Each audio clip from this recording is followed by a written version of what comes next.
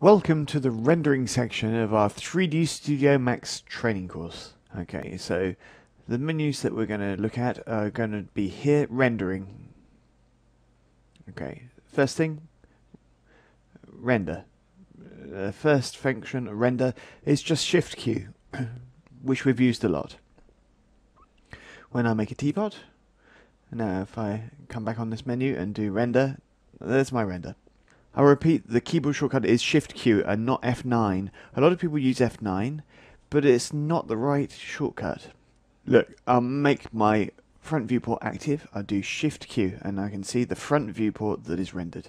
If I now make the perspective window active and I hit F9, that's funny, it's still the front view that's rendered. F9 is going to do the previous frame that was rendered. It's nothing to do with the active view render. That's Shift Q. Okay, so there's a little bit of a dip there. In the render menu, we'll now see render setup. Render setup will give you several different tabs. Render elements, ray tracer, advanced lighting, renderer, and common. And all the elements on the common tab will be common to all of the render engines in Max. You can actually add different render engines to Max, so you've got Mental Ray, V-Ray, RenderMan, and so on.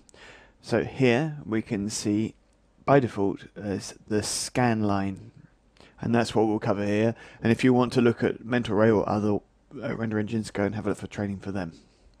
Okay, so I'm not going to look at all these common parameters straight away, but what's around them? Let's drop these down and look down here. These menus down here often get confused with the menus that are open in the middle. We're in quality production. I've got presets here. I've got perspective view, and I can actually lock that view. So I do my render. And even if I go back to my front view and do a render, it's still the perspective view because I've locked it. So now we understand a little bit more about what this padlock is for. Well, down to presets, what we'll do is we'll go and have a look at those in a special chapter, how to make them fit our needs. What's interesting is that in this version of 3D Studio Max, you'll find several different icons. These icons will allow you to go into the render setup and to the menu that we've seen already, common, ray tracer, and others, or go back into environment and effects, the control of environment like background colors or exposure control. You've also got the possibility just to see some icons or all of the icons. Okay, so you can see RGB, alpha, grayscales, and the subpixel information's listed here. Save the image, copy the image, do a clone, print, and delete the image that's in the window. When I do a render, and I go and move my object, if I do another render, it recalculates everything because we're in scanline render mode. So, however, if I choose just the selected object, move it, and choose area to render, selected, and now I do a render, and it will accumulate the two renders. So now you're already doing compositing, see? If I delete that, I do a render, I've just got one object on its own. Let's go back to view. Okay. It's the perspective view, and we can lock it here. And we've also got lots of redundancy. If we close that window and we want to find our render, you could do Shift Q to redo it, or you could just click on this rendered frame window here and see your last picture. It's that item on the menu there. Okay, so now in detail we're going to see the first three options, the most detailed of which is obviously render setup. As promised, we're now going to see the rendering menu. Render, Shift Q, we know that one already. Rendered frame window is the last frame that was calculated, that's there, that button. And render setup is probably more about what we want to look at. So we're going to look at the common properties, which are the ones that are common to all render engines, whatever they are, including Mental Ray. So time output. By default, single. Single just basically does a single image when you hit render. Doesn't matter if you've done an animation or whatever. Let's do an animation of rotation just here. Turn off auto key. And now if I go down to here, if I do render, it will just do the current frame. So 22 in this case. Okay, active time segment. When you're doing an animation, every nth frame comes up. If you go into single, it's grayed out because it's a single image. Active time segment, by default, is what segment is down below. Don't forget that this time segment can be made larger just simply with Control Alt and a right mouse button to control or reduce the amount of values we've got there. So, and as you can see there, the values change. When you do this, don't forget to hit render. Now, obviously, don't do a render straight away because you'll have an error message that says we'll do a sequence for video, but you haven't got any output frames. So is it going to be an image sequence? Is it going to be a QuickTime? Is it going to be an AVI? Do you want to continue? No, I don't think so. So here, you need to come down here and change render output and choose the type of files that you want to make. So let's go back up. So range, it's you that determines from which frame to which frame you want to render. Okay, so why have I got this every nth frame thing, you ask? So you can render every second frame, third frame, fourth frame, and so on. When you calculate every frame, each frame will be calculated, unsurprisingly. I've used this technique before, and here's a little explanation why. If I want to modify something, I can see that between two key points, so I've got it at 43, I'll put it at 50. If at two keyframes, it's the computer that works out all the intermediate steps. Although, if I want an animation that's a bit more like stop motion, like The Nightmare Before Christmas, or King Kong, yes, the one before it was done by computers with 3D, if you want this type of animation, image by image, you should know it's not done at 25 images a second. So you can see the steps. So here we can actually say we want every second or third frame even, and so then you won't have all the smooth motion like it's generated by the computer, but the steps, dep, and so on and so forth, and separated by different frames. So like this, you'll have little jumps. So you have animations that look more like stop frames and not interpolated frame by frame, but 2, 3, or 4 frames, exactly like stop motion. When I do an animation, each image will have a number. 01, 02, 03, 04, and so on and so forth, based on the render. If I do a test image, then it'll be test 01, test 02, test 03, and so on and so forth. I can actually say that it doesn't start with 0, but with 5, 6, or whatever, so it can correspond to the segment that I'm calculating. In this case, frames will allow me to calculate images that have failed. So let's say in this instance, I did an animation sequence and it failed on 1, 3, and 5 to 12 including. So then by clicking there, you can actually calculate those frames again. So here you go, for all is in time output. Practical exercise coming up. Okay, so let's move on to a little exercise now using the time output functions. Here's a box. I'm going to auto key it. I'll go through to 50. Let's move that box. There we go. Okay, pretty cool. This box now, I'm going to subdivide it in its length, width, and height segments. I'll add a modifier for animation called flex.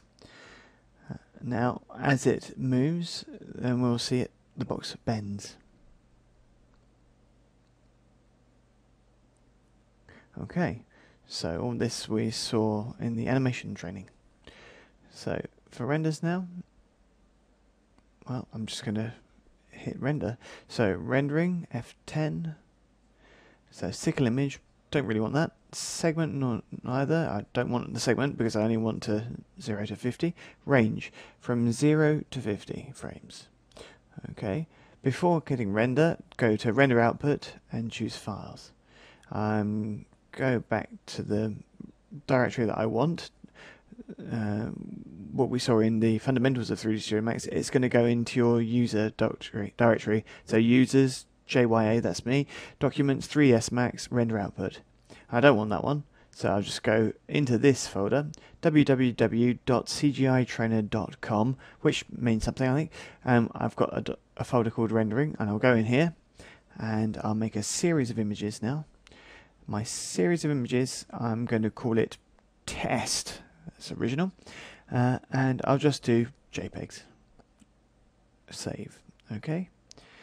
Now I'm going to do a render. I'll just check that range is from 0 to 50. Render. And there's my little scene. There's not a lot going on, so it goes quickly. I've now got a series of images.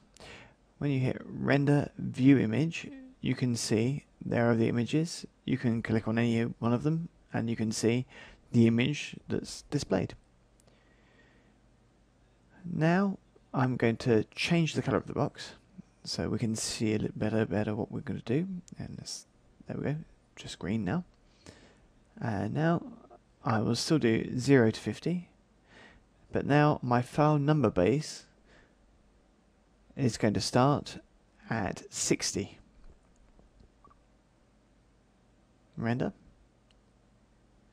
Zip zip. And now I'll look at my view image files. I'm going to go into list mode and let me look at the images I've got. So I can see I've got a series of images from 0000 all the way up to 0050, which are my first sequence, my box in purple, which was the start color. Then I've got from 50 to 60 I've got nothing, and then 60 I've got my first animation, but now with a green box, which is going to continue like this. So cancel that. Right, next now. So let's modify the color again. And this time, put that back at 0. 0 to 50, but this time every third frame. And we're going to change the name a bit, so we call it test test A. What do you reckon? Save. Hit render. There we go. That goes even faster. And now what's going on is pretty simple. View image file. Go back into list mode, and I can see all the test frames with all the zeros there. And then here I've got test A with the zeros, in which it stops at 48. Okay, 48, yes, of course, because it started at 50, and there are obviously 2 missing, but the numbering is 0, 3, 6, 9, 12, and we can see that it's all the multiples. It's not the numbering in between. So we don't have a frame 7 or a frame 14, and like that we've got all the frames that we need, not including the ones in between. Okay, next up we'll have a look at a little thing. A little thing, eh? What's that little thing then that's really useful? In the rendering menu we have down here at the bottom the ability to see our images in RAM. What this means is that in this case our images are going to be taken from the hard drive and put into the RAM. So we'll go to channel A, and obviously it's going to propose your normal render output, so we'll just go to where I want to go. So rendering, and I'll choose mode list, and I'll take any old image, test 32 here. Okay, obviously it's going to recognize the sequence automatically. Infos are here and they're at the bottom as well. So setup is for the sequence it's going to use. So it recognizes that there are 101 images. Okay. Well, let's see what it does. Okay, open. Okay. Okay. And so this is bizarre, because if we have a look, we do play, we can actually see that we've got this video and the other one as well. So it's two animations. It's not really bizarre. The problem is that we've given them both the same name. So very important here. When you're doing renders, even test renders, just make sure you don't put the same name all the time. For this one, the name for this whole sequence is test, and that's all. And then it's followed by a load of numbers. And this load of numbers for RAM player means they're all part of the same video. So even though between 50 and 60 there are no images, for RAM player it's all the same animation, so with some images that are missing. So all this is the same reel of film. Okay. On the other hand, it hasn't taken the test A images. The test A images hasn't been taken because test A has a different name. Test A, and then the series of numbers means it's a second animation. Okay, so this is pretty important. So what we're going to do now is load to channel B, and I'm just going to simply go all formats, and I'm going to take whichever one from test A. Okay. What have I got now? I've got A and B. Why do you need to have A and B? Well, so that you can actually compare the two together. So if you do play, we can see that the two videos, how they stack up side by side. Simple. This allows you to compare in case they've got different colours or whatever. If I do play, I'll play them both, and I can do just A or B. Stop. Put it back here. Take off the B and just let's play for A. Here I can choose the way I want to split my screen, either horizontally or vertically. Okay, so that's for render RAM player. This is played from memories that are in live memory, so we can change our images per second down to 25 for the two because they were both selected, or we can choose separate speeds for each of them. We can delete them from memory or save channel B, and obviously save channel A if we click on the other save icon. So that's going to allow us to compare. Let's reduce our image.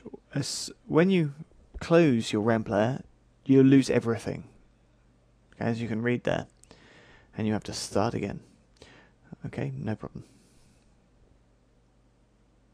Okay, let's go back now to the animation that interests me, which is the one with the wrong name.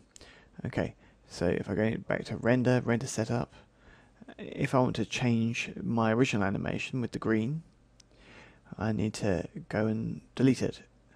So let's start by renaming our files. Test A, we'll just get rid of that, and we'll make it test G. G for green. And save. Now check to see if all my frames are going to be calculated, and they're not at the moment, so every nth frame is down to 1. Range to 0 to 50 is fine. Number base is to start at 60. So now we render. There you go. Now, to remind you, because we did render RAM, there was something else in my directory, a little file. This little file is a fichier with the extension IFL, which stands for Image File List. So let's have a look at the folder here, and let's have a look in the IFL file. Let's have a look at it all in a list, and I can see it there. Test 000 IFL. This file is very small, 1.4 K. So this IFL file is calculated automatically as soon as you've asked to look at a sequence of images in RAM player. Okay, so all you need to do is open it with any text editor. Doesn't find something it can work with it, so we'll select a program from the list, and I can just use Notepad. And there we go. It's just a list of all the images listed into RAM Player. Since my first IFL test file is that there was an error, so it was this lot, 60 down to 110, and I'll delete them because that was my other sequence. So I'll close that and save. Okay, very good. Now, if I go back to RAM Player and I open, rather than loading an image or a series of images, I can just go and find the IFL file and load that. Open. I said OK. And now we can see that the animation that's been loaded doesn't contain the green sequence which had the same prefix. And of course, in B, I don't take that one, test A, because that was for the 3-step one, but I'll now take my new image with the letter G in it and open that as a sequence. This message allows me to create an image file list. There you go, click there and I've made my IFL. So there we go, there's my purple one and my green one.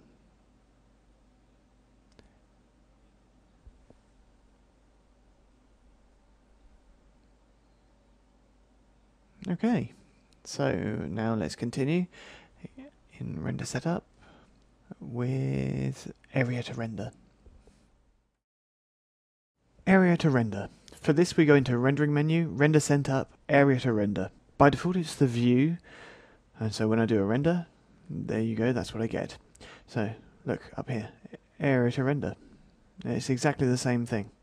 So let's just look on this menu.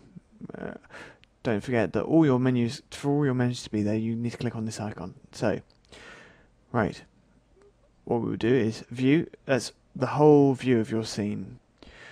Don't forget that to see your framing well, go in perspective, click on it and show save frames. And now you will see just what you're going to see in your render. So now you can change the size of your windows and you'll always see what's going to be saved in the scene as an image. And as you can see, areas outside the render will get cut off. Okay, so now let's change from view to selected. On selected mode, if I do a render, it's going to say you've got to have some selected objects. So let me take this object here and do a render, and now it's recalculating, and we can see there are some artifacts because all this is just a group, and artifacts are mainly caused because of artifacts. They're just mistakes in the render. Because the plane underneath is not taken into account, you can't do the shadows that are cast, etc. We can also see a little white halo because the anti-aliasing, which is the mixing when we jump from two shades to another, it can't be done. It can't work on the anti-aliasing with the background if the background isn't included in the process. Okay, so when I move the object and I redo a render, it still keeps the original image, but it just puts on the extra one. If you just want to have the element you selected, you've got to delete the background image. Let's cancel my movement of the object and I'll put myself back in view mode to just do another render. There we go. Now, region. Region is special because now you can also see it in the viewport and you can see it in your rendered view. So let's just take this area here and you can see it's duplicated in the viewport and you can move it in the viewport as well. Now when I do a render, it's just this bit that's recalculated. If I delete and do a render, then all we can see is this bit that's rendered. Crop is a bit different. It just renders as a region. That's your whole image. All the rest of the environment is not taken into account. And blow up allows you to zoom into your image, so the area that you want to look at. So let's change our region there. Let's move over to here, and now do a render. And there you go, all the render is concentrated on that zoomed in area, which is sometimes useful for checking little details. Okay, let's go back to view. And that's what is area to render. Edit a region. Auto region selected, and now it's based on the objects that are selected. So if we do a multiple selection now, and we do a render, there we go. So the selection is made automatically, or the region is made automatically by the zone of the objects that are selected. Okay, let's go back into view mode and do another render. So there you go for area to render. We'll move on now to the output size section in the Common tab. Okay, like its name indicates, it's the output size. The default size is 640 by 480, but of course you can change this value. This got an image aspect of 1.333. So the aspect between the two is 1.3333. If I change this, so I can say 800, I can see that the image aspect has changed. This is the ratio between the width and the height of your image. You can lock it, and at that point, when you change one, you're changing the other as well. This is why you hear some people talking about 4:3 or 16:9. Let's have a look at something here. So 720 by 576, and I hit. Now I can see my image aspect is 1.25. If I lock that, then I can change the size and keep the aspect ratio the same automatically. So keep the same proportions. Let me put it back to 640 by, well, I can click on the preset. So here we can see there are some presets that are made. The pixel aspect, the pixel here is square. You can have rectangular pixels or whatever you like, but rectangular pixels really depends on what your client wants and how he's going to show your images. Some systems use pixels that are rectangular and not square. For this, you absolutely have to know how your final image is going to be shown. Okay, custom is there. We've got a list of lots of different predefined formats, so 35mm, anamorphic. So let's try the 35mm cinema, and we can see everything is locked. The aperture width is blocked. There are predefined sizes and a pixel ratio of 1. This is for a cinema film of 35mm that doesn't deform the film. So you know that what a deformed pixel is. You've all seen a 35mm reel. The reel doesn't actually change in size, even if the final aspect ratio does change, and if it looks more like a very stretched rectangle. So this principle is anamorphic, and we can see that the pixel aspect changes. Basically, it's to counteract the distortion that the image will have based on the projection, because the projection is always going to be based on a 35mm film. So 35mm anamorphic, you see. So we have other definitions all done. Go and have a look at them in your production workflow, what format you need, what sort of pixel aspect you need, and make sure that you know what your client wants and what post-production program you're going to be using. Okay, next we're going to see options. Options on our Common tab. We could even call them optimizations. Options will see atmospherics, effects, displacement, video color check, render to fields, render hidden geometry, area light, shadows as points, force two-sided, and super black. So these are our render options, but of course, you're going to need to know roughly how to use 3D Studio Max before you can benefit from them, so go back to the other training DVDs we've done. Nevertheless, we'll still do a little exercise here. Atmospherics, here is for taking into account of the atmospheric effect. Don't forget there are two types, there are pre-render and post-render. And there you can say whether you want to include them in the render process or not. Displacements, again, one's made with images with grayscales, so go and see materials and lights for that. Video color check will allow you to check your colors based on their safeness for video. Be careful, when you use this feature, make sure you're working in the right color space. So go into Customize, Preferences, because there are two main choices of video type. So if we go into rendering here, we can see we have the choice of what we want to do with our images, and we can choose between the two color forms, NTSC or PAL, which are the two color forms of video, professional video. Because we've left our option on flag with black, anywhere we've got color that's too saturated for PAL will be flagged with black. Video color check will now work on your render, exactly the same idea as we had in materials. If you remember, in materials we had the same video color check. I'll show you again. Let's say you have a bright red object that's already not very good for video, with very bright highlights, and you make that highlight red as well. The red is going to be additive, so now you have red on red on red with more red, and then you can see that it's going to be too saturated for video, and now it's represented by a black stain, if you like, a black flag, and that's when video color check says it's too saturated for video, at least for the video format that I chose in Customize, Preferences, Video color check, and I want it in PAL. Okay, so when you're rendering, if you activate video color check, the black spots that you see in the material editor will be put on your render where your image is too saturated. Up to you to desaturate, obviously.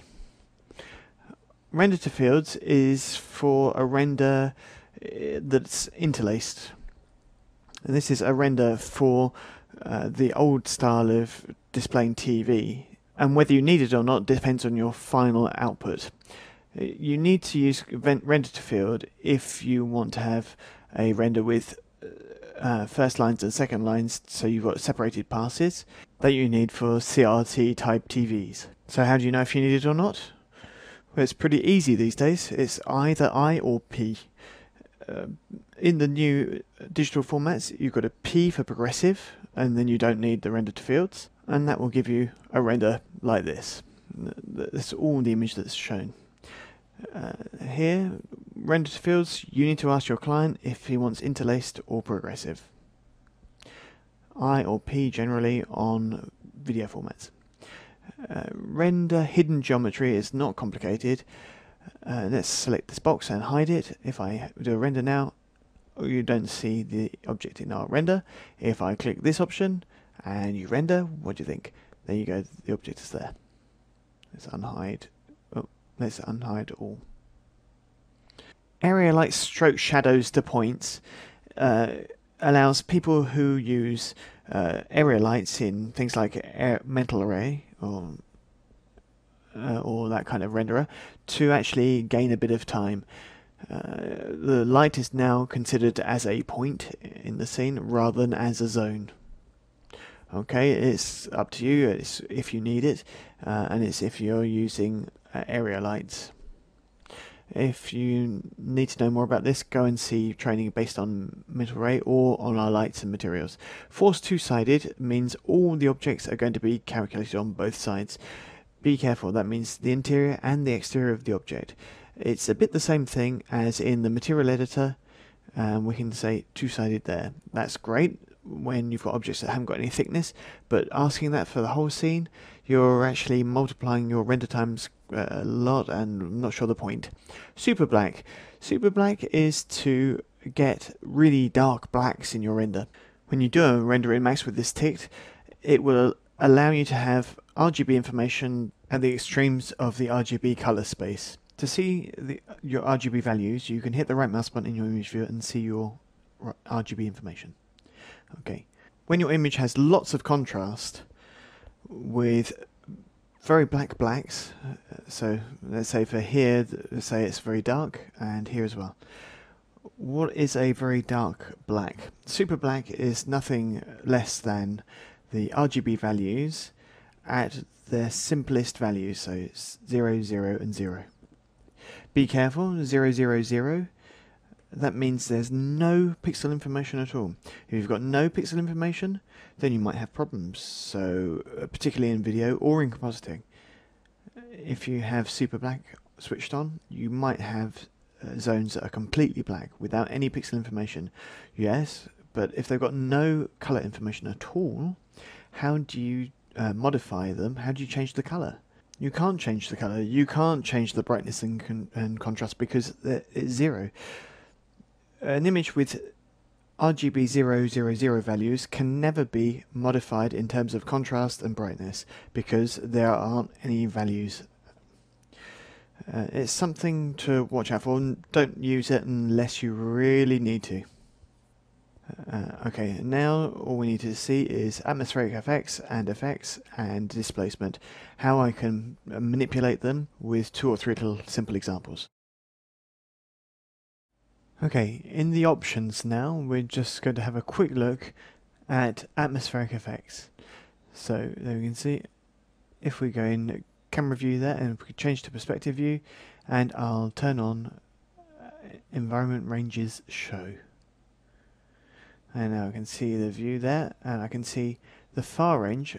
I can move it a bit closer between the camera and the end of its range. I've got a near as well, which by default is at 0, and I can play around with by changing it in the size. I'll put it back to 0 for this example. I'll go into rendering, I'll go into environment, 8 on the keyboard. I'm going to add an effect for the atmosphere, and I'll take fog, and fog is taken into account by the camera. When I hit C, so I can go to the camera view and do a render, I can see the fog is taken into account in our render. The management of the fog is done underneath when it's selected in the list. So color, there, far percentage. I'll go back in my scene in the perspective view, and I'll have a look. Now, so there's the camera all the way down to there, and that symbolizes that it's far range there. So this zone, symbolized by this panel, the fog is at 100% and it's at white. That's it. That's that simple. Okay, so if I reduce this zone and move it closer to the camera, like so, and I go back to camera view and I do render, Shift Q, and now we can see that the fog is much more dense and far more white because of its nearness. So if I go back into the render options, I hit atmosphere and untick it, there's no more atmosphere now if I do a render. Atmospheric effects will be seen one after the other. Here is an example to show how to activate or turn off an atmospheric effect. Atmospheric effects, what have we got? So we've got in here, we've got fire, we've got fog, and we've got volumetric lights. The fog that's here is linked to the camera. So we'll go and have a look at the other ones later on. Don't forget that you can turn off the atmospherics there. You can turn them all off globally, or you can just turn off the one you don't want to see there, or just delete it. After atmosphere, let's go on to effects. The effects are still in the rendering menu, in environment, or effects. So if I go environments, I'll find effects, look, that tab. If I go into rendering effects, I can find environment. There you go. You can add predefined effects, or you can add plugins, so external modules. So hair and fur, lens effects for lens flares, etc. We'll see 2 or 3. So let's just put film grain on. When you've got film grain, you can change. You can say yes or no, it's background, or you can do your render and then you do the effect afterwards. And you can see here that it's a very light effect. Let's just really make it strong so we can see it. Now we can definitely see it. So that's film grain. So let me add another effect. Let's add brightness and contrast. A bit less brightness, a lot more contrast. Now I'm going to have grain and the contrast. There we go. Very simply. If I turn off effects here, I'm globally affecting it. So do a render. Now I won't have any effects. It's the same. I could actually untick them here, or I can just delete them. Deactivating displacement. So to a reminder, we'll go down to options, displacement, and it's now active. So let me take this sphere and I'll make it a poly. And now I'll ask for automatic subdivision in subdivision displacement and turn it on. I'm going to put it on medium, and there we go. Now the subdivision is going to be automatic when I put a material on my object that includes in the map section some displacement. So I'm going to use a procedural stucco. Okay, and let's see what it gives. That's what I get. Let me add a few things here. So I want to see it here. So I want to leave it very contrasted and make it a bit smaller. When I do a render, I can see what it does to my geometry. Okay. Rather than leaving it at 100, I'll just put it slightly in the minus. So minus 15, 16. So let's put it a little bit more, minus 35. So there we go, slightly dented in now. Okay, now I'll go back up here and I'll give it some spec so we can see it better. There we go, there are the effects that it does. Okay, now you understand how it works. So let's turn off displacement and hit render, and now there's none. Why? Because the process that I just did is based on the render engine. This displacement is in my render engine process, not to be confused with the displace modifier. If I go into modifiers, parametric deformers, displace, and now I'll go in here and get my stucco from here, and I'll put it in here as a map. It's just change my structure, and I'll use a projection that's not planar obviously, but spherical. Here it's the structure that is undergoing the displacement. Okay, so there's my subdivision. Is nothing to do with subdivision displacement there, because that's at the render time. So you can untick that and you do subdivision, use NURM subdivision, and which is a smoothing of the mesh. Let's add up a bit more. And I want to put myself on the displace in my modifier stack. Now when I do a render, it works. If I now come back into render setup and turn off displacement option, and it is turned off, now we can see that this has got absolutely nothing to do with our render engine. The material editor one is what we can turn on and off in render setup, and this one, this subdivision of our polygons, has nothing to do with this subdivision displacement setting. Advanced lighting. Watch out here, you really should have looked at the training based on lighting. Okay, so for use advanced lighting here is to take into account advanced lighting techniques, so radiosity, light tracer and others. So on the other hand, you've got compute advanced lighting when required. This is unticked by default. By default, 3D Studio Max calculates the radiosity for a first image in an animation, but that's all.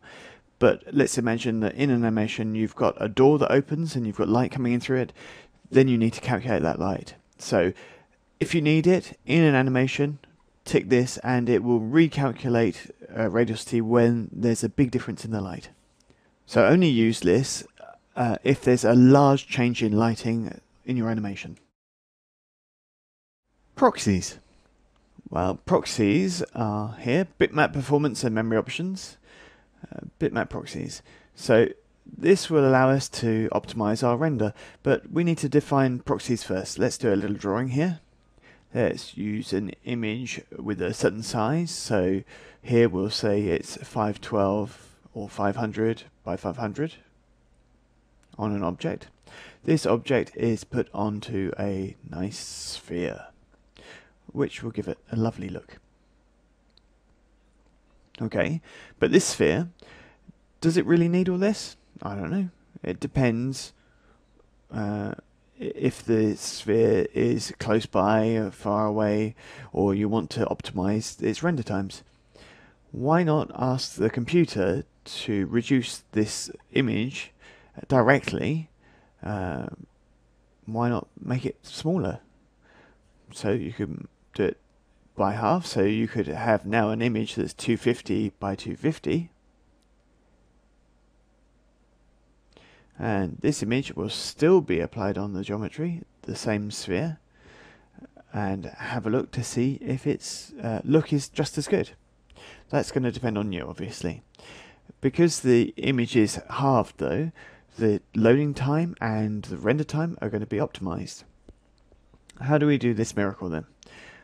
Okay, well, we'll do it together, shall we? We'll make a little sphere, material editor, drag and drop. And diffuse, I'm just going to use a texture that we know otherwise. Said fence, there we go. The tie right now is 756 by 512.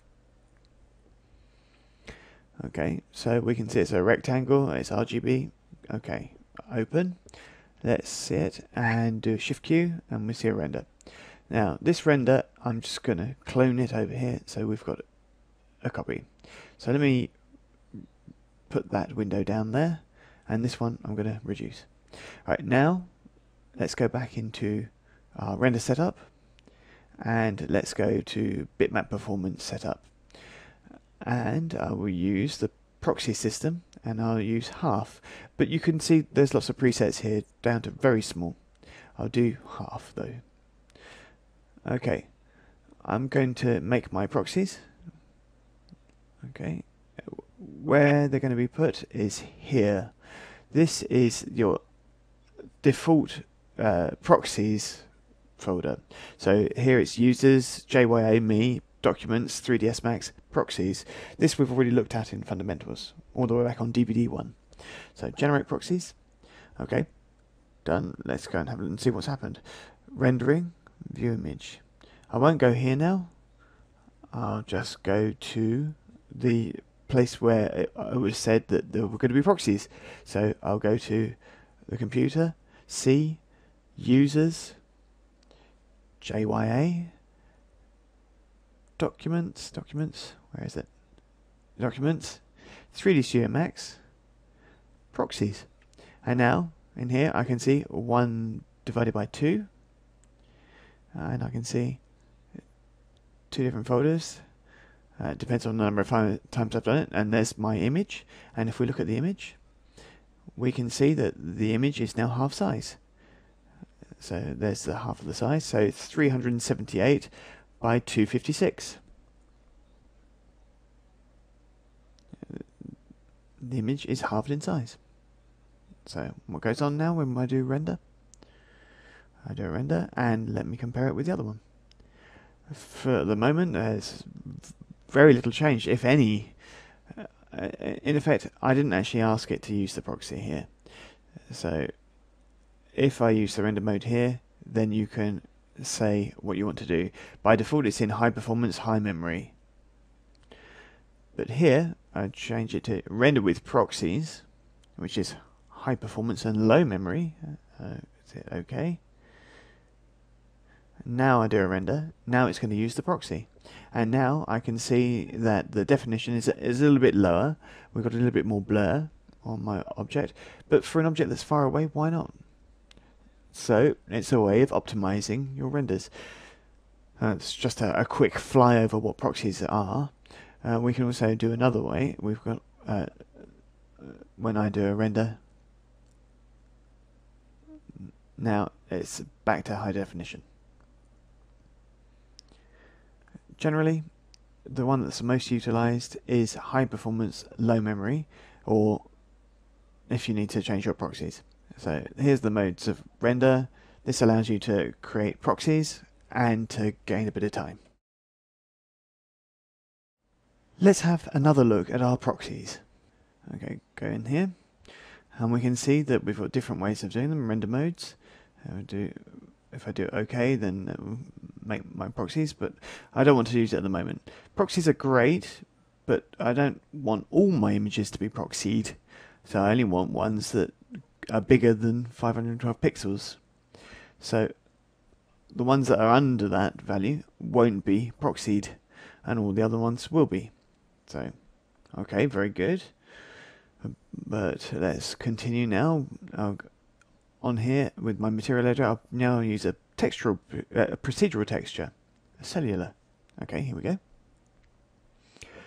To be done correctly, let's choose an explicit matte channel, which will use the UV coordinates. So don't forget to reduce the size, because otherwise you won't see anything. And let's ask to see it on the object. There we go. Now here, go back and see the chapters on UVWs and textures and everything if you need to. Okay, now when I do a render, here's my image. So what's this done? So go back into proxies, and I'm going to ask it to make a proxy of half the size of this image. But this image isn't an image, it's a procedural texture, so it can't understand the size of pixels because pixels don't exist for a procedural texture. So if I do hit generate, I won't have made anything. If I go into view image file, I go into the proxy zone, I can see my said fence. Was it maybe something in there? Nope. Nope, nothing. So when you're using a procedural texture, a proxy can't work unless you modify the procedural or you convert the procedural into an image. Yeah, you can. So let's look here. Let's just see the procedural texture. And here in the material editor, and now we go render map, right mouse button, and there, look, I can make an image. Files, now ask where you want to save it, so we'll just go back into the CGI trainer directory, and we'll go into rendering, no not rendering, we'll go to UVW, and we'll call it test FX, and we'll make it a JPEG, save. Okay, and hit render, and there we go.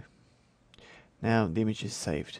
However, watch out, when I've done a render map, look at the size I made it. So 240 to 240, the proxy's not going to work on it. So let's change it to 1000 by 1000. Render. Do you want to replace it? Yes. So now I'll use a different material, bitmap, and I'll use my rendered procedural, and I'll just apply it to the sphere. And there we go, and put it on here. We won't see any difference in render time because we're now just using a bitmap rather than a procedural. There's my render with a image, and if I now go back into the render setup, let me close the material editor, and now I'll go into proxies. Okay, generate, and now I look and see if it's been done. View image files, and let's just go back to the proxies folder,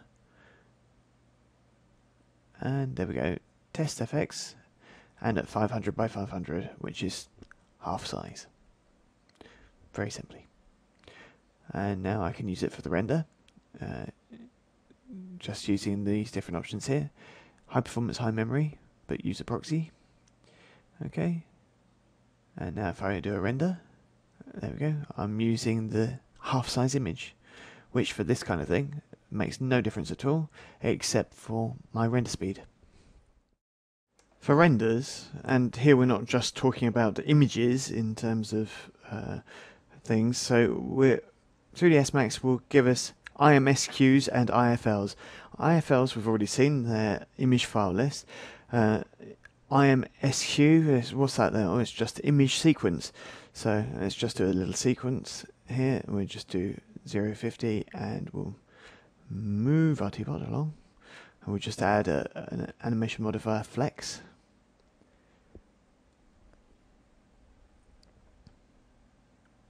Or maybe a bit more. There you go. Okay, right, now if I go render setup, do range 0 to 50. Nothing new so far.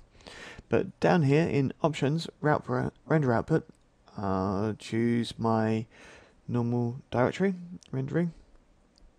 And I'm going to give it a name. Oh, let's do test, just to make things different. We'll put it in JPEG. Save, okay. And now here, I can say I want to put Autodesk image sequence file, IMSQ. If I tick that option, Max will generate a file with this extension. I'll do a render. Watch out though, if you do this file, this IMSQ, it's only understood by Autodesk applications like Toxic. What information is contained within is basically the size of the pixel, the number of images, aspect ratio, and others. To have a look at this file, well, it's not obvious because you need the program that can open them. So all formats, no, okay, it's not there. Now look, so if I've ticked it, yes, great now, yeah, it's done. So let's just go and have a look and see if we did it well. Image file, and it's not there. Let's try and look at a different way. Rather than going view image file, we'll just go into the folder. And look, there it is. We can see it in Explorer and not in view image file because it's not an image. Okay, I've already put it in with Notepad, so if we double click, we'll see this. Image sequence, pattern, test with the number, the start to the end, frame rate, and various other bits of data. This information will be understood by post-production software. If I now just delete the lot, well, could have done it somewhere else, but there you go. Now if I just go back to Legacy 3ds Max image file list and do a render, okay, it's in the wrong viewport, but doesn't matter. And now if I go back in my folder, I can find my IFL, which is a lot easier to read for a mortal, but it doesn't have any more information, and the IFL is only useful for 3D Studio Max. So let's just redo this sequence. Okay, so when you want an animated sequence, let's just delete that object. And if you want an animated sequence in terms of a texture, so if I put the material on an object and in diffuse, I'll choose bitmap. And now let's go and find my bitmap. How do I find an animated sequence? Rather than taking JPEG, I'll just choose IFL. And now I've got my test IFL file. And now I've got my animated JPEGs directly in the viewport. And I can just hit play and I can see the video which is on my box like a texture. There are other ways of managing IFL files other than just 3D Studio Max. Imagine that you need to use IFL files for a sequence of images that isn't 3D. There's a tool here, more IFL Manager, which will allow you to make your own IFL files. So here, select some images, doesn't matter which ones, I'll take some. I think I've got some animated ones, but not here. Not here. So let's just go back up, and then we'll just go to my moving maps folder somewhere in here. Just saw it. There we go. Background, and I can see I've got a sequence of images. So just take any old image in the sequence. Okay, and from 0 to 29 it's understood completely. I can multiply it, and like that I can just create an IFL image. It's already there, but it doesn't matter. I'll give it a name, test, yep, handy. And now if I just want to put a background image on there, I'll just go bitmap, and I'll just go into my folder, So where I put all my programs. So Max, maps, moving maps somewhere. There we go. Background, and I've got test IFL. I asked to see it, and now there you go. I've got my video that's put directly in a texture.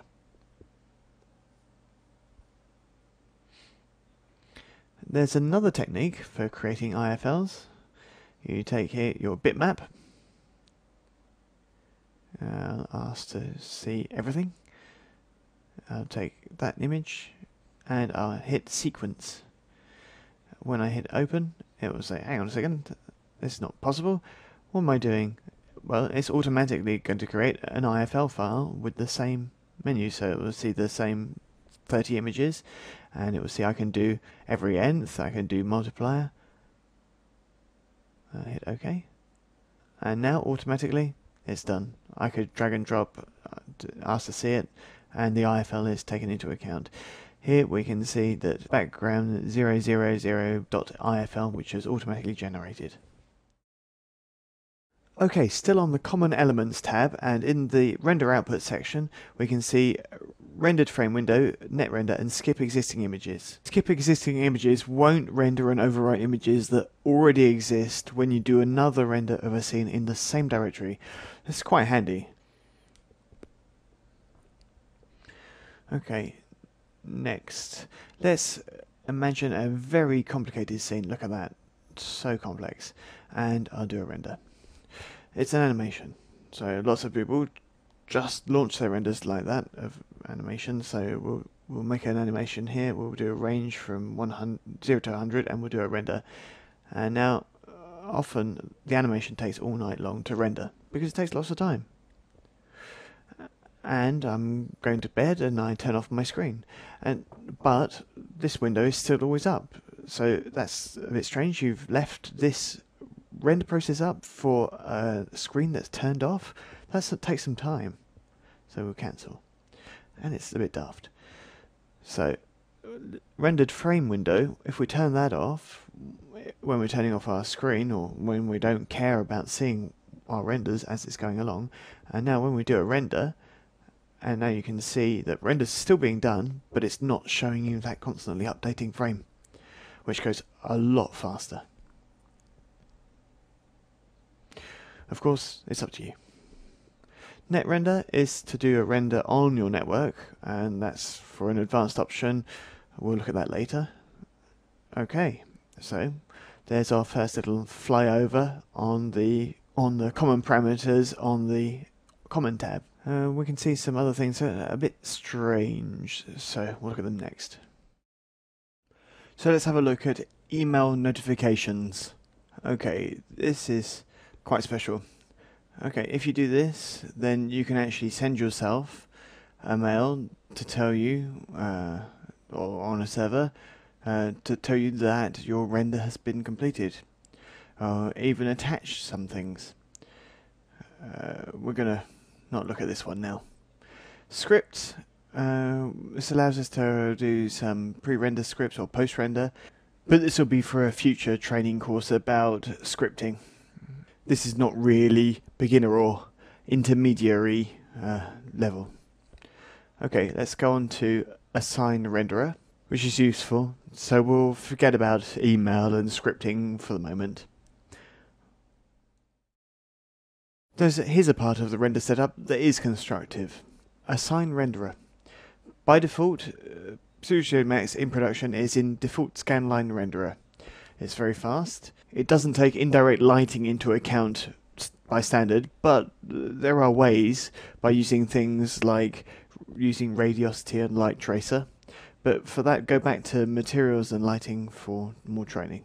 So clicking here, you can choose Mental Ray, which is included with Studio Max, or another process which allows you, by default, which allows you to render things that are made in ASCII. Usually it's Mental Ray or other rendering engines that you will find in this box here. Generally, we'll use the same process for using Material Editor, which is why the two are locked together. Active Shade is a renderer that can be interactive. We haven't seen it yet, and we'll have a look later on, and we can also put a different renderer here. These renderers that are here will determine lots of different things. So if you change the render engine, so if I take mental ray for example, you will change all the other parameters. So now we've got renderer global tuning parameters, render elements. There's not a lot that's changed here, except mental ray particular specificities. Indirect illumination, finer gathering. That's all very mental ray. So if I go back to default scanline, now I'll see that we're back to default scanline elements. So render elements, ray tracer, advanced lighting now. So okay, so for the ray tracing parameters and all these other things, so this is basically lighting. So go back to the DVD on materials and lighting. We're in renderer. Assign renderer will allow you to choose your default rendering engines. Next up, we'll look at active shade and how to control certain global parameters. We're going to have a quick look at active shade now. Active shade will by default use the default scanline renderer. Well, of course we can change it to whichever one, but as long as we actually got some other render engines that are compatible to active shade. Let's close this, and now we'll look at active shade. So perspective view is active. Made a light. I've asked for shadow, and I've put two default materials, very simple, on my objects. So here I'm going to turn on active shade. It's the last icon. And now I can see in the view active shade. I'll move it over here a bit, and now I'll take my light and I'll move it. Automatically you'll see there's a green line that appears that will show you that the render is trying to be done. It's an automatic render. So active shade will also work if I modify the texture, if I change that for the box, if I put a checker on it for example. Now obviously the loading of that texture is loaded. If I modify the tile, that's changed as well. If I right mouse button, I can draw a region in here. So only this region is updated automatically and not the other parts. Active shade is limited in its render tools, but it allows you to at least see at a glance what you're doing. So close your active shade with right mouse button. Right mouse button to close it, but you could have always just clicked close the window. If you're offered that right mouse button close option, it's because you can actually change this front view into a perspective view and turn it into an active shade window now. And now you can see exactly the same process as before with the separate window, with the possibility of modifying, changing your textures directly on the object or changing its color. There you go. If you right mouse button on here and do a draw region, you can then modify its reaction to the light, and automatically you will just see in that drawn region that you determined. Same for color changes or texture changes. To close this window, right mouse button close, and it goes back to what you were. Personally, I prefer Shift Q because for me it goes faster. Be careful, when you do Shift Q, you can see that you're doing a rapid render based on active shade, which is here. So don't forget to go back into normal render. This is a sequence render without display. So close that, and that's the default render. So when you do Shift Q, it's in that window that you're going to see it. Shift Q is based on whichever icon you choose here. Let's start looking at presets then. Okay, the presets are down here at the bottom of our render setup window. We can set up presets for active shade or for production or iterative views, but we'll have a look at production for the time being. So here I've got a view. We'll come down here so that we can look down our lake. There we go. Now I'll do a camera, Control C. I'll go back to perspective view, and I'm going to go under the water. Let's see. The blue line is the water, you see. So let's go under the water. And the teapot pollution seems to be getting worse. Okay. Let me go by the object. Very good. And now I'll do another camera. Control C. But be careful, before you do a Control C, make sure your first camera isn't selected.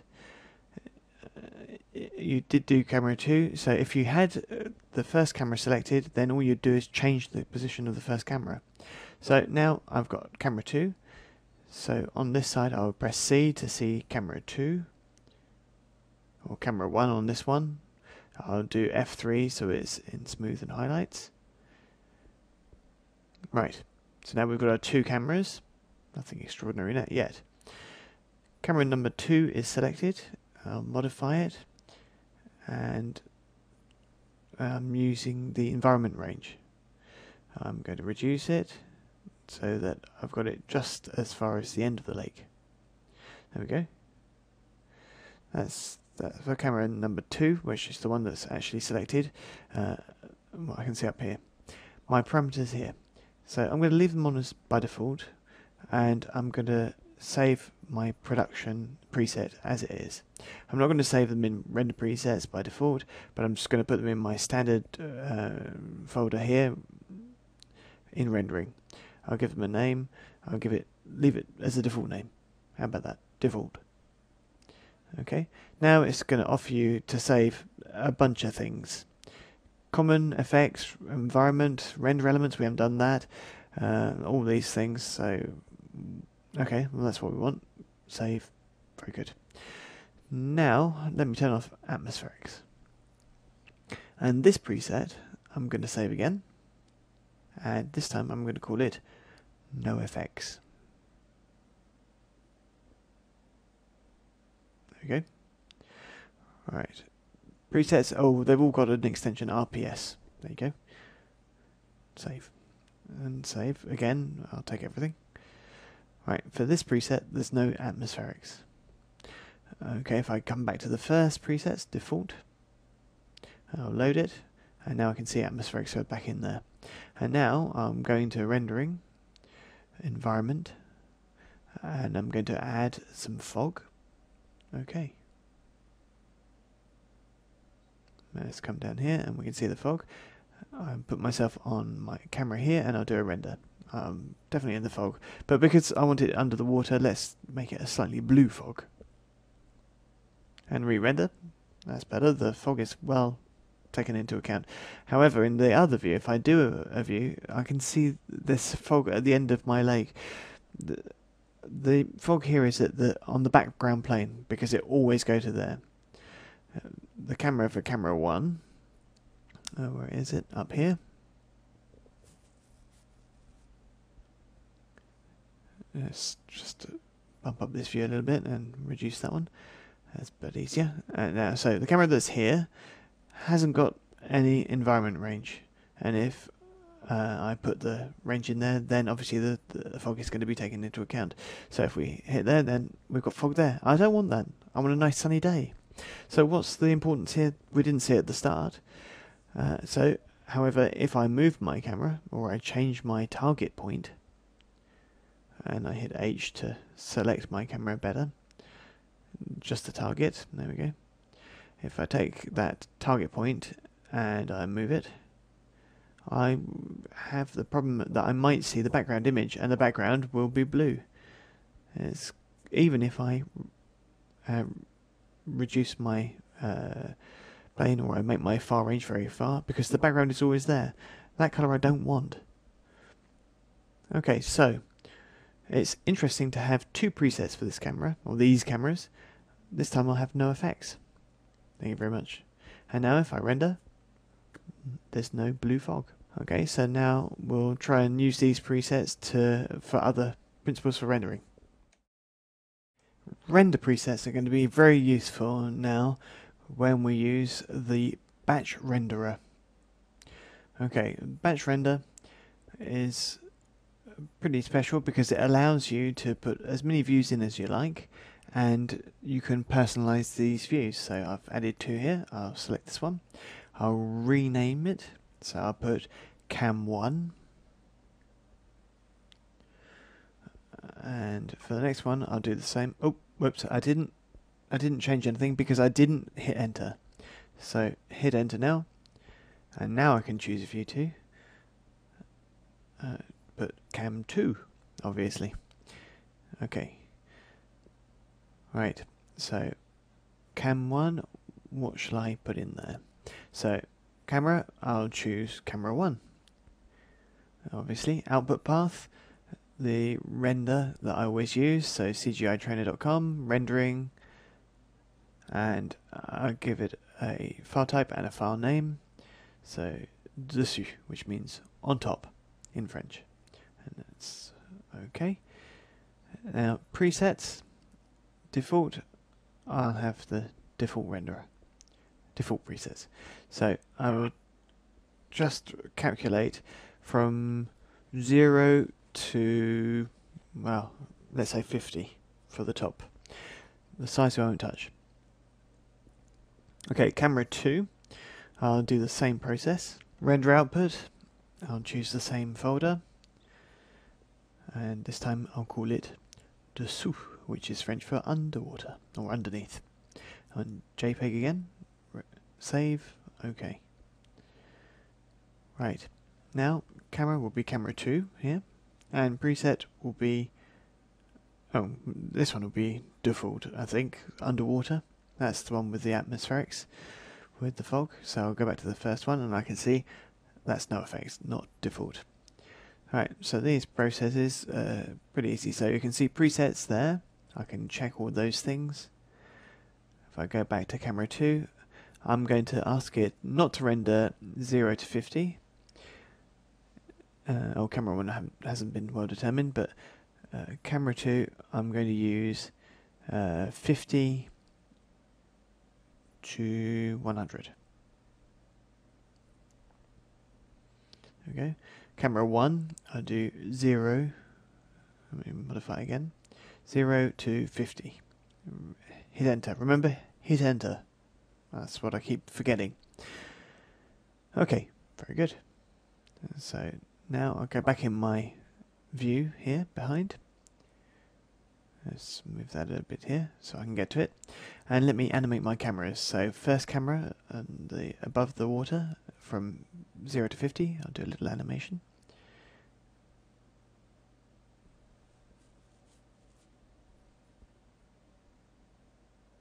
Okay. Yeah. And now I'll take the camera that's underwater,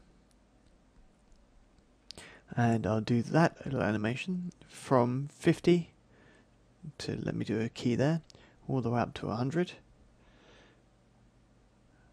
And let's just move it around a little bit.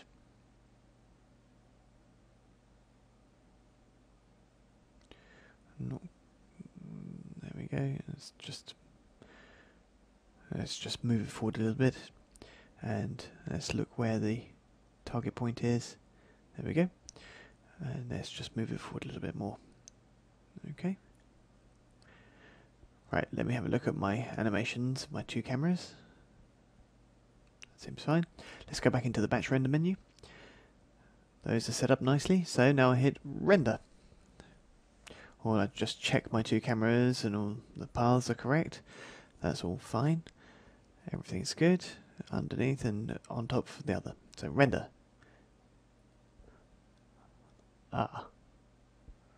It's saying that there's a problem.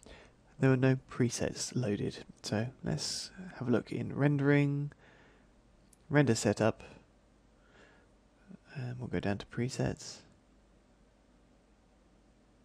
And in production, we'll just choose default here.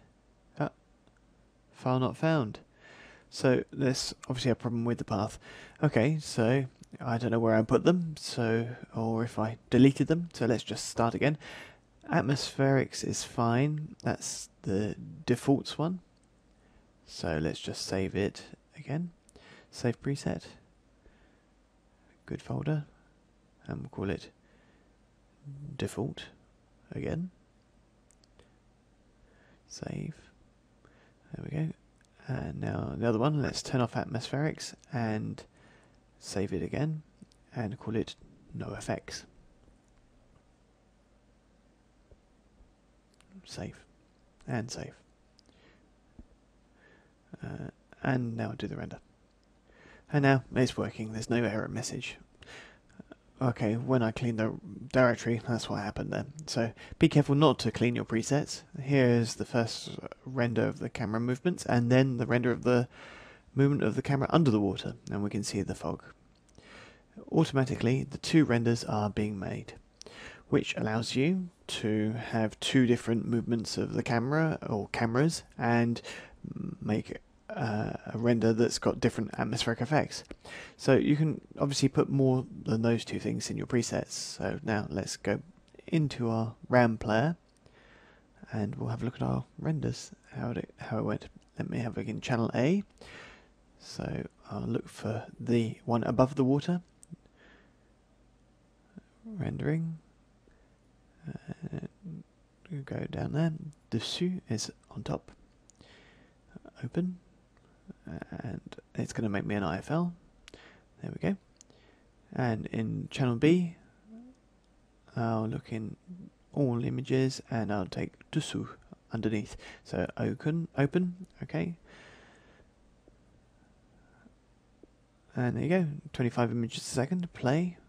And I've got my two camera views, above and below. With the fog, without the fog. You can now use this in any kind of compositing package you like. As promised, iterative rendering. Here's our little scene. If I go into rendering and renders it up, and I'll see down here with production I can see iterative rendering. So when I tick this instead of the production which I normally use, iterative rendering ignores file output, network rendering, rendering of multiple frames, and other things in comparison with the production mode, where rendering a range will result in this message if you've made no settings. So why would you want to use this option? Well, you use it when doing quick iterations on an image, usually in parts, just to study, say, reflections or specific objects or areas of the scene. Also, when rendering in iterative mode, rendering selected or region leaves the rest of the rendered frame window intact. Okay, so let's now have a look at the atmospheric effects. Max's atmospheric effects, some of them are worth not very much, they're a bit old, but let's have a look at them all. And we'll do some little pragmatic examples. First one in rendering, environment, what we'll find is atmospheric effects. So we'll choose fire effect and we'll hit OK. And now I can see down here fire effects. But it needs something. Pick gizmo. Okay, how do I do that? I need to go into helpers and I can see atmospheric apparatus. So here are the gizmos: box gizmo, sphere gizmo, and cylinder gizmo. Well, I'll show you them all, why not? So box and sphere. So sphere can be a hemisphere or complete. I'll do it in hemisphere. And cylinder. Okay. So pick gizmo now. I'll pick that one. And I'll pick this one. And in the list I can see two, box and sphere. Which one's missing? Just the cylinder. Okay, so they're now all three in the list. And you can delete them from the list by doing remove gizmo. When I do a render, I will see the atmospheric effects. Those atmospheric effects can be animated. In this case, well, it's pretty much inexistent, but there you go. The atmospheric effects are not taken into account in 2D views. To remind you, to go back to the fundamentals, 2D views are views that don't have any Z information. The only ones with Z information are camera and perspective. The orthographic view, the user view, doesn't have Z either. Okay, just camera and perspective, once more. Okay, atmospheric effects. Here, we've got fire effect. We can change the colours, how we're going to do them in the interior. their shape and their stretchiness. You can see all this, flame size, there you go, and details which slows down the render, the density, and obviously the number of samples, which can also take a little longer to render. Change the phase, that's for animation, and drift. And now we've also got options for explosion. So an explosion is basically, that's how the animation works. So in the explosion, I can come down here to set up explosion, and I can go from 0 to 100. And that's the length of the explosion, a long explosion. I can up my fury. Here we're not really seeing very much, but there is really smoke. What's happened here is because we've done explosion here, so we're going through these 3 steps here, and we've got the smoke color, which is black. So here we go back into the render setup, the environment setup, and I'll change the background color to a kind of sky blue. Yes, and do a render again. Now I can see just rough like stains for smoke. If I come back to frame 40, and now I can see the smoke a little more solid, and if I go back to here I can see the start of our explosion. Now I can see how it explodes. Now we've seen a little bit how it is, we'll try and do it with a pragmatic example. Okay, here's a little scene with an explosion from Eleform's 3ds Max animation training course. Okay, and it's basic, but it's going to suffice for using this atmospheric fire effect. So let's atmospheric apparatus, sphere gizmo, auto grid, and I'll do hemisphere, just to put a little hemisphere here. If I go into modify now, I can directly add an effect. So you see down here, atmospheric effects, fire effect, and I can go down here to set up. That saves me from having to go into environments, so rendering environment and so on. So here, I'm just going to test the render right here. Let me just put myself on frame 80 and have a look. There isn't actually a large change in the scene because I haven't done an explosion thing. 100, there's nothing at all. Nothing. So let's put myself at frame 30 and do a render. And still nothing. Let me have a look. The objects have all gone. So if I go there, I can see. Oh, let's reduce that to more like 50 for the whole thing.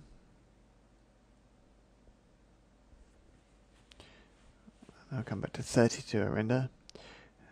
And at 30 I can see I've got some smoke. If I come back to 10, then I can see there's the explosion. And there it is. So be really careful. The time for it to actually disappear, because it takes a long time to disappear. So 0 to 50, that's 2 seconds as an explosion, which is pretty good for this kind of effect, I think.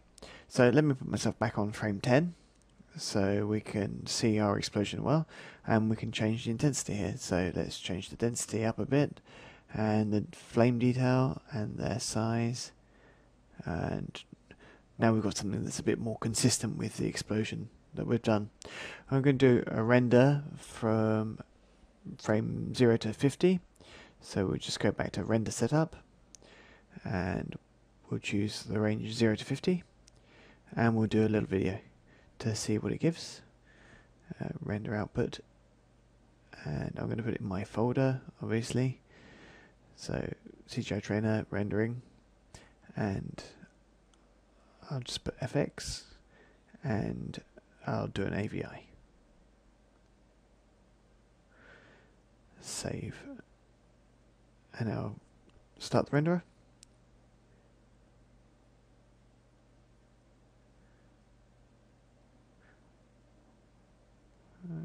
Okay, so we can see the effects are being done automatically. So I can see the render process that's behind here. So I can see that I'm trying to do frame 29, color 16-bit.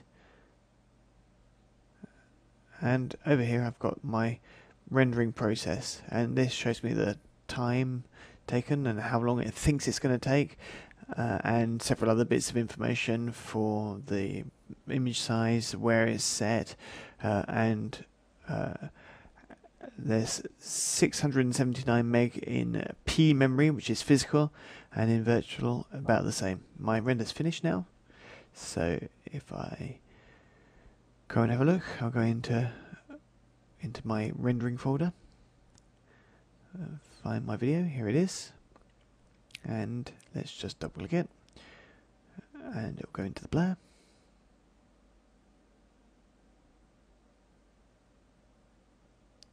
There we go, that's my atmospheric effects.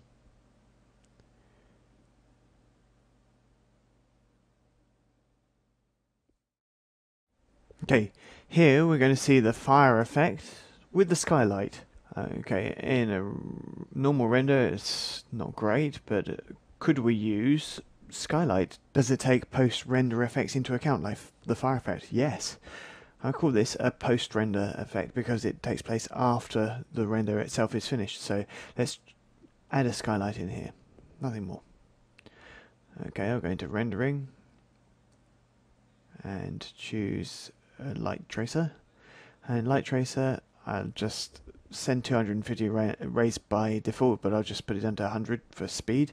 So now you all know how to work this as long as you watch the light and materials training. If I do a render now, I can see that all the bounces of light are taken into account, and the explosion as well, which gives us more force to our explosion, more contrast. So there you go, you can see skylight takes it into account, there's no problem. Next up we'll see some other things.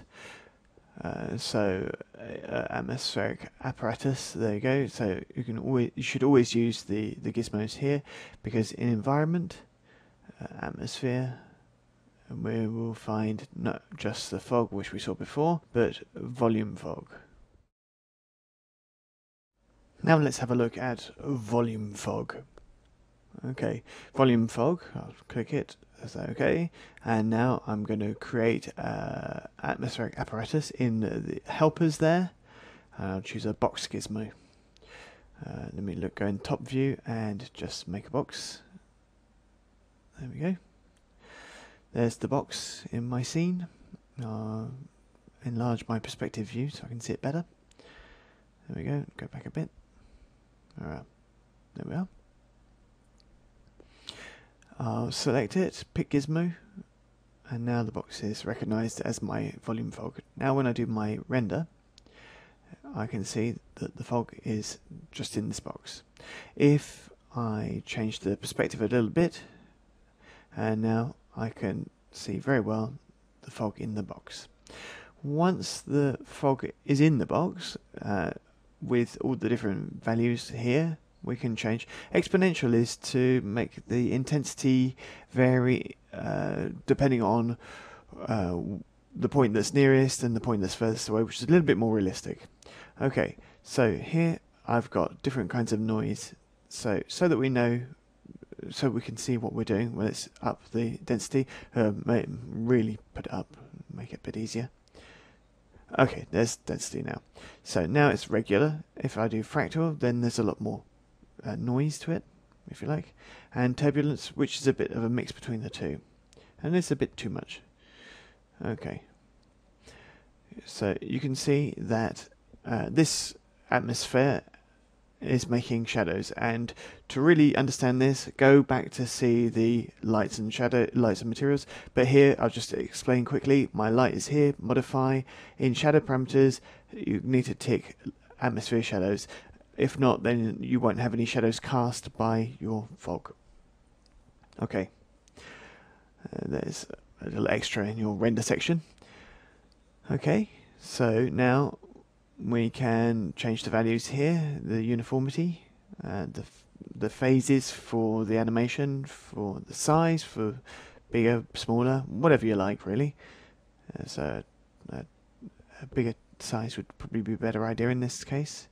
Uniformity, I'm going to drop it down a little bit, otherwise I've got cotton wool.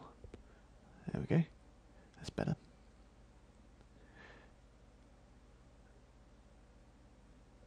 Okay, and we can also simulate there's some wind that comes from the different directions, and we can bump up the force here, the strength. I don't want to put too much, but this will actually change the concentration in different places. So let me change its color. Okay. Okay, now that I've determined the size, or the sizes, it's in the box. What does that mean? Well, if I select my gizmo and I put it a bit higher so that we can see better, there's my fog. We can see it's contained inside the box. And now you can modify the scale of the box, and like that you will change the scale of what it contains. So now I can make just a flat spooky mist. We're going to come back to fog a little bit now, but fog that's camera fog. So here I've got my folder with a picture. This image has got a certain size, so just leave the mouse pointer on there for a bit and you can see information. 756 by 486. If I drag and drop now, I want it as a viewport background and environment map, so hit OK. It's important to keep the size in mind, because now I'll go here and I'll change my render setup so that my width of my rendered image is 756 by 486, the same as my JPEG image. I'll hit OK. And why did I do this? Well, because when I do a render, it will respect the size of the background. So in the perspective, I'll do show save frame so we can always see this background. So there's the grid, I don't really need it, so I'll just delete it, G on the keyboard. So now I'll just make a T-bot, why not? I'll position it like this. And now I'll create a camera, Control C. Now I'm going to look at my camera and its position, and I'm going to use the environment range. So let me change its environment range to a particular distance. Yes, that's good. Okay. Right, I'm going to animate my teapot now. Auto key. I'm just going to change it to 50, and I'm going to make it go past the range of my camera, like so.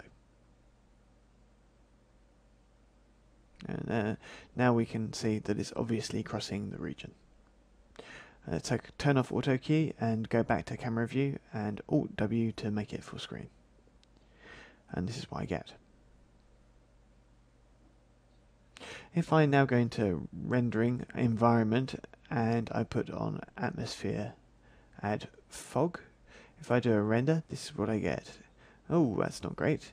So I'll ask it not to go to the background, so it's just on the image. So that's better. If I go to frame 50, the teapot is completely white because it's in the fog. That's a bit daft. So what I'll do now is I'll affect the background, but use an image. So use environment color map, and I'll put the same image in here. So from the scene, I'll take the background image, environment image, as a copy. If I do a render, okay, that's very strange. So let's see what's going on here. Let me take the image that's here, and I'll drop it on there as an instance. Okay, the image that's used here in environment is a spherical environment. So if you remember, when I took my render here, when I took my background, which is there, that I just put it in instance here. It's obviously the same image, but now in screen mode. So that was the problem. This is what we saw back in textures and UV unwrapping. So let me put them both. So the one on fog in screen mode as well, instead of spherical. At that point, it's the same image that's used for the fog. Instead of seeing completely white in frame 50, my teapot's disappeared in the clouds. Let's go back down a bit, and there we go. And now we can make it completely disappear in the clouds. Let me have a look. Let me change the intensity of the far, and now we'll see it all the way to the end there. It's gone a bit in the blue bit, which is great, which allows you, and this allows you just to have an object that disappears off into the clouds. We're going to modify a few parameters. We're going to the top view now, and let's have a look at my teapot, how it's working. Let's change the far range. Well, I won't move that one too much, but I'll change the start, the near range. So now at the start, it won't be in the fog. The fog is only going to be in between here. So no fog, some fog, completely in the fog with the far range. So if I go back to the camera view now, and in theory, no fog, and the fog will start after a certain time. So this is how we can use an image to make you believe that an object is going off into the fog. If some bits bother you, we'll perhaps use a mask that will determine whether or not the fog will have an effect. So here I am in my paint program, and I've made a layer, a mask there. So let's change the opacity so we can see it well. So we can see black here and white underneath. So my teapot is going to go over the top, and this area I want to have the mask have its effect. So the image is saved, and now if I go back into Max, the image is saved. So rendering, environment, and I'll use the mask for the fog. So environment opacity. So let me load the image, new bitmap, and let me go and find my image. It's in there. It's an image, JPEG image, so there it is. Okay. Always be careful to the kind of mode you're using the image in, because it's an environment, so we want to change it from spherical to screen. Okay, now when I do a render, what am I going to get? So look, the teapot is in the clouds, but it's all black there. That's no good. Let's turn off fog background, and now the fog doesn't affect our background image. This is how I can do a little animation using this fog to do this quite interesting effect. So progressively it goes in the clouds until it becomes transparent in the blue background sky. And that's another technique we can do, because don't forget the mask can be animated. That's what we're going to do as our second stage, is we're going to use an animation of our mask. The animation is not very complicated. Here's my image, and let's try changing it around. So what can we change? So I'm cheating all the time here, obviously. So we could stretch it out. That's not very good. Control Z. Let's pull it out in this sense. Now that could be quite good as long as we don't exaggerate too much. Like that. Okay, we'll turn off tiling, and now let's have a look and see if we see the screen goes completely white. So now I can see that I get that at 0. So that's quite cool. So when do I want to do it from and to? So I could do an animated video here, but we're just messing around at the moment. I like this. Okay, so here it's in the clouds, and then starting about now, so 40, let's start from 40 to 50, we're going to have it disappearing in the blue sky. So we're going to play with the mask, that's all. So auto key, and then let's change this from 2 to 1, the default size, and we'll put myself on frame 40, do auto key, and now do 0, or 1 rather, sorry, and now go to frame 50, and I'll change my tiling to 0. Eventually. There we go. Now if I have a look at my thing as I move, I can see my mask is animated. So let's have a look at render time. I'm at 40, Shift Q, no problem there, and progressively the fog takes over. So there you go, well, at least the mask of the fog takes over. So that's how to directly make our teapot disappear animating a mask. So obviously here I'm just using house tools, so we're not going to go into different tools, and it's probably a lot more interesting to animate your mask with a tool more suited for it. But here we've just made do with what we've got rather than going off into a pile of different programs. I hope that this has opened your eyes.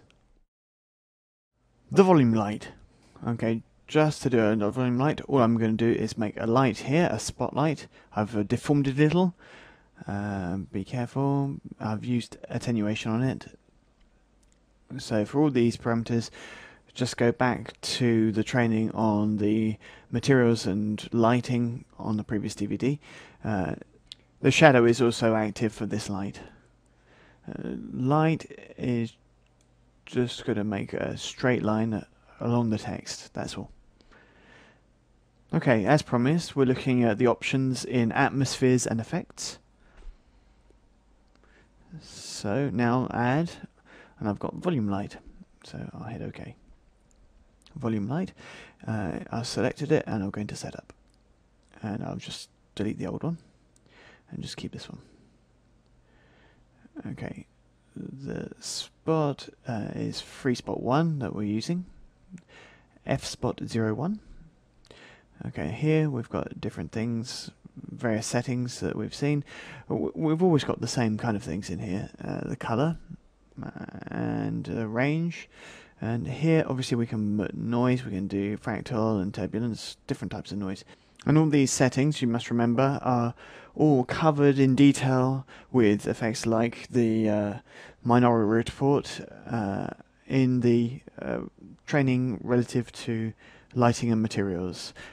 However, we're just going to show you here quickly. If I do a render, there you go, that's exactly what we'd expect. And like that, if I move the light, I'm going to have a standard video effect. This is typically how volume light works. This is the video. There you go, the volume light that's going behind the object. Don't forget to have these effects, you absolutely have to tick shadow and work very well on the attenuation. It's typically an animation with a volume light.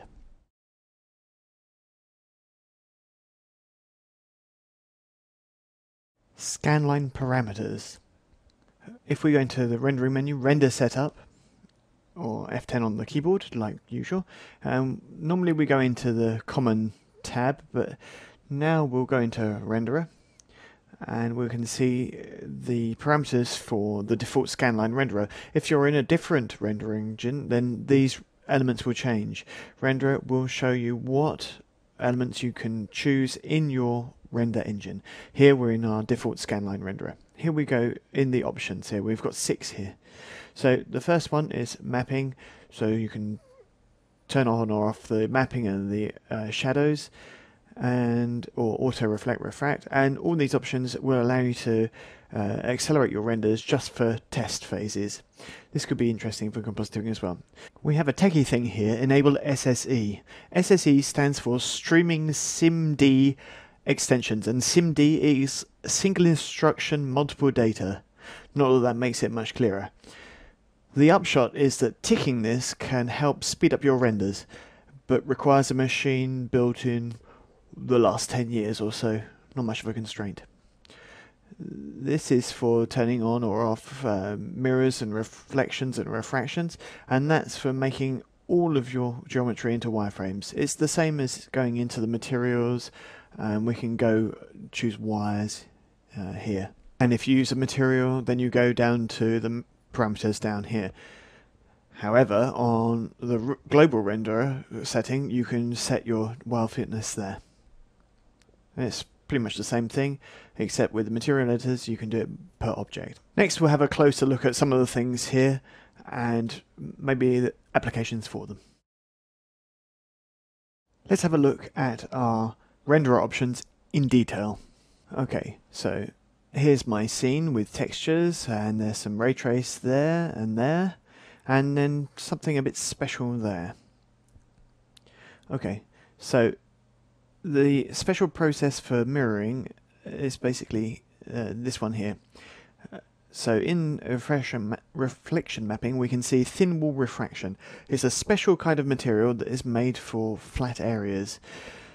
So if I go back to my teapot, then it's a ray trace material with reflection. With the floor, it's basically reflection with a reflection map, a ray trace map. So I can see here that I've got two different types of ray tracing, and I've got just a simple texture on the bust. But this one here, thin wall refraction, is a bit different. It's an image for refraction. It's a bit special, and it's made for flat objects. So if we analyze our scene, what have I got? I've got here a texture. Pretty simple, that. No problem there at all. We know how that works, so how we can see it. For the ground and for the teapot, I've got some ray tracing going on. There we go. And this simulates mirrors or whatever. On the other hand, here, this is a special process which does a mirror kind of effect on flat areas. I've got shadows, obviously, and one that's a bit lighter here, and there are highlights and everything. Okay, so now let's go into our render setup, and in our renderer tab, let's turn off mapping. If I do a render, not going to be a surprise here, no mapping on my bust. However, you can also see that there's no reflection on this box either. There's reflection, and the different places have gone. And why has it thought that they should go? It's pretty easy, because reflection down here, that's mapping. If I go back up to a different material, so reflection that's ray traced here, that's mapping as well, and that's mapping too. So on the other hand, the teapot is a ray trace material. It's not just mapping. If I'd put it in here, maybe, then it might have been considered mapping. But this is why I insist on the difference between mapping and different sorts of materials. Mapping is what's in this area here, maps, you see, whether it's ray trace or whatever. So let's turn on mapping again, and I'll do a render, and there we go, I get all my things back. Shadows, well, that's not going to be a big surprise here. So I do a render, there you go. Let's just skip over enable SSE, because there's not much interest, because it depends on each individual machine. However, if I turn off auto reflect, refract and mirrors, I've only got one that disappears. That's this one on the box. The other ray tracing things aren't considered like reflection, refraction and mirrors automatic that use a specific process. The specific process here on this box is a thin wall refraction. It's a special thing that's considered inside that option there. So, ray trace. The ray trace loaded as a map is mapping. See? The special non-ray traced reflections are in here, auto reflect, refract and mirror. So turn that off. There you go. While for the ray trace, it's not in here, it's not in the default scanline renderer options. We can go in and turn it off by going into the ray tracing parameters, which we've already seen in the materials and lighting training. So there's ray tracer, ray trace settings, ray trace global include and exclude, and several others. That's what we went and saw in the lighting and materials DVD, and we'll have a look at it again, don't worry. So now, force wireframe, when I do a render, everything is in wireframe mode, not surprisingly, and the size of that wireframe is here, so thinner or a lot thicker. And be careful, if you do a thickness that's so strong, it will cover real geometry, and then it won't look like wireframes at all. So if I put it back to the value by default, 1, and hit render, I'll turn it off now, and let's just put, oh there we go, a normal render, and let's just put our bust as a wire, and just the bust, so wire, and now just the bust is in a wireframe. So, and in extended parameters, I can see the size, which I can raise up like that, in pixels or in units. Pixels is based on the size of your render. So, the same here, if you exaggerate the size, you will just cover your whole object.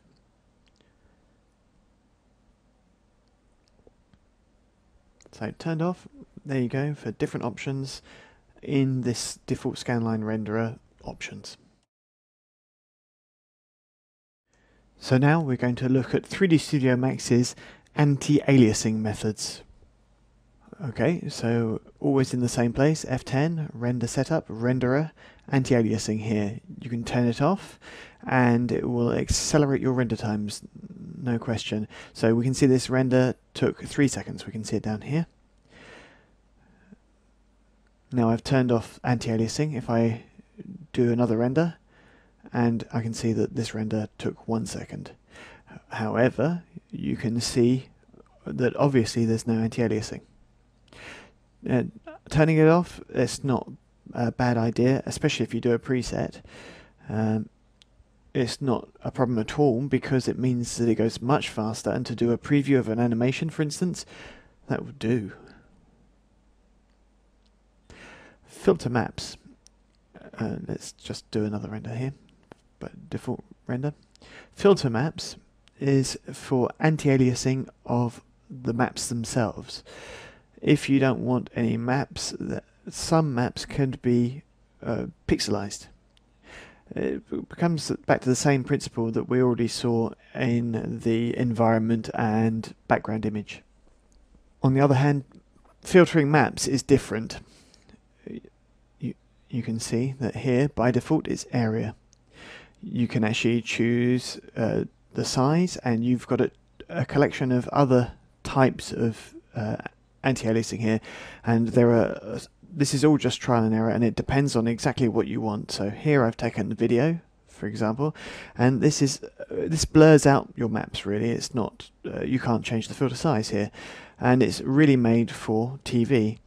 And don't forget to look at an image on a huge screen when you just want to see it on a TV. And you know that TV is 720 by 576 in PAL, and it's as though you put your screen into 800 by 600, and TV is a bit less than that even. Don't forget to consider your parameters for your final render, because otherwise you could see some things that would never be seen in your final render. So image, let's look at it a lot smaller, like on a TV, and now obviously it's a lot less problematic, and it allows you to have an optimum quality if you opt for such sort of things.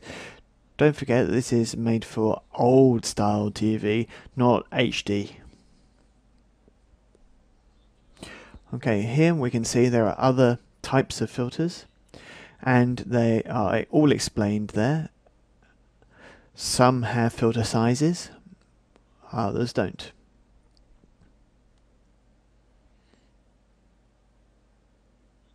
You can, like this, just test them all out on your renders. Check that the render speed quality ratio is good. Just to remind you, the default is area. It's your choice. And of course, it's trial and error. There's no miracle. You've just got to do what you need to do based on your final output needs and your desires. Do tests with simple textures, simple objects, and have a look at what difference it makes and see if it suits your client. Other anti-aliasing methods. Okay, so obviously we've got this global supersampling thing here. So this is an extra anti-aliasing process. Let's multiply our processes, because we'll slow down our rendering if we do that. So if I untick disable all samplers, and I'll just leave it at adaptive Horton, and here you can actually change all these settings. At the moment it takes us 3 seconds to render this frame. Now I've activated global supersampling, and we can see that the quality could be better, especially if we're using big images or we really need it. And the idea is to resample the image to have a larger image to map onto your object on your render, which will then be anti-aliased itself as before. Okay, so from 3 seconds we've gone to 19 here. You've got to really know whether you need it or not. So I'll disable it for now and re-render again, and now we can see that my render time takes 3 seconds. So supersampling is a process that tries to get rid of pixelization effects on your textures and images. This global setting is based on your whole scene, but of course you can do supersampling on individual images. So if you go here into your bitmap filters parameters, you've got filtering, and we've looked at this already for background images, and it's exactly the same for textures on objects. If I take it off, the image that is rendered is no longer anti-aliased at all. If your image is much bigger or smaller than your render area, gets distorted a lot, or if you don't have a 1-to-1 ratio, particularly for a background image, you'll probably want filtering on. It's also really useful if you've got a book page that you're looking at in perspective, so the characters that are nearer you that are going to be pixelized, and the ones that are further away could be pixelized, but in the bad sense. So if you click this option, filtering, then the characters in your text will be anti-aliased, so the damage will be limited for the characters that are nearest and furthest away. Okay, now let's go on to motion blur and the care you need to take with it. Now let's have a look at motion blur. So motion blur, here's a scene that was made with the tool Reactor. Okay, so what I'll do is I'll put myself around here, and I'll select all my objects, which I've done already, all these pieces that are falling, and F10 to call up my render setup, and at the bottom of the menu I can see object motion blur here. So there are two types. There's a 2D and a 3D type. One's the image motion blur or object motion blur. The fastest one here is image motion blur. However, when you do a render, there's no motion blur. Even though you've actually turned it on here, it's down to the properties of the object which will determine your motion blur. So right mouse button, object properties, and down here we can see none. And we do image motion blur, we can see the multiplier there, and we'll do a render. And there we go. The motion blur is done afterwards. It's a post-render blur. This can have some things that aren't very good. Okay, these blurs, you can change a few things that are here, like subdivision and so on. But when you see samples, that's the number of images that are used and duplicated to actually make the blur effect. And you've got frame subdivisions that will stretch out your shapes, and which will give little details here in the objects. There you go, the welding of the images that are duplicated. Okay, anyway, generally I will show you the two different types of motion blur. So there's the 2D one, that's image, and the 3D, which is object, and you see the difference between the two. but generally I would advise you not to use motion blur, because motion blurs are mainly something you do with a post-production package, which we'll look at very quickly. But just to give you an idea what post-production is with render modes. Okay, so now I'll go into object properties and I'll change to object and I'll do a render.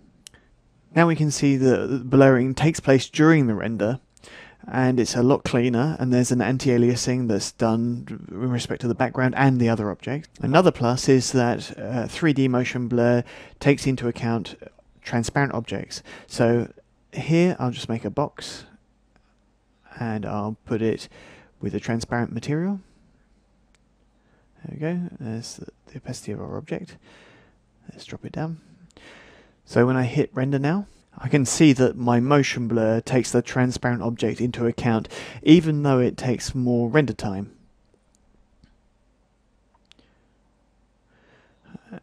On the other hand, if I select all the little pieces, C because they're cylinders, I get all the objects now. If I take in object properties, if I change it to image instead, and I do a render, by default, the post-production motion blur isn't going to take into account transparency. So you need to tick this option here, image motion blur,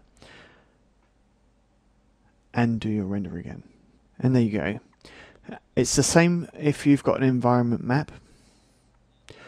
So if you've got a background for your scene or whatever, so that's taken into account as well. So result, we find the same things roughly, but in any case, motion blur in render time, don't do it unless you really want to for a one shot or whatever, but generally it's better to do it in post-production. The little additional things. These little extra discretely placed items in the renderer tab down at the bottom. You've got conserve memory. Conserve memory will conserve memory, but it will also slow down your render. So not really advised to be used. What's the point? Well, it's to stop Max from taking the lot, even if you have other applications that could benefit from the memory. Don't forget that Max was developed at a time when having a gig of memory in a machine was a dream, so it was really useful then. Now, not so much. If you're doing 3D in production, you're probably using a machine dedicated to the task, so you don't need to use it. To sum up, it slows down your renders, but if you need access to memory for other applications, you might just want to use it. Special settings here. Color range limiting. Clamp and scale. Clamp will keep all color components in range. Clamp will change any color with a value greater than 1, 255 in 8-bit terms, down to 1, while any color below 0 will be clamped at 0. Any value between 0 and 1 will not change. Very bright colors tend to render as white when using clamp, since hue information can be lost in the process. On the other hand, to keep all color components in range, scale will preserve the hue of very bright colors by scaling all 3 color components, so the maximum component has a value of 1. Be aware, or 255 in 8-bit terms, be aware that this will change the look of your highlights, reflections, or deliberate artistic overexposure a lot. Clamp is probably the one to use in nearly all cases. Finally, don't forget that your color adjustments are nearly always done in post in a production workflow. Okay, auto reflect stroke refract maps rendering iterations 1. What this is for is to limit the reflection or refraction interactions between your objects. You know that when you look in a mirror and you have a mirror behind you and you see reflections of reflections of reflections, well, this is what this setting limits. But it's specifically for materials with the auto reflect refract mirror map we've already seen. But this brings us on to our ray tracer settings. It's a lot more useful to set your iterations there globally than just here. If you change it here, you may get better quality just for your auto reflect refract maps. But don't forget, iterations are bounces, and the more bounces you have, the slower your render goes. So now let's move on to management of ray tracer settings. Ray tracing. Okay, ray tracing is basically just sending rays into your scene. Here I've got a blue background and a gradient floor, and I've just used Ray Tracer. Ray Tracer is basically just using mirror effects, if you like. If we go in close to see a close-up, and we'll restart the render, we can see the reflections here. There I can see the head that's opposite, and in the head opposite I can see the face opposite that, and opposite that, and opposite. So there you go. Anyway, I'll go back to the render options. I'll go into Ray Tracer tab, and I can turn off the Ray Tracer, and then I can just say that the Ray Trace doesn't do atmospherics, and there you go. Maximum depth. This is the amount of iterations you have. It's the depth of the reflections that you have between things. So if you shoot it down to 0, you'll have just one reflection. But I won't see any more that this statue is reflected in the other statue. By default, the number's set at 9. I'll do a render. The lengths of calculation times are upped as well, so you can see here 9 reflections, and on the right we've got none. So we can see really the difference between the two images. Here, for instance. But really, if I look at a scene of this type, do we really need 9 iterations, 9 bounces? That's going to take a certain amount of time. So here it takes me 4 seconds to render this frame. Graphically, if we know it's 25 images a second for an animation, graphically, does it really make that much of a difference? I don't know. Here we've gained about a quarter of our render time. So we've gone from 4 seconds down to 3. Imagine that we're taking 5 minutes to render a frame, and we gain a quarter on that time. That's pretty interesting. Okay, we've seen quite rapidly the first bit, that's to turn off the ray tracing, turn off atmospherics, and to see how maximum depth control works. By default, once it runs out of bounces, it will just put the background in. You can, of course, specify a specific color instead of the background. The background is just a gradient of colors, and now I don't have the gradient anymore. I've just got this one solid color. Let's just modify this one color so that we can see a bit better. And look, woo! What's this? These are the zones where the reflection has bounced one more time the maximum depth, so we can now see that the reflections are colored that color. So if I put it down to a blue instead, and now I can see the ray trace colors. Maybe we'll leave it on background. The goal here is to see the render and optimizations, not sort of special effects. And I mean special. So next we'll continue our look at different options, and obviously we've seen some in materials and lights, but we'll look at them again now. So let's continue with our optimization of options in Ray Tracer. Okay, we saw that the maximum depth is important. It's the number of bounces. The cutoff threshold, that's quite useful as well. This allows you to really control your render times.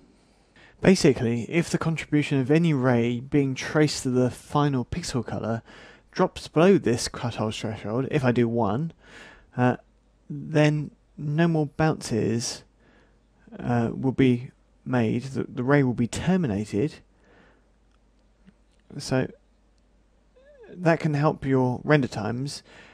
By default it's at 0.05, which means that any pixel that's 0.05 of a pixel in the final render is going to stop its bounces. So atmosphere, and turn off the ray tracing, that will really optimize because that turns off ray tracing altogether. So if I do a double, if I turn off self-reflection refractions, it means that it won't reflect in itself and its own geometry, as we can see here.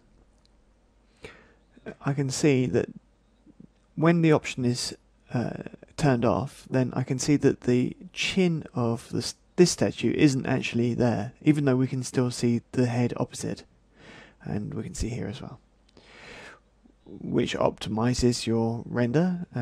Like for instance with the teapot, the handle won't be seen in the body of the teapot. Other optimizations are those that are for anti-aliasing. Anti-aliasing is done on the object, but is not done on any reflections. So, oh, by the way, you can also see reflect, refract material IDs. Material IDs are concepts that we're going to see in the post-production part of this training. In this case, if you turn it off, then when you do post-production, then the effects for reflection and refraction, these effects here, they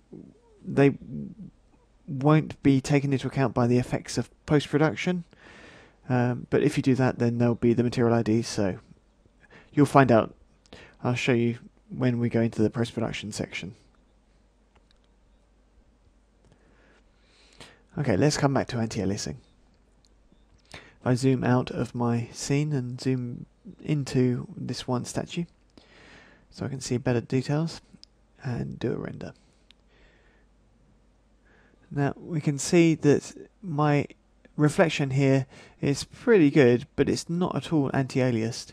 If I turn that on, we're at 3 seconds for this render, turn this on, now the images that are in the reflections will be anti-aliased, but be warned, this will severely impact your render times.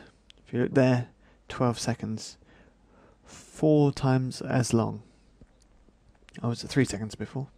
So obviously the result is a lot better, but also you need to be able to see it. And in this case, I did it because I really wanted to show something that wasn't very obvious. We're going to see an example in the next video that will show it much better. So often this option is turned off. When you have it turned on, then you have 2 different sorts of anti-aliasing. To control their parameters, you click on the points here, so blurring and blurring for the depth of field. If I go in here, there's a little bit more control, all the thresholds, the number of rays that are going to be launched. All this, obviously, this is up to you, personal choice. So the choice that's here is to have or not have anti-aliasing, and next up we'll see that perhaps it's more useful to turn it on. Of course it depends on your production and your client's demand. So anti-aliasing, yes or no? The choice is yours. So here's a render that we didn't use anti-aliasing on, and we saw it took 3 seconds. I'll just prove it. If I do a render, there we go, 3 seconds.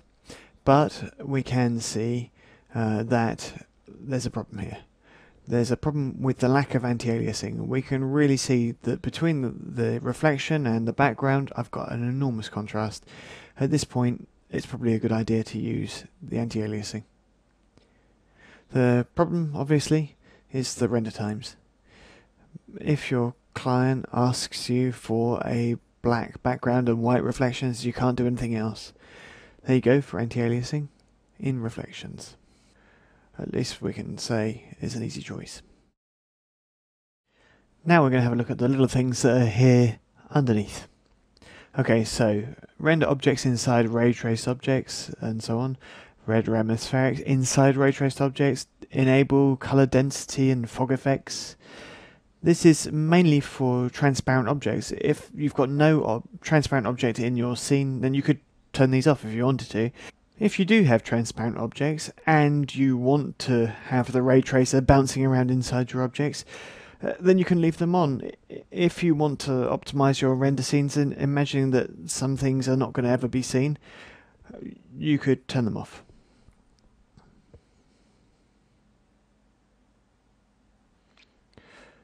Here we've got acceleration controls, but when you go in here you're really going to the heart of the beast, and I would advise against it. However, we're going to have a look. So in here, those things are really not exactly in beginner stroke intermediate training. However, balance can be quite handy when you've got scenes with huge objects and really teeny tiny ones.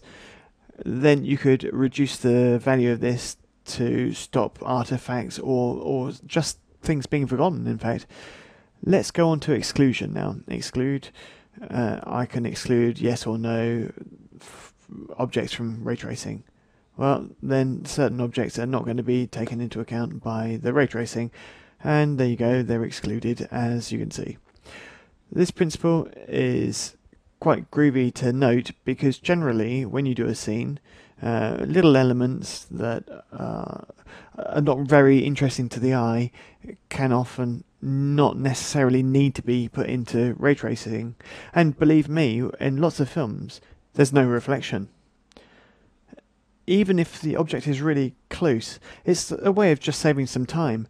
And as an example, Pixar really uses this thing a lot. If you look at one of the first scenes of Ratatouille, when the rat is on the shelf in the house, you can see that in certain herb pots, his reflection's not there.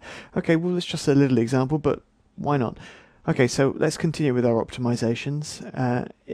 So going back to exclude for a moment, this is globally, and we know that we can go into materials and do it locally. So you can do a material like this one, for instance, a ray trace material.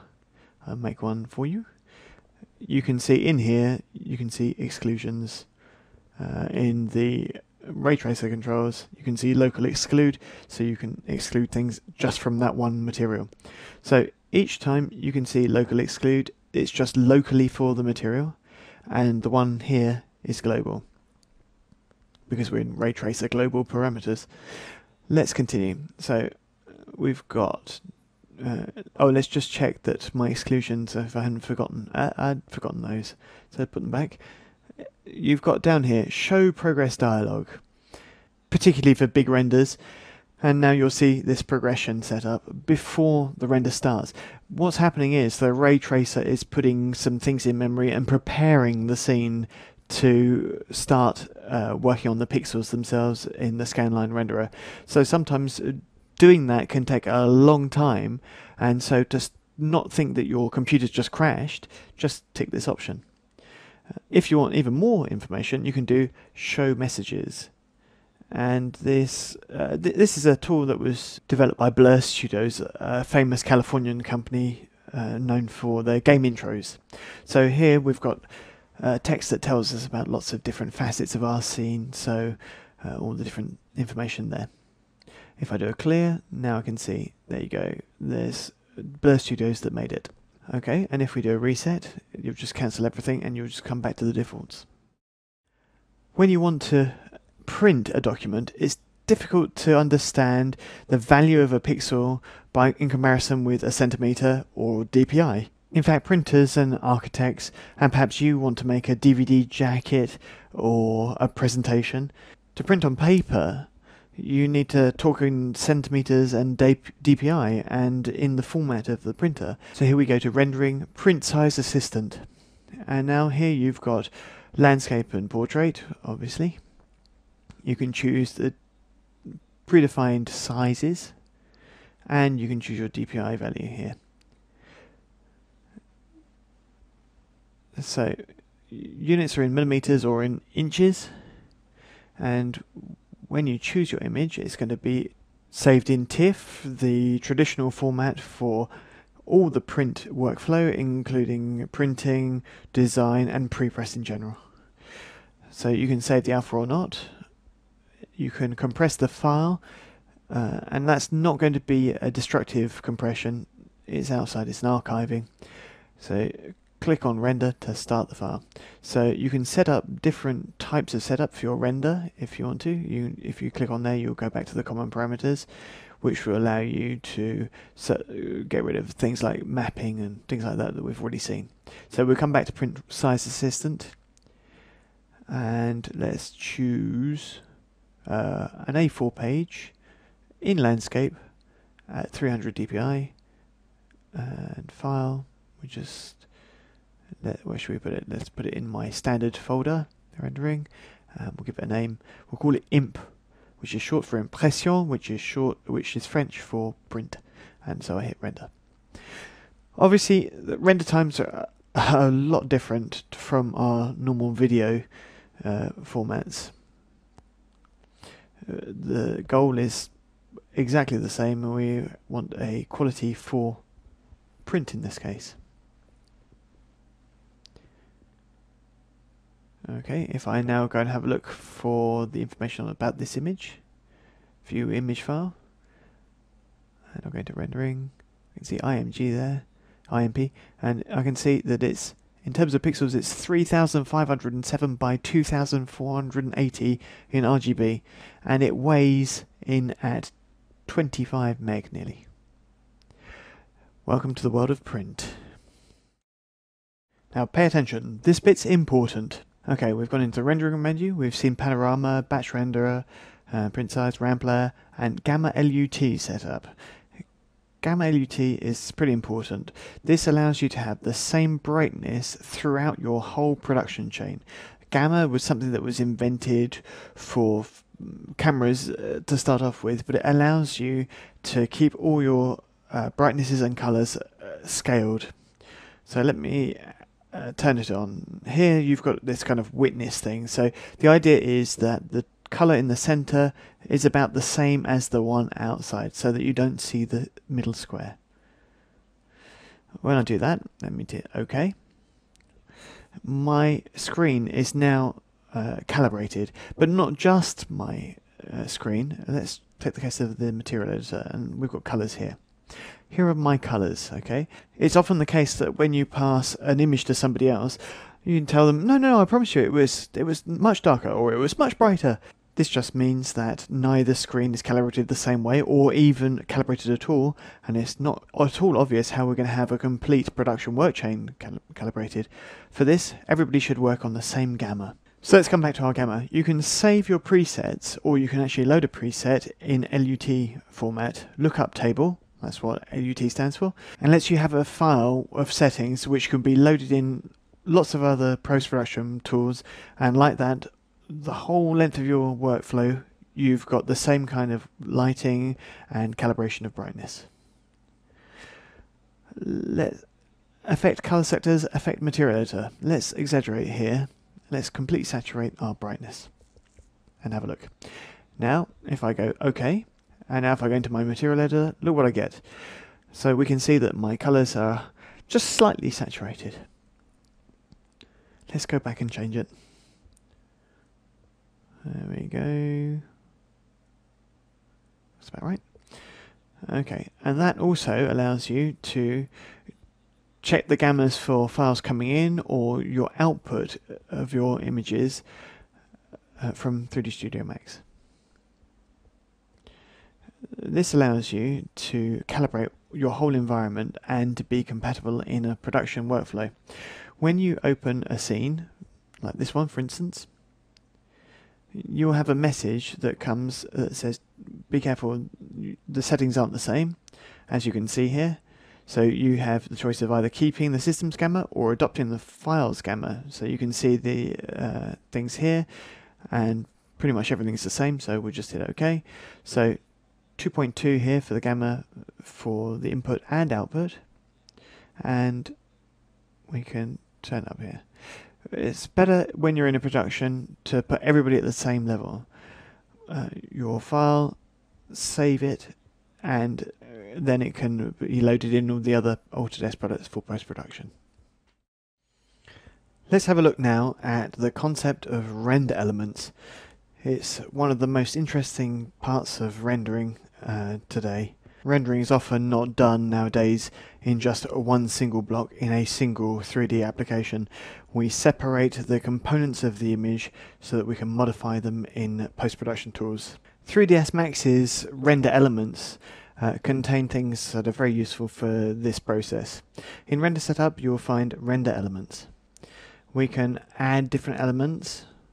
We can alpha, atmosphere, background, etc., etc. This is going to be exactly the same as layers, which we can composite in pretty much any kind of program. There are some extra facilities with other Autodesk products like Toxic and Combustion. We can see that other programs can work completely very well. I work with a very traditional paint package, but I will still be able to extract the components I need. For our approach, I'm not going to work with any of these MR things, which are mental array things, because there's already training exclusively for mental array. So for here, we're going to do a render with the default scanline renderer to give us a basic to intermediate level comprehension of compositing. Don't worry, we'll go to more advanced examples later on. Already, with what we can see here, we can already see we can do lots, if not many things. We're going to start with the basic concept before going into different stages of render elements. When you do a render of an image, you can see straight away you've got your image that's calculated. There's no problem here. This image is made of pixels, but other things as well. This is what we call subpixel information. We can see them if we hit the right mouse button, so we can see the Z depth, material ID, object ID, and so on. If I look over here, Z depth, material ID, object ID, UV coordinates, etc, etc, etc. All these informations, these are the extra pixel data, the subpixel data. The pixel data is what we can see. See, that's an eye. And what can it see? It can see all the R, G, and B values. To see the alpha, we can ask to see it, and that's our pixel information. See the alpha channel, we have to tick here, and we haven't got an alpha channel here because we've got a background object. So all these concepts, well, that's what we're going to look at now. We're going to start with the manipulation of the pixel information and extracting pixel information. So I can see my objects thanks to something which is simple, which is like the background of my file, which is the diffuse level. On top, I can paint with light, I can add some shadows. This is interesting as a concept goes. What I've just said is that I can paint a highlight. You know all the highlights there now? So I've just added a layer. That's a plus. Over the top of my diffuse on the base, my background. That's my first layer, if you like. If there's no diffuse, you won't see anything by definition. Secondly, but the order is not important here, I added some specular highlight, so that's layer 2. Third, I added some shadows that were cast. So that's layer 3. And perhaps there are other things I want to separate out. Imagine that I could take these processes out. What would I have? I'd have my background image, the diffuse layer, if you like. Over the top of that, I put another image that would contain my highlights. Over the top of that, I'd put another image that would give me my shadows that were cast. Visually, I'd get what I can see here. The interest here is that because I've got 3 layers, if you like, I could put a blur on this layer, or change the intensity, change the color here, maybe correct other things. Now we're in full render element territory. Next up, let's go to its application. Let's go back to 0 for all my settings here, and I'll see you in the next video. Okay, to get started with our render elements adventure, I'm going to start with really simple things. Here's my scene with just a diffuse zone here with my elements. So there's my sphere, and let me lift up the specular. There we go. And now we can get a hotspot. So now I can see there's my render, there's my mix of my diffuse and specular. So if I go into render setup, now I'm going to render element, and I'm going to add an element. So now I'm going to add a separation of the elements. The render's going to be done in one go, but it's going to separate out the different things I'm going to ask for now. So I'm going to take diffuse and control. I will go down and select specular as well. So I've now got the 2 that are selected, and hit OK. Okay, here I'm really working by hand, if you like, so you'll see later on how we can optimize what I'm going to show you here now. So if I do a render, now it'll do the first render, and then it will extract the specular, and we can see the diffuse down here. Okay, let's save the diffuse one, and we'll save it over this one. D, we'll keep over the top of the old one. So, do it in a JPEG. Save. I want to delete the old one. Yep. I'll take this one, specular now, and I'll just save it S for specular, and I'll put it in JPEG as well, and I'll hit save. Yes. Okay. Right. If I put myself in JPEG, I've got no alpha, but I don't really necessarily need one. So let me go into my paint package now, and that will allow me to put these two things together. So first of all, I'm going to open the diffuse picture, and then I'm going to place over the top the specular. I want it, I'm going to put it, oh here, I want 100% of the image.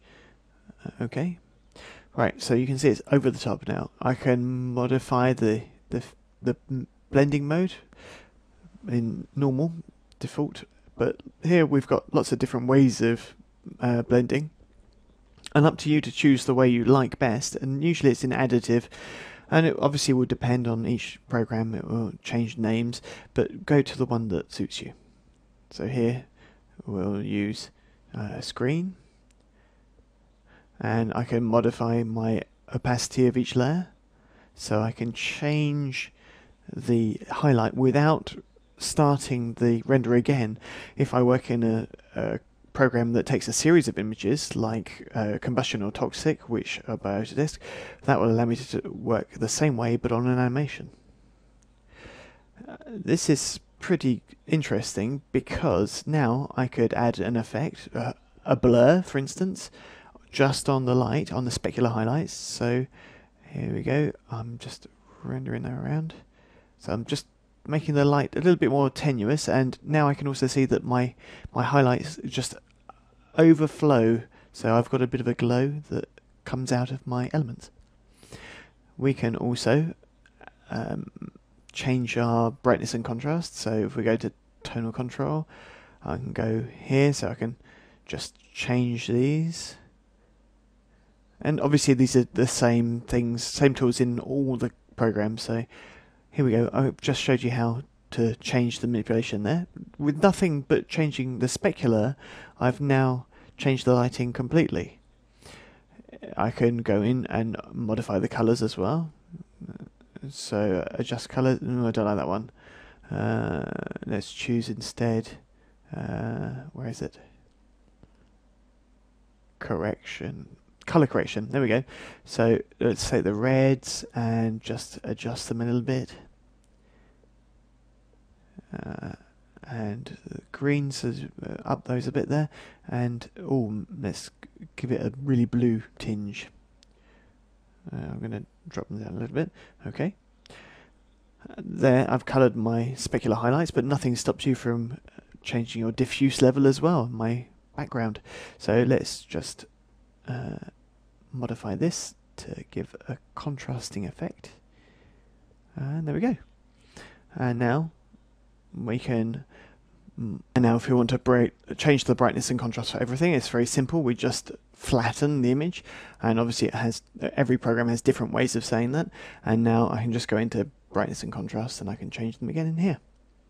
Apply. So I've made a complete change to the image. So there's my retouched image. Thanks to the first approach to compositing that we've made here with render elements. So we've done diffuse and specular, and we've made the lights overflow a little bit, and there's our image from before. That's the start image, and that's it retouched. First approach to render elements, simply I'm working on the specular layer, and now I'll look at how I can make automatic my type of render. We're still going to carry on working on specular and diffuse. Okay, let's have a look at a more practical way to work with diffuse and specular. Okay, here we can see I've got my diffuse layer and my specular layer, but if I have a look, they've got no output path. That's not so good. So, do I need to save them every time manually? Don't think so. Let's just delete the ones we've got here. And before we go in render elements, let's go in common. And down here for a render output, what we're going to do is we're going to save our files. So we're going to ask for it to be saved in where I want it to be. So CGI trainer rendering. And I'm going to call it element. There you go. I'll choose my file type. I'm going to choose a 32-bit file type now, so Targa, TGA. I'll save. I can see that my bits per pixel is 32-bit. It's compressed. Pre-multiplied alphas, that's great. Alpha split is for having two files, one with the RGB and one with the alpha. We're not interested in this at the moment, so we can put extra information there. Okay, so OK.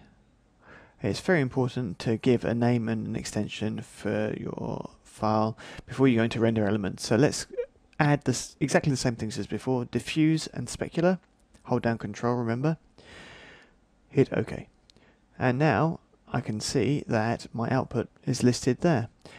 And they will all be called element, and they'll have underscore diffuse and underscore specular. So I've got nothing else to do. I don't need to go and save or anything. I do a render, and the two images that are extracted as well are also in my directory. I'm going to show you another program now. I can show you two or three that will allow me to show you how to composite somewhere else. So let's open, look for my element diffuse, and now I'll just open again, and I'll choose the specular image this time. So there we go.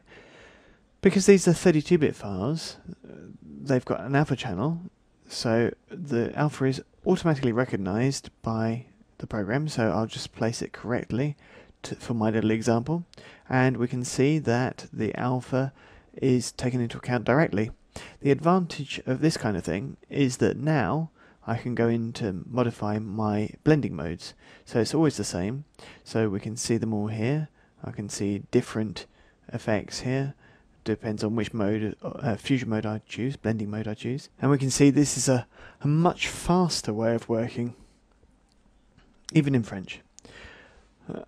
Thanks to this principle, we can also change our opacity and the colours and so on and so forth. I think you understood everything this time now with the principle. Okay, so with this, we can now see that any kind of program can composite as long as this kind of program understands alpha channels and layers. Important detail that we'll see here if we go back to Max is that before you start, you absolutely have to go into common parameters and choose your name and extension. When you want the transparency to be automatically taken into account, then you must take a 32-bit capable image file.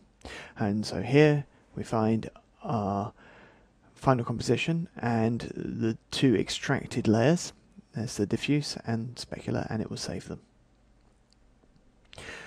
What we're going to see now is another way of working with render elements where our files will be composited directly and output directly for combustion. When I click this handy output to combustion button, it will now make in the same folder an extension that's called CWS, which is Combustion Workspace. When I do a render now, the fact that I've ticked this will mean that they're already images, or I did them already, and it will make them. And what is there extra here? So let's go into combustion now. And rather than going File, Open, and loading the diffuse layer, and then doing File Open and the specular, and then composite them, not knowing what blending mode to use, etc., etc. If I just do Open Workspace, now I'll find my desktop. I'll just put it on list view, and then I'll go into CGI Trainer. I'll go into Rendering, and in here I can see element.cws. And all this is just a script that combustion recognizes and will use to automatically bring in my specular and what type of blending mode I want to use. So add here directly. So like this, I can just modify my opacity directly. I can see my layers. For this, I would advise you to go and see combustion training that Aliform also does. And obviously there are other programs. Of course, you can work with Toxic, After Effects, Photoshop, or whatever. The idea is that you really understand the process. A light is additive. It's very simple. Now I can just go into the operators and I can do a blur, for instance. There we go. Blur on my highlight. And now I'll just change the color as well.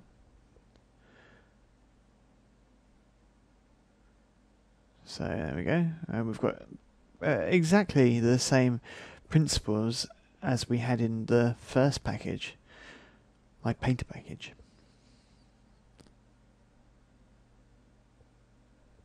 Okay, let's just change that afterwards.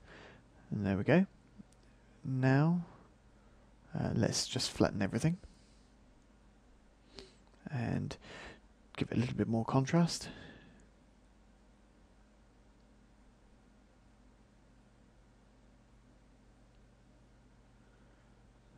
There we go.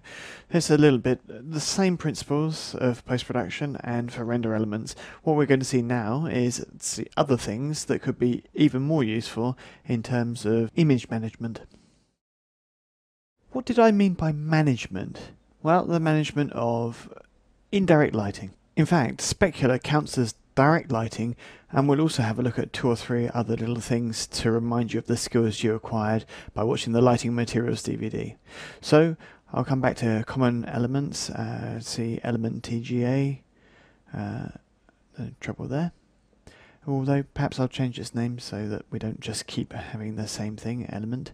So here I'm just going to put level, just level, that will do. Say save, I'll leave it as TGA. I'll now return to the render elements tab and I'm going to add some elements and I'll composite the scene that I want from those elements. Always diffuse, it has to be. Specular, why not? But specular, don't confuse specular, which is the bouncing of light, and the management of indirect lighting, which is lighting this element here, which is also often called occlusion. So I'll take that one, and I'll also take shadow down here. So shadow, specular, diffuse and lighting. Let's hit OK. Now they'll all be in TGA and they'll all be called level. Before I do a render, perhaps I ought to turn on some shadows and put some occlusion in there. For the lighting, I'll do a skylight. All I have to do is activate it. So I'll go into rendering, light tracer, and turn it on. 250 is too many, so I'll just put 100 here. Close that, and now I'll make an omnidirectional light. Move it up, and it will give me a shadow, and this light will only just light my scene just a bit. When I launch my render, now it will do my scene with my shadows, the occlusion with my skylight, and everything else that's in there. Okay, it's now separated everything. That's specular. There's the shadows, which we can see in the alpha. And this one is occlusion. With this lot, I can now control all the blending and how it works. So we have a choice now. Either use it in different types of program, knowing the types of blending you want, and we'll take the lighting, and I'll just take that one, lighting and then diffuse, and in one program, and then I'll try the others all in a different program. So come back to Corel Painter, I'll open, and I'll choose Level Diffuse. Open, and there it is. And now I will place my level lighting in here. 100%. There we go. Now the blending mode, I want to have, oh, it's not very well placed, that's not very problematic, there we go. You need to know your blending modes is all. So obviously it depends on what sort of program you're going to use. Obviously you're going to have, there are lots of different choices. So I can see my occlusion is taken into account, and I can lower it down or I can raise it up a bit with the shadows. If I put my shadow map on there, open, 100% again.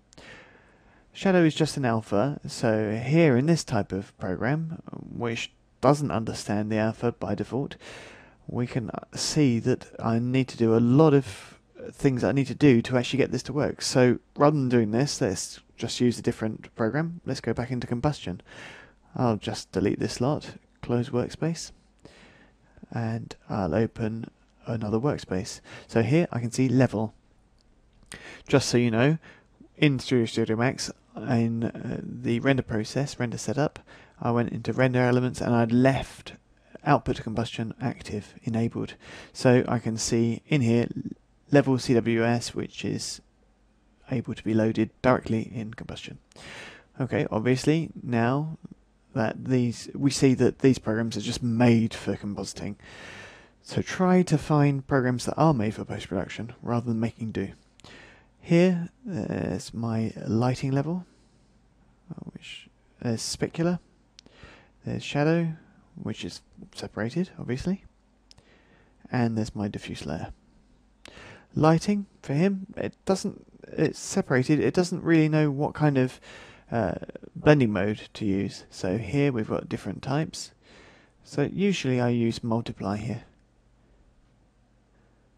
Okay, and so like this, we can choose our opacity by changing our lighting lower. The shadow, I find it a bit strong, so I'll just lower that a bit.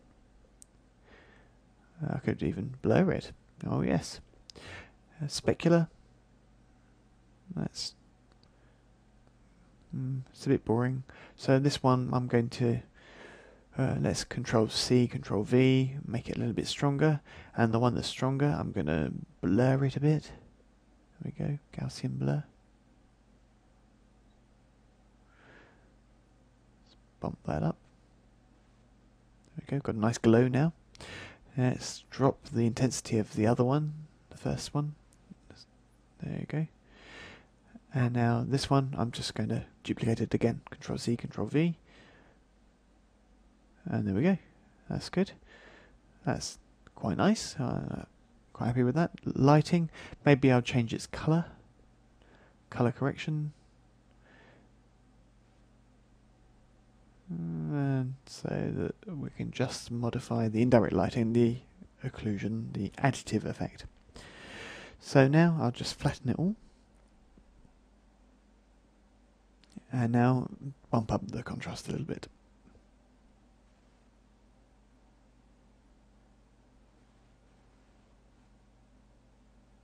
There we go. That's a beautiful advantage of render elements. Let's have a look at something else now. This will probably ask you to think a little bit, but not too much, don't worry. We're in medium level now, and we're looking at the basics. So here's our camera, and environment ranges are set here to make a fog. So we know this already. So rendering environment, and in here I'll add fog. Okay. All the effects that are in here, I'm not going to bother with them anymore, because now you know compositing, doing film grain or contrast in 3D Studio Max is a waste of time. It'd be better to do it in post-production with render elements, and you can see the flexibility that's proposed in this kind of thing. Okay, let's continue. Okay, I'll go back to my render setup, and I'm going to save my file. I'm going to call it test.tga. Save. And now I'll go into camera view, and now when I do a render, I can see my fog with my scene. Okay, so go back into render elements and add an atmosphere. Now if I do a render, it's going to extract just the atmosphere. That's pretty good. That's saved. That's saved, don't worry. Okay, this is why it's interesting to do presets. Yes, I bring you back to the presets now, because now I'd like to have the atmosphere, but not at render time, really. So we'll do a preset for doing our compositing, and then a preset without it. So in my case now, all I'll do is just click here and delete it. Now, when I'm in the environment, I'll just turn off fog. Delete it. Now, when I do a render, I'm just breaking down test, and I'm not taking out the fog, so we can see that the fog is saved on my hard drive, but it's not in my image. So now you use the program that you like, it really doesn't matter, to change the blend mode with the fog. So we could go into whatever application we like. I'll use combustion. So if I close this workspace, and now I'll just do open, just to go and find the files I want. So let me look. No, I'm not in the right place. They're in rendering. There we go. Test image and the atmosphere. So take the two. And now I'm going to put the atmosphere in front. And there we go. The atmosphere is in TGA. So let's just check its output. That's fine. Just change the color, and now you can see my fog. My fog, we can change it, so we can use multiply, we can use additive, whatever. So that's my fog. So with my fog, I can change the opacity to make it slightly less foggy, you see. I could drag it out, I could color it, I could do whatever I like, really. So we can see that the fog is really present in here, and always with the same principle. Which shows you that in here, the advantage is to be able to work with the presets as you saw before. Everything's starting to come together now. Okay, so now what we'll do is we'll go and look through other elements which are pretty useful. Like for example, the Z depth. The Z depth is the depth of our image, of our scene. So next up, Z. It's time for our Z-depth rendezvous. That's what we're going to look at now. The Z-depth. Okay, well, obviously X and Y is very obvious. And if you always manipulate images in Photoshop or in a magazine, then you don't know what a Z is, really. Well, the Z is basically its depth. It's called the depth channel as well. The Z is an interpretation which is made in grayscale. This depth buffer is going to allow us to create depth of field or other such things. Let's just jump in, shall we? Okay, rendering, render setup, render elements. I'm going to add just the Z depth. When I choose my Z depth, I'm going to get an extra menu that pops up. There we go. Now when I do a render, here's the Z depth, and we can see it's very, very light. And that's because this size we need to change. And how do we change it? Well, it depends on the size of your scene. If your scene is only 50 centimeters big, then all the values here are going to be based on these numbers here. So go back to see the fundamentals to go and see the unit setup if you need to make sure that the values you put are understandable for post-production. You see, everything links. That's why we did our collection, you see. So I'm going to put my minimum at 0 and my maximum at 100 a meter, knowing the size of my scene. And if I do a render, now I can see that there's a much better contrast in my Z depth. These two images now, I'm going to use them. I can use them in lots of different types of program. And here I'm just going to start with combustion. And then I'll show you another program called Toxic, which is going to be renamed to the new Max Composite, and which is currently my composite, tool. So if we go back to combustion and I open my image, there's my diffuse layer, and now I'll open my Z depth. Okay, now I've got two images. I've got my base, my background, and the Z. So let's do a blur that's going to be based on the brightness information. That's to say that the blur is going to be stronger where it's white and 0 where it's black. Basically, every program, doesn't matter if it's combustion or toxic or others, that's not really the goal here, it's just to understand how to use render elements in other applications. Here we've got two different philosophies. The principle here is what?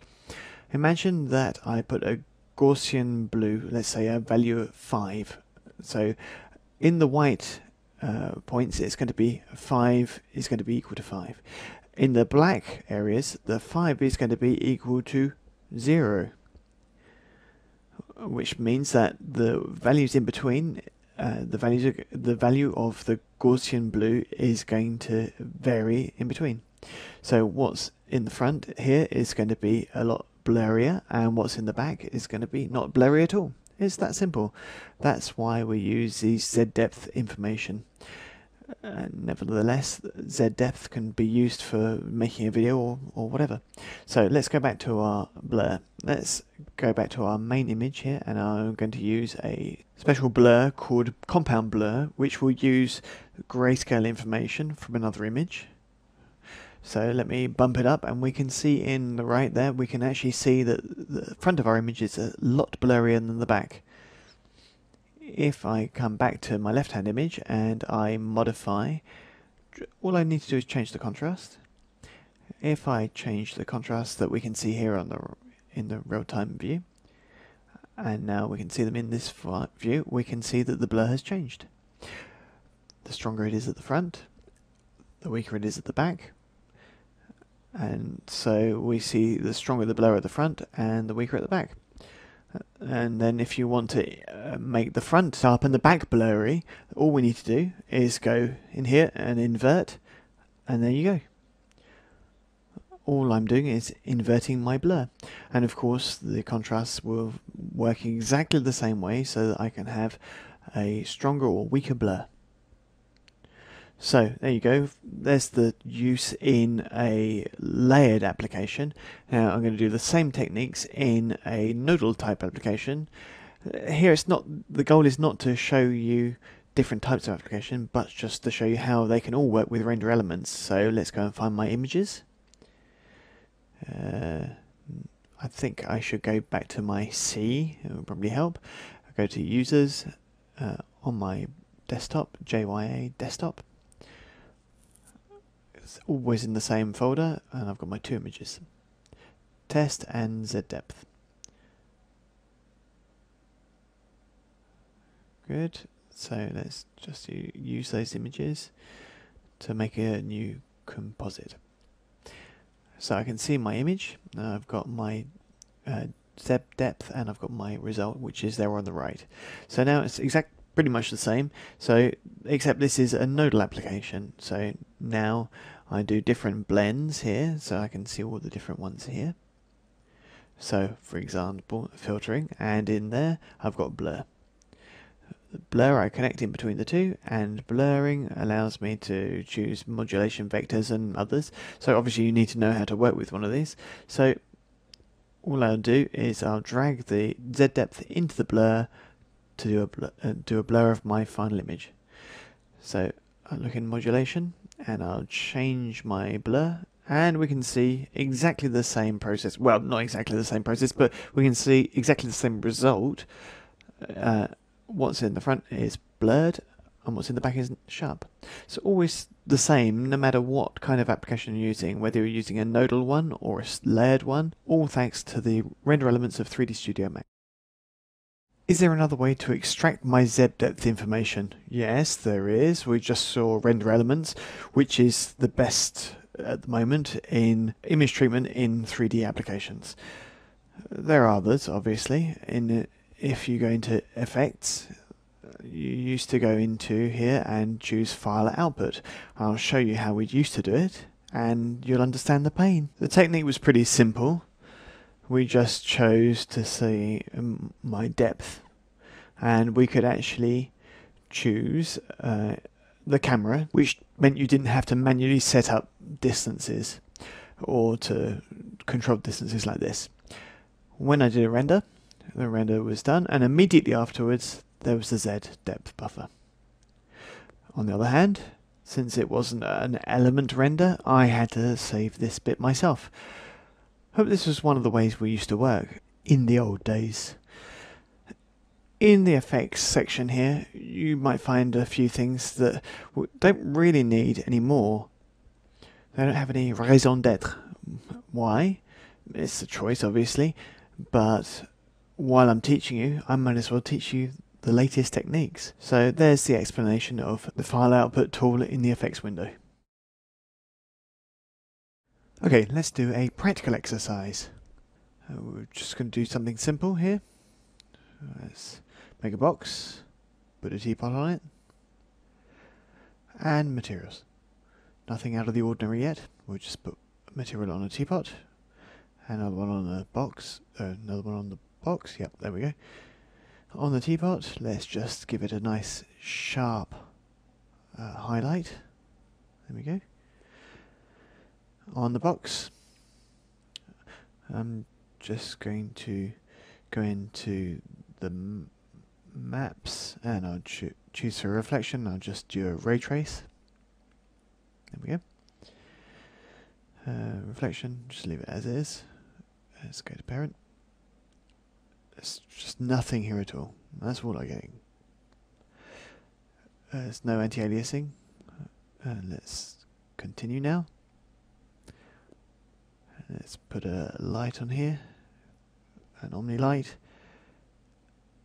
and just here, and just give it a shadow. Yep, there's the shadow, but let's just move it around a bit.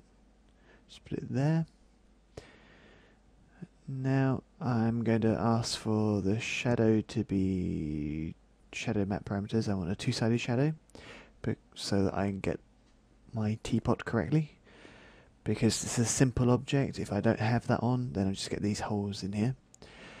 Because this teapot object is so old, it's got no thickness. It's just simple faces. So okay, so because we've got no thickness, we'll just put two-sided shadow on, so that they get treated as though they have. Okay, right, now that's done, and what else can we do? Should I leave it like this? Oh no, I tell you what, we'll put a background on it, on the world's most boring image. Let's go into environment, and in there, I'm just going to cellular as a texture. If I do a render, the cellular is also going to be on the reflection. Don't really like that, so go back in here, and I'm just going to use it to use black instead of the environment settings. There we go. Okay, so what have I got here? I've got the background, I've got the highlights, I've got the shadows, I've got the reflections. Okay, no worries. Let's now go into render setup. I'm going to save everything here, so files. Let's just go up here into my usual directories. I'll just get rid of this and this one as well, and I'm going to give it a name, so scene, why not, and I'll save it as a TGA as per usual, and save. And 32-bit, compressed, pre-multiplied alpha, that's fine. Okay. Right, now I'm going to render elements, and I'm going to add. So I've got background, I've got diffuse, just go down, specular, I've got shadow, and I've got reflection. Okay, I'll hit OK, and now I'll enable output to combustion. That will just make it easier. Okay, I'll do a render, and there are all my other images. Okay, we can check them and see if we can see something. Let's just go into combustion, close this workspace, And now I'll load these images. I don't want to open, do I? I want to go to open workspace. Otherwise I'd just be taking one image at a time. So let's take scene. And now I'll get all my images and the right blending modes. So I really don't like the background. So let's change that immediately. Let's just replace the image with another image. So let's go into UVW and look, I've got my FX cloud backdrop. So I've changed the background. And so that's a lot easier already. So background, I don't like where it is, so let's move up a bit. And let's just change a few things here. So up the scale, and there we go. That's better, and I won't change its colour. No, so now let's go to the shadow. The shadow is far too strong. So let's just reduce it a bit. There we go. Right, that's much better. Now, what else? Reflection, that's not very good. So reflection, we'll go in here and I will change its colour to match the sky blue better. Yep. And now I'm going to put a blur on it as well, so I don't need to worry about no anti-aliasing. There we go. That's a bit faster as well. Okay. So I could fade it out using a mask maybe. So mask, I'll just do it like this. And let's just blur it out a little bit further and reduce it. If I go back to my composite, and there we go. Alright, now what else? Let's change the diffuse. Let's calibrate it to the background a bit. So let's just change its colour. There we go. That's much better integrated now into my background. So highlights. Well, let's just copy and paste that. It's a bit more intense. And now with this one, I'll just blur it a little bit. I often do the same thing here. Just hopefully it will penetrate your brain. Let's just paste it a couple more times, and then let's colour this one so that it takes the colours of the background. Alright, there you go. Here's all the techniques that I've done here. Oh, I could also work on the shadow a little bit. Let's do that while we're here. So take the shadow, let's just put a mask on it. Draw mask. Now I can't see anything because the shadow's on a black background. It doesn't matter, let's just do it roughly here. And blur. And if I look at the composite now, that's not bad. But now what we'll do is we'll work in two screens here. And so we can see, if I go back to my shadow layer, and on this screen I will change the polygon mask and bring it in a bit, and now on the right hand window I can see the drop off now, the fall off. There we go. So full screen, there's my image now, and just to remind you, this is what it looked like in Max. Let's just close all these windows, adjust all the composite elements, and there's my original 3D Studio Max render.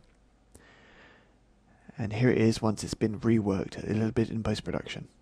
So honestly, I think you can really see that just a few minutes of work that I did here. The fact that I've used combustion is another thing, but you could do it in After Effects or whatever else. But as long as everything isn't compiled directly into the render, if you take each layer, each separate element, and you can do this. If it's animated, that will follow, obviously, and this will work on all the series of images. So, well, that was great, but we saw that either I've got separate elements that I've got to compile myself in different software, or I've got a thing that's directly done, so like with combustion. Is there a way of using something else? All well and good, but we're kind of getting close to advanced training here. And for that kind of training, I would urge you to check out the far more advanced tutorials with OpenEXR. OpenEXR is a file format that's used pretty much everywhere now by ILM, and it was invented by ILM. Films like Harry Potter will use OpenEXR files. This will become more and more a standard, I'm sure, and OpenEXR is understood by tools such as Maya Composite, Max Composite, Toxic, all the same thing, and others to a certain level, obviously. We're going to see how OpenEXR works now. The principle is pretty much the same thing always. We're going to render setup. Here I'm going to go into render elements and I'm going to choose the ones I want. So I have diffuse, Z depth. Okay. Oh, specular as well. Go on. And shadow. Shadow where? Oh, it's at the bottom, obviously. Okay, there we go. Got 4 elements now. I'm not going to use it for combustion. For my Z, I want 0 to 100. And let's just do a render just to check. That's fine. Diffuse and Z. There's no light in here, so I've got no light. So let's just add a light in here to make some shadows.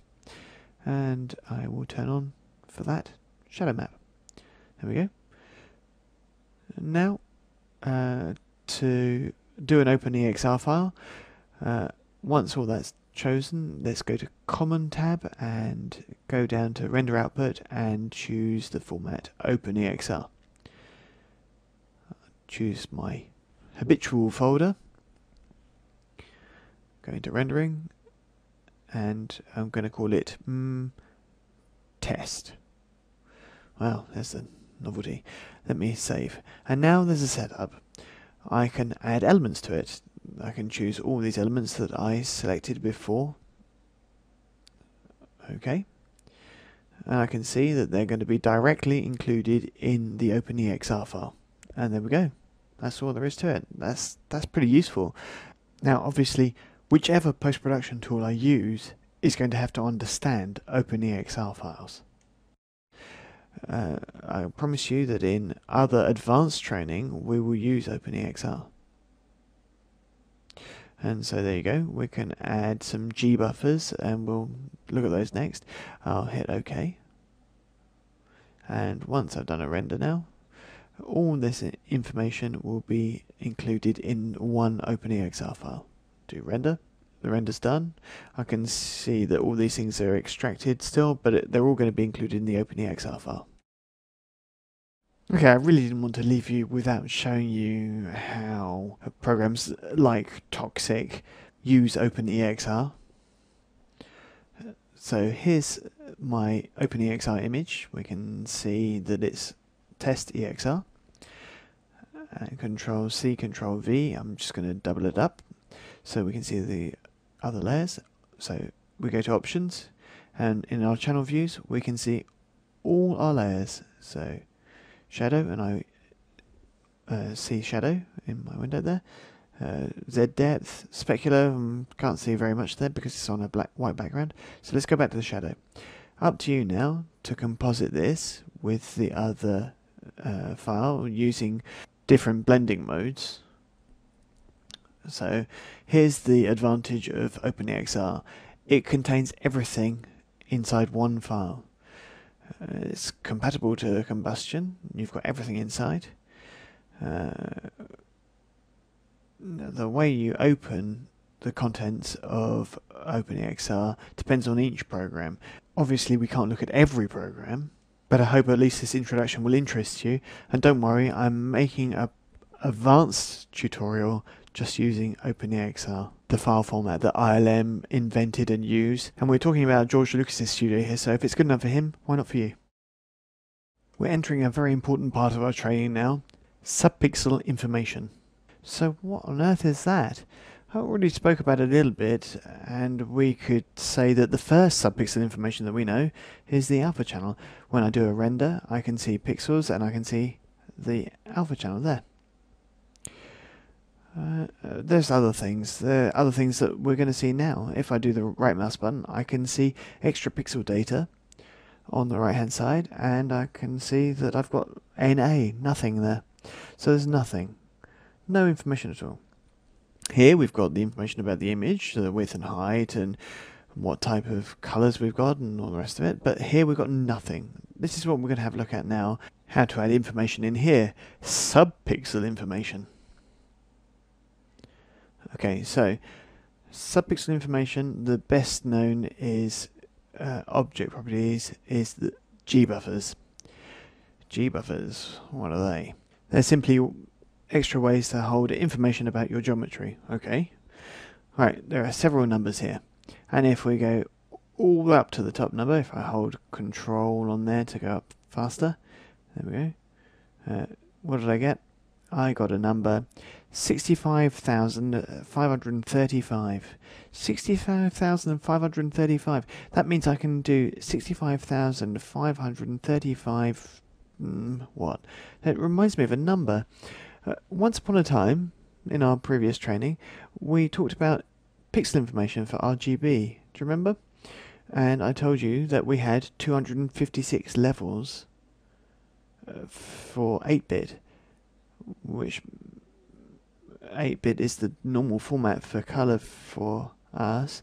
So, and that was the levels of colour in R, G and B, each one separate, that went through all the colours of red, green and blue. Colours mixed, so we multiplied the numbers there. The number of 8 plus 8 is 16, so 16-bit. And 256 times 256 equals a number which is 65,536, and that's exactly the same number of levels as we have presented here. Remember, 0 is a level. So a G-buffer is a subpixel information in 16-bit. That's all. And it will have, like this, 65,536 possibilities of colour under our RGB. So here, let's not exaggerate, let's just put number 1 in this G-buffer. Let's duplicate my object, make several copies of it. There we go. Now, if you duplicate the object, it keeps the object properties there. So we'll select and change to 3. And here we'll change this one to 4. Okay, now when I do a render, I can see these objects. There's not a lot else that's changed. So there's nothing here. Right mouse button. There isn't very much here. So what's the point of this if there is nothing here? Well, the problem is that the render by default is not going to take into account subpixel information. You have to use a special type of format, RPF, RLA or others, that can contain this type of information. So we're now going to use our first format that's capable of using this subpixel information, the RPF, rich pixel format. To do this, render setup, and we'll come down here, render output, files, let's go to my normal directory, www.cgitrainer.com, rendering, and here let's do SP for subpixel and choose RPF as my format. Save. And now I get a menu, and it gives me different channels here, different subpixel information. Oh, I've got Z, I've got object ID, and lots of others. So I'll take object ID at the moment. So let's say OK, and let's do my render. And now I've got object ID to actually see them as well. That's cool. So now the screen has gone completely blue, and I've got 4 different colors assigned to my 4 different teapots depending on the object ID numbers. So like this, we can put 65,536 different colors. If I do my right mouse button on here, and now I can see that there's object ID, I've got a 0 there. All the others have got no information. So 0 here is completely understandable because I had my pipette here in the emptiness, in empty space. Let's do it on an object, and now I can see object ID 1. Because I've selected this object with my little eyedropper, and now I can see number 1. Object ID 1. And if we continue, object ID 3, 4, and 2. That's that simple. Now we're going to see in the next chapter what I can do with this kind of information. Okay, just as a reminder, I put object IDs on these teapots. So there was 1, 2, 3, and 4, of course. I did a render in RPF format, and now I'll go into combustion. File, open, just open, don't need to open workspace, and I'll go and find my file. And there we are, ISP RPF. Okay, so here's my scene, which is in RPF mode, displayed in combustion. What can I do with this then? Well, different programs understand RPF. What I'm doing here with combustion, I couldn't do with ordinary image editing programs. You really need a compositing package to be able to use sub-pixel information coming from a 3D application.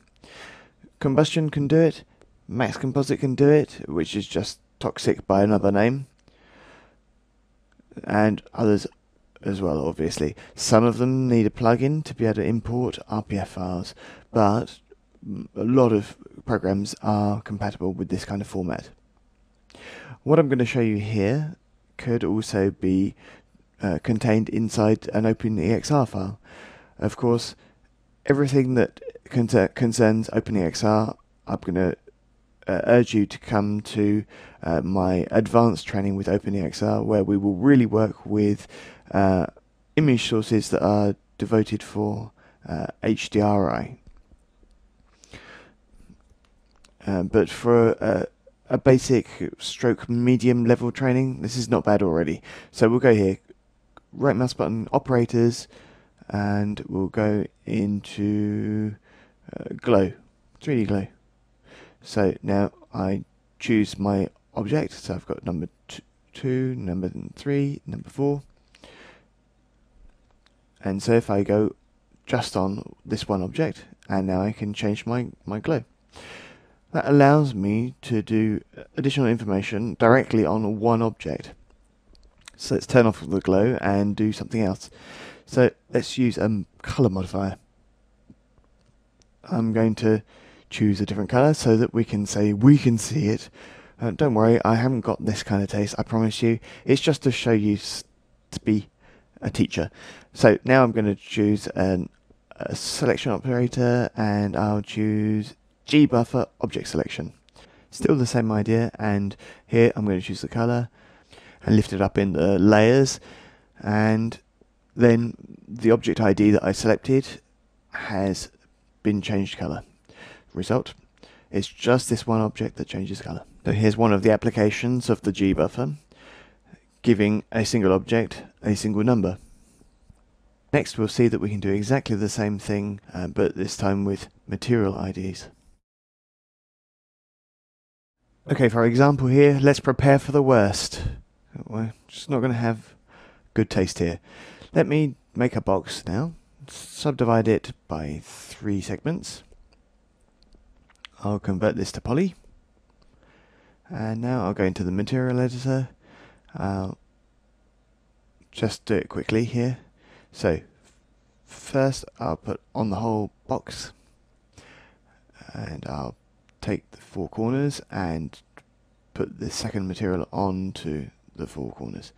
Now take these other 4 corners there, 4 faces there, and I'll just take and drag and drop. So here, and the last one. The fact that I've done this now, I'm just going to clean materials, reset material slots. I'm just going to take one, use the eyedropper, and now we've got a multi-sub-object material. There you go. Very speedy, very simple for production. I don't have to manually assign material IDs. The material number 1 here, I'm just going to give it a colour like that. And number 2, I'll give it another colour. I go red. And number 3, I'll just do yellow. And for the last one, I'll do it a pretty green, or a blue. Okay. So watch out. These IDs here are just Max's ID, material IDs. They're not those that are going to be used for post-production in compositing. Include in the OpenEXR file or RPF. For that, we need to click here. We can see the material ID 2. I'm just going to give it a post-production number here. So I'll give it number 1.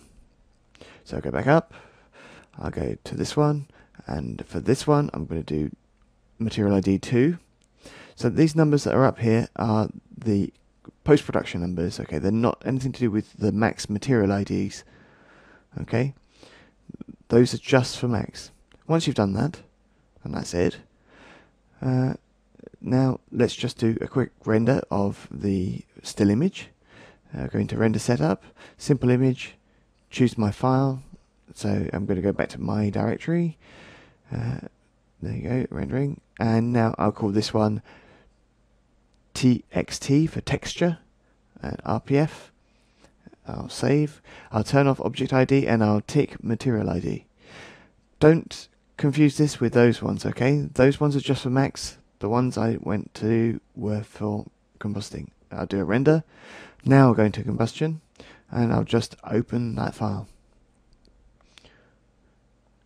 Okay, now on here, information, I'm just going to go into operators, 3D post, and I'm going to choose 3D glow.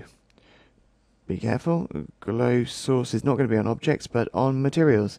So now I'm just going to pick this material and I'll lift it up and we can see what? I've just done a beautiful glow. What's great here is, see, we've got a timeline here. So let's just move up there, and now while I'm in selection mode I'll choose a different material and a different one and a different one, and a different one, and a different, and like that we'll get Saturday Night Fever in a box. So obviously for making a vehicle stop at a red light or a green light and changing signage, this is pretty easy. You don't have to do it in 3D Studio Max. So here it's done automatically. This is just a still image, and now we've done an animation in post-production, and there we go. Lovely. Okay, well, it's not the best taste. Okay, I admit. So let's continue our adventure. Remember some time back we talked about blurs, motion blurs. In fact, in 3D there are motion blur effects, but I said do them in post-production. So now we're going to see how to do motion blur in post-production. This sphere, I'll just go into front mode and go full screen, take off the grid. This sphere, I'm going to just give it a very visible colour. There we go, okay. And now just animate it. Auto key, and I'll just put it up here. And now I'll make kind of jerky movements like this. And these ones are but at roughly at equal distance. Okay, in my timeline, obviously, just roughly. So here now I've just got a movement that just is identical, and there's not going to be any real acceleration. So I'm going to select all these keys, and I'm just going to concentrate them a bit. So there we go. Towards the end, they're going to be faster and faster. So like that, I will get an acceleration of my movement. So we can see there we go. Alright, now I'll just render from 0 to 50 my images, and now I'm going to ask for a velocity information. Rendering range from 0 to 50, and render output.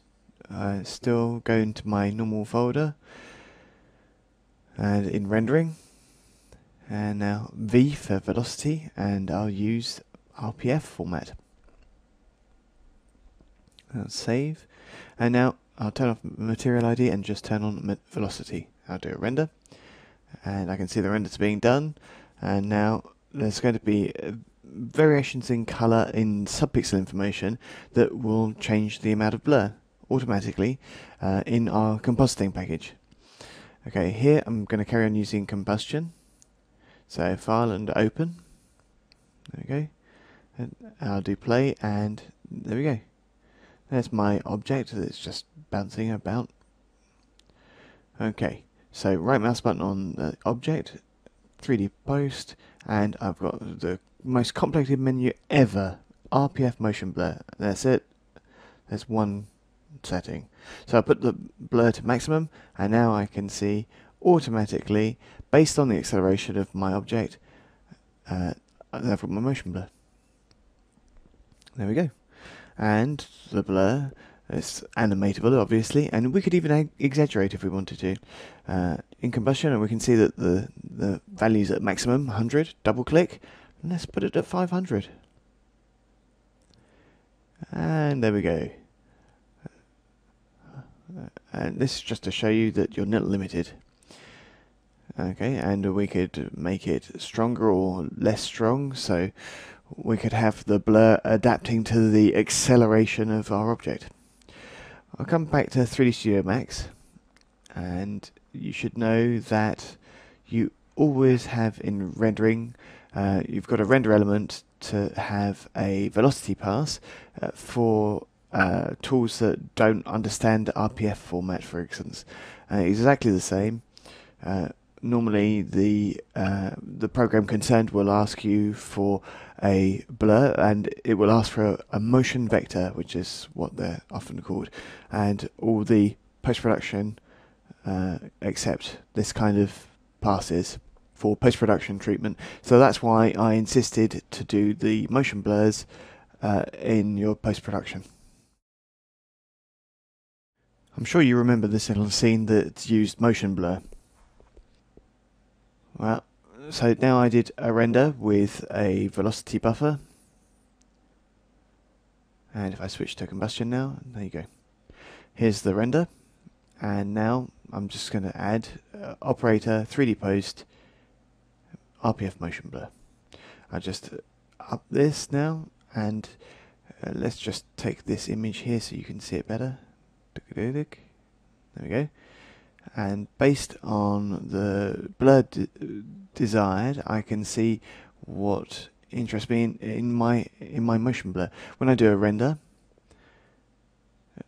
automatically, based on the acceleration, the deceleration, I will have my motion blur.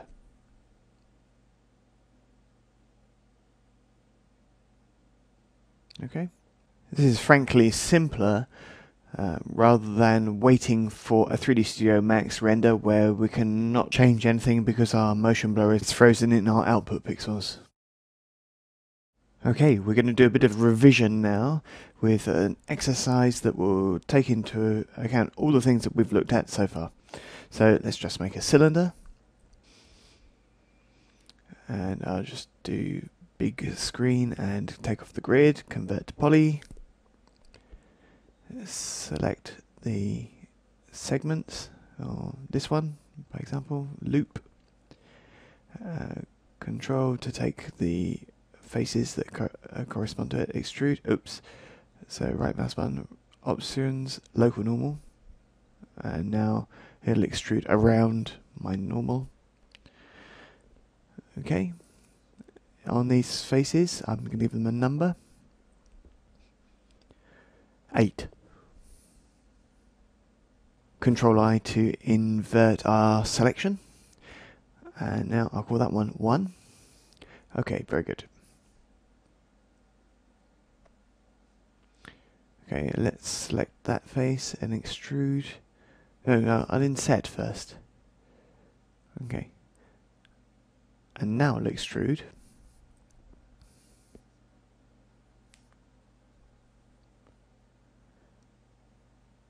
Move. There we go, and scale a little bit.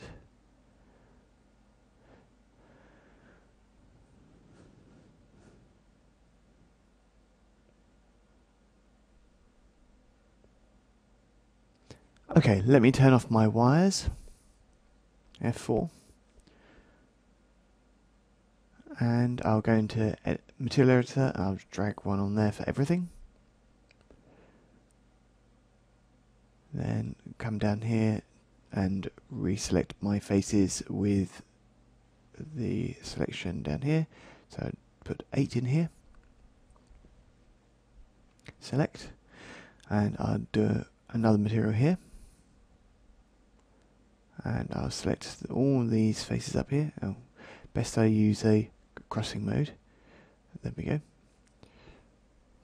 And I'll put another material on here. Okay, on this material, I'm just going to do a colour. Let's make it a nice green. Then on this one, on these other ones, then I'll just put a different colour.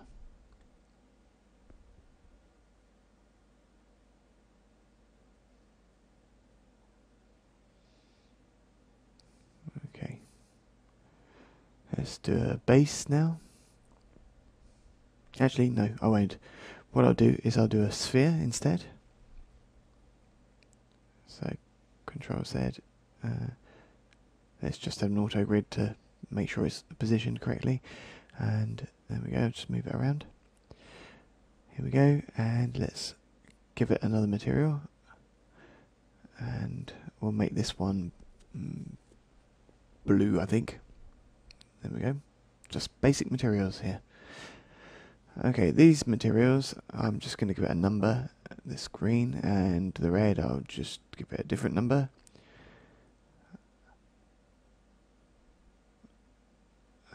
So the colour that's here, the green, I'll just change it. If I come down here, I'll make it dark green, and then I'll animate. I'll go to frame 25, and I'll animate it becoming bright green. So now, if I have a look, I can see it's dark green, and it goes lighter green as time goes by. Okay, if I select this top face, and if I use the surrounding tool, there we go, I can drop it down. Auto key. So frame 25. Started lifting it up, and now from 25 to about 60, I'll lift it up.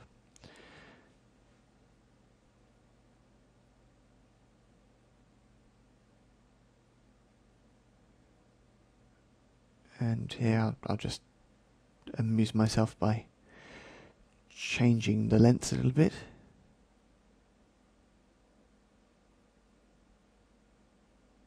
And put it back in its initial position. Okay, my whole object now, what I'll do is I'll put it in rotation mode.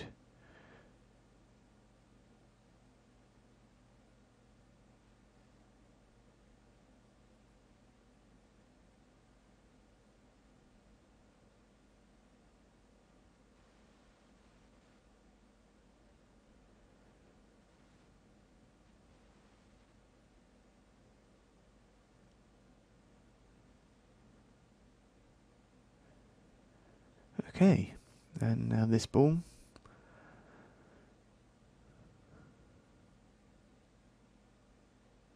Just move it around a bit.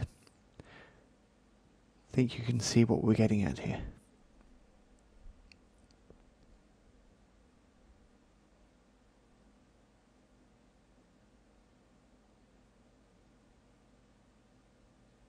With accelerations in here and some slowing down.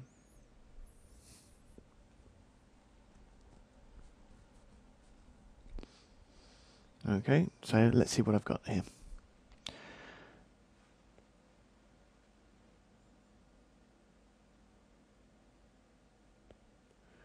Okay, on this ball, let's change object properties, and I'll give it an object ID. On the other things, I've got material IDs, and it all moves. So now when I do my render, I'm going to do my scene 0 to 100. I'm going to choose files. I'll go back into my standard directory, CGI Trainer, rendering, and I'll call this scene star, and I'll put it in RPF. I'm going to choose velocity, object ID, and material ID. Okay, render. And the render will be done pretty quickly because there's not a lot in my scene here. And now I'll go back to combustion. So open, and I'll choose that set there, and this considers a video in combustion, and here it is. Okay. Right, first of all, I'll do a glow operator, a 3D glow, on an object. So pick my ball here, and there we go. Change the radius, change the intensity.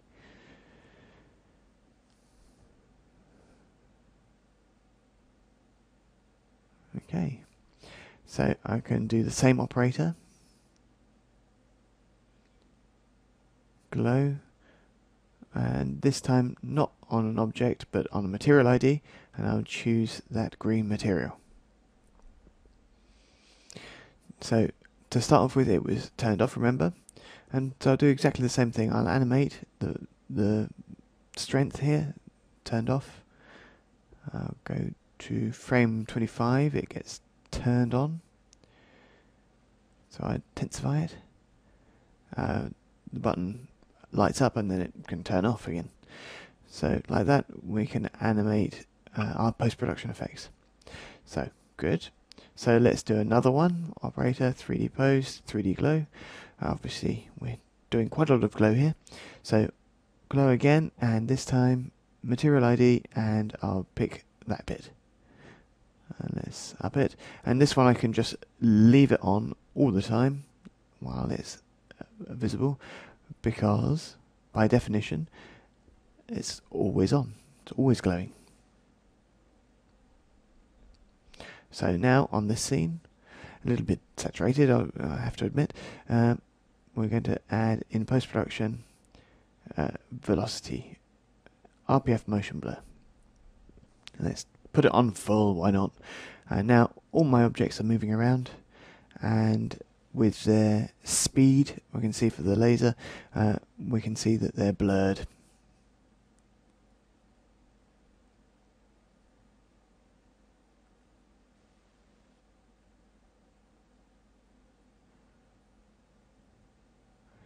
Okay, we can obviously lift up the amount here for real misunderstood artist types, but be careful, there are artifacts there while the effect is calculated, but not for the end production.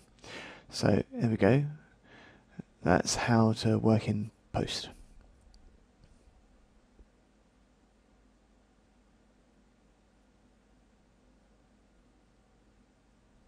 Okay, so we can see pretty clearly here the effects that are done.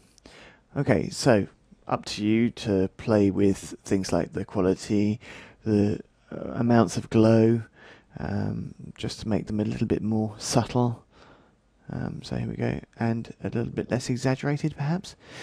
Okay, so you want to still stay correct for what it is.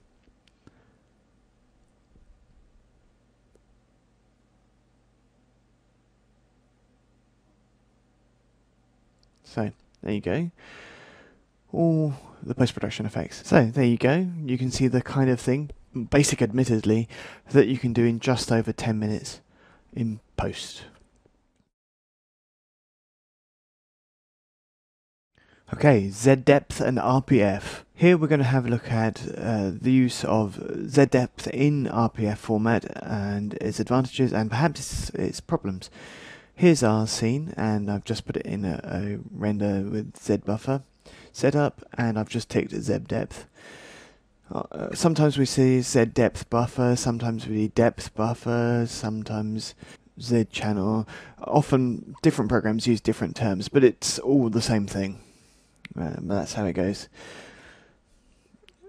So often they're the synonyms for the same thing. Okay, so let's just save and overwrite our previous render. Okay, here we are, the render's done. If I now go into combustion, I go open, and I'll just go and look for my teapots. So go into list mode on my desktop, in the right folder, there you go. And now here I can see my file with my Z depth information. So operators, post-production, 3D fog. And there you go, that's pretty funny because we've got near plane exactly the same as if this was a camera. In fact, combustion is reacting exactly the same way, except that the furthest point is just the furthest point in the Z, and it reacts in just the same fashion as in Max. Just like a traditional fog, I can modify the color so that I can have a gradient. So I can go from one color to another and change the opacity and change the position.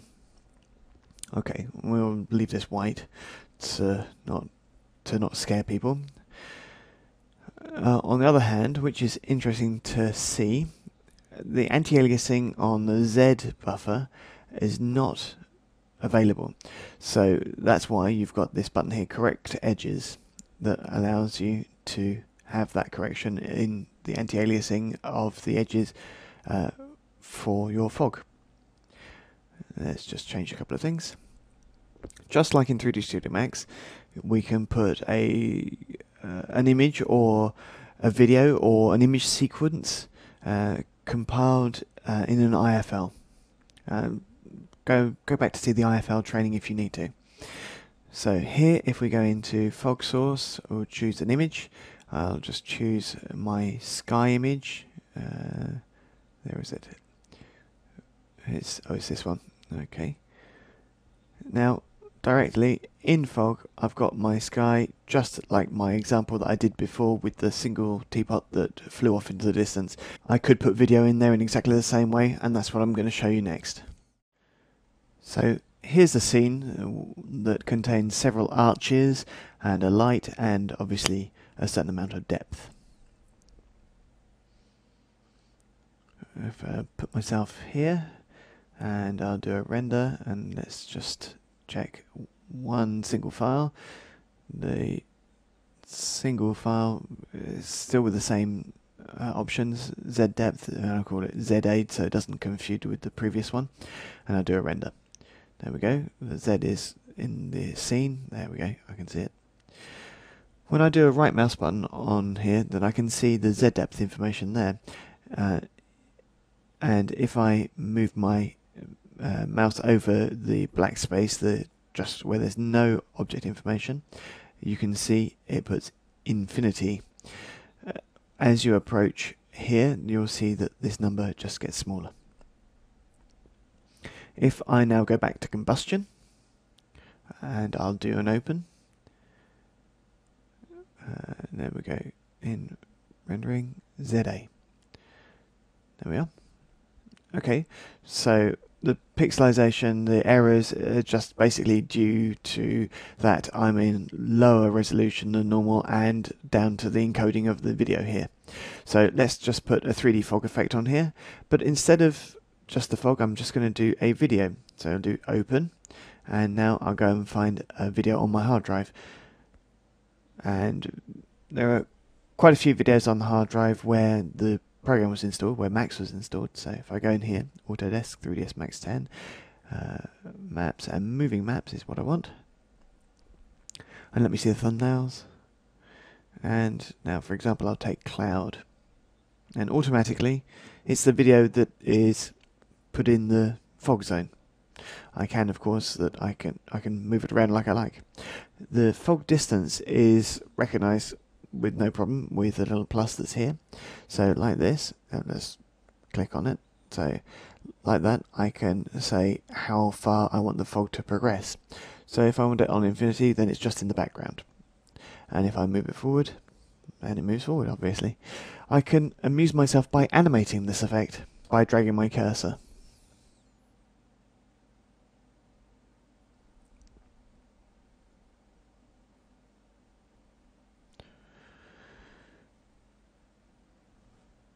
It's a bit sharp here, so let's try and do it a bit more correctly by hand, maybe.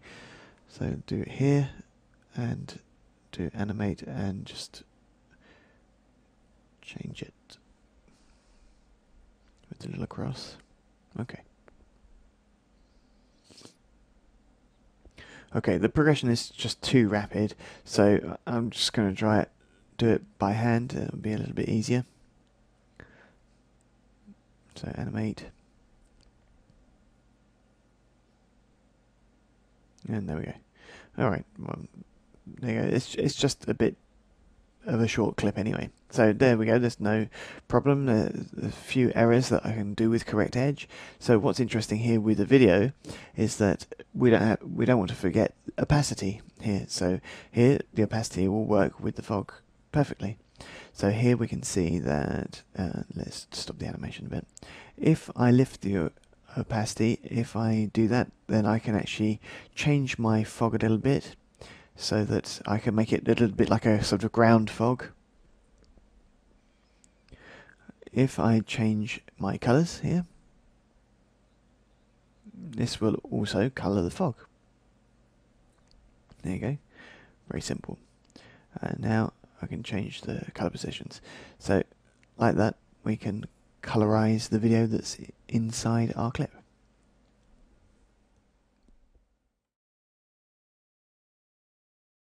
Can we animate our Z depth? What? Yes, absolutely again.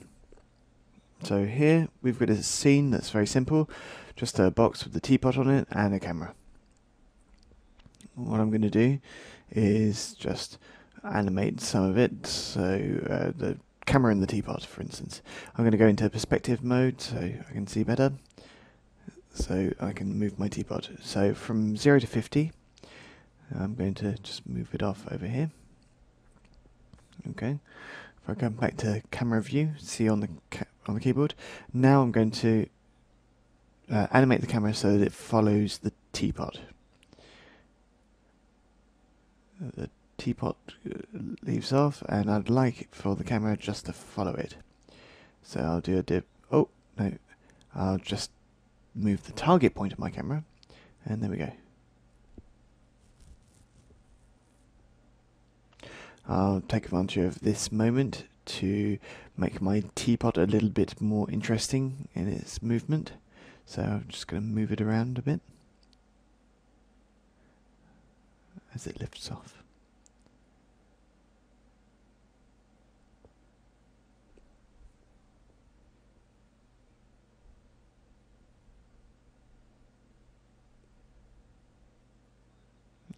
We're going to cheat it a little bit. I'm just going to do right mouse button scale, and here let's just create a key here, and there we'll just make it smaller so it looks like it's going off in the distance. And there we go, that's it. So let's turn off the animation just for now, and let me just have a look. So I can see my camera is moving. How is the Z depth going to be interpreted? So the Z will start here, the near point, and here will be the far point.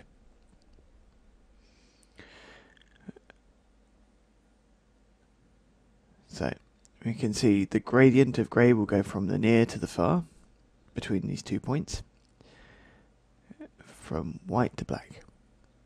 And obviously we're completely understood that my camera is moving as well, and that this point is changing. So in other words, now the near is here and the far is there. There's my gradient from white to black, and the Z depth information are going to change compared to my start points, like so. Right, the Z is just changing with more information, and so on in function of our animation.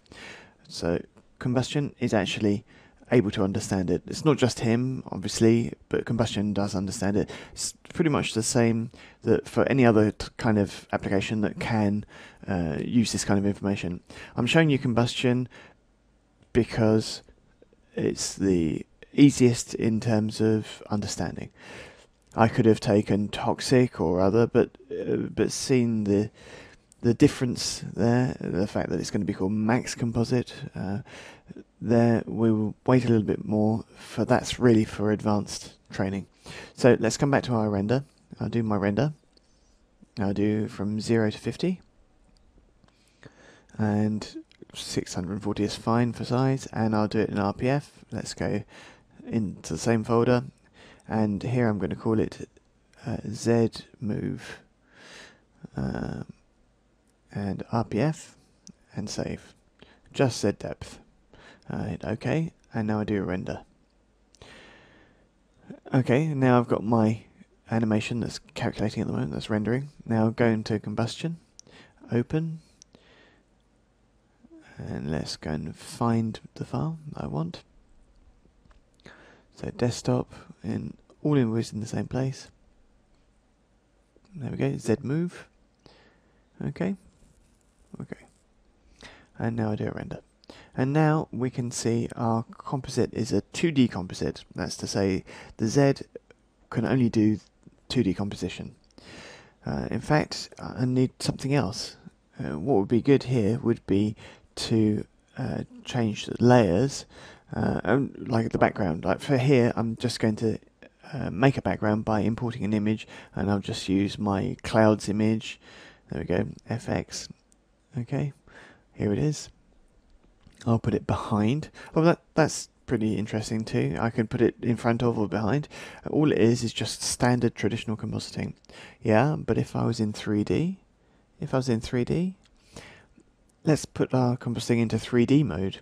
And now I'll ask for the camera gets placed based on my Z move file, based on the near point of my Z move file, and all the other information aligns itself automatically.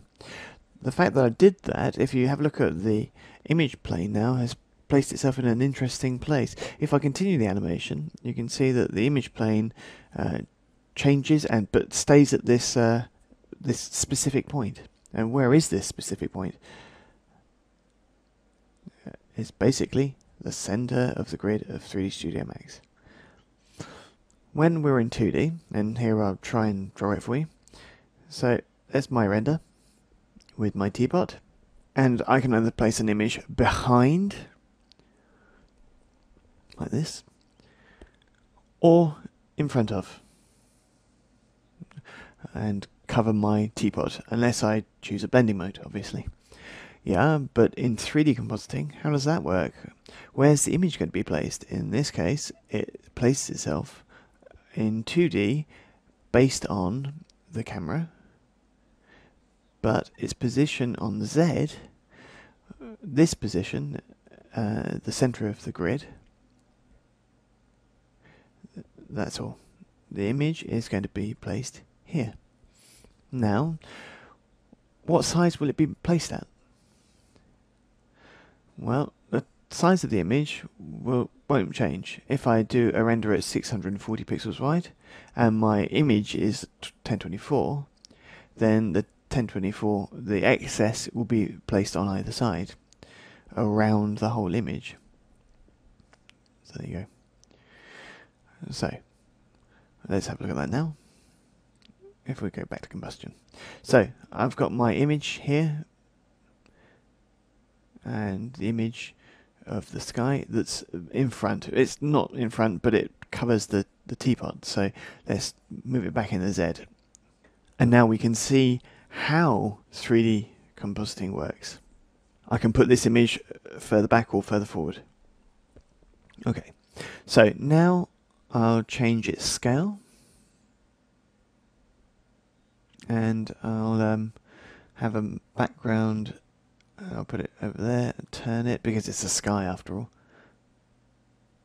and turn it like that. There we go.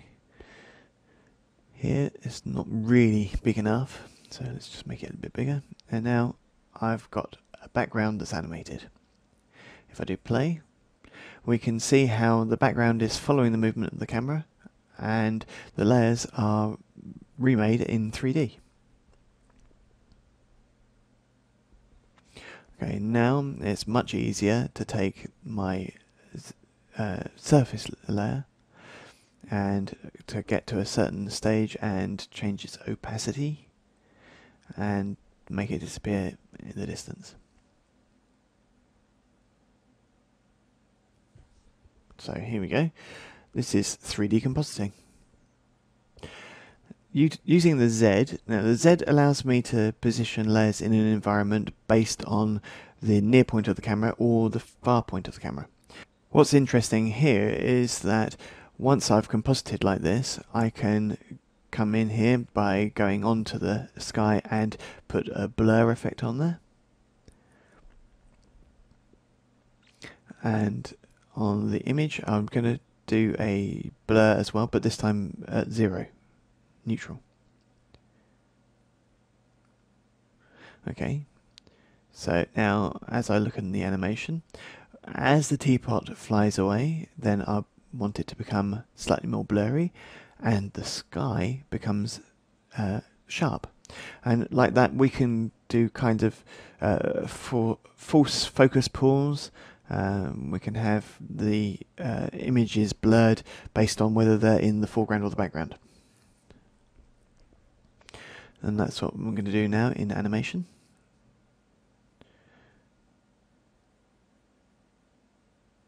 So we're not going to exaggerate too much. I won't take the foreground, I'll take the background. There we go. It's all blurred now. Lift it up, and about here I'll make the background sharper again, more in focus. But on the other hand, the object, I shall move that back to the start, and I'll make it 0 and increasingly blur the further it gets away. So result, play.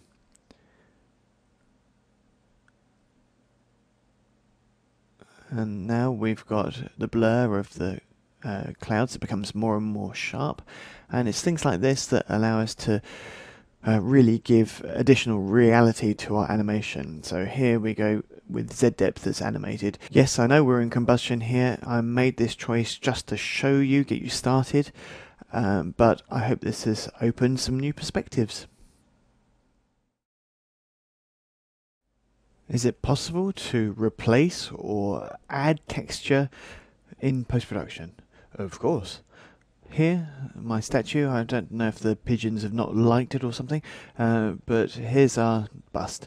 For this to work, I need to make sure that my coordinate has UV coordinates, that my object ID is set in my G buffer, and that there's a texture on it. You have to have a texture.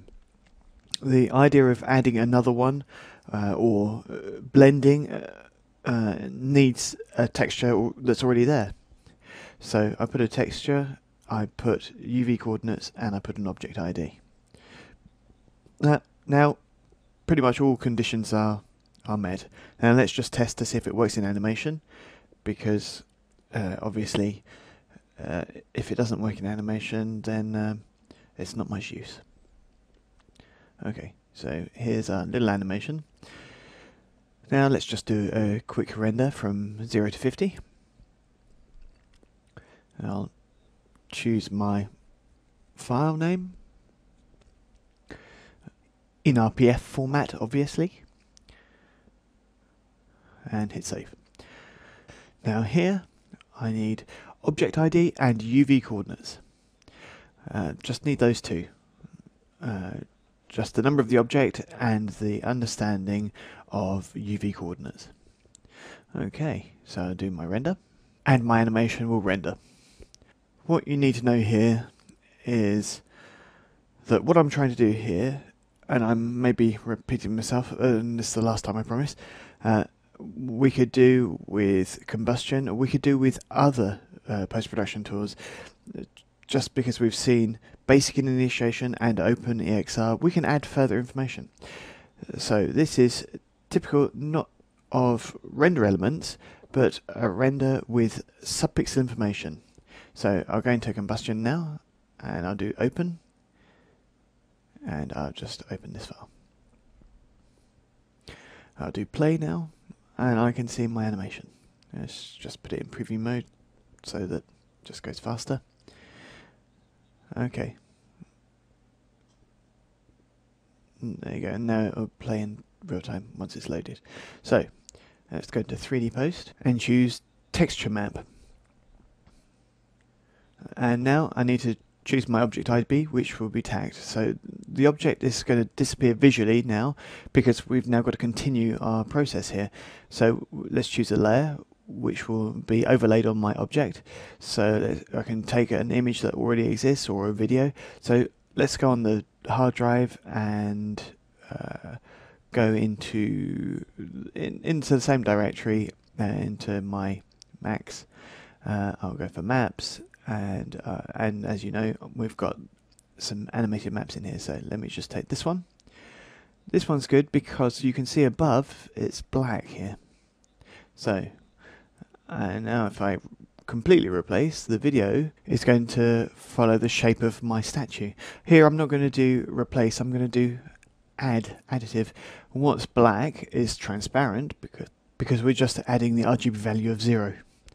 The others are a lot brighter, which is great for this video, and now we can see that the fire is following the object and its UV coordinates. My video is down at the bottom, so it's going from the bottom to the top, whereas my UV texture is just cylindrical and it goes from the top to the bottom. I can flip my video. I can rotate it and 90 degrees, 180, so it's going down the object now, or 270. And now we can really see how my texture is actually a cylindrical UV coordinate texture, which was made by going around my statue, very simply like that. And like that we can replace.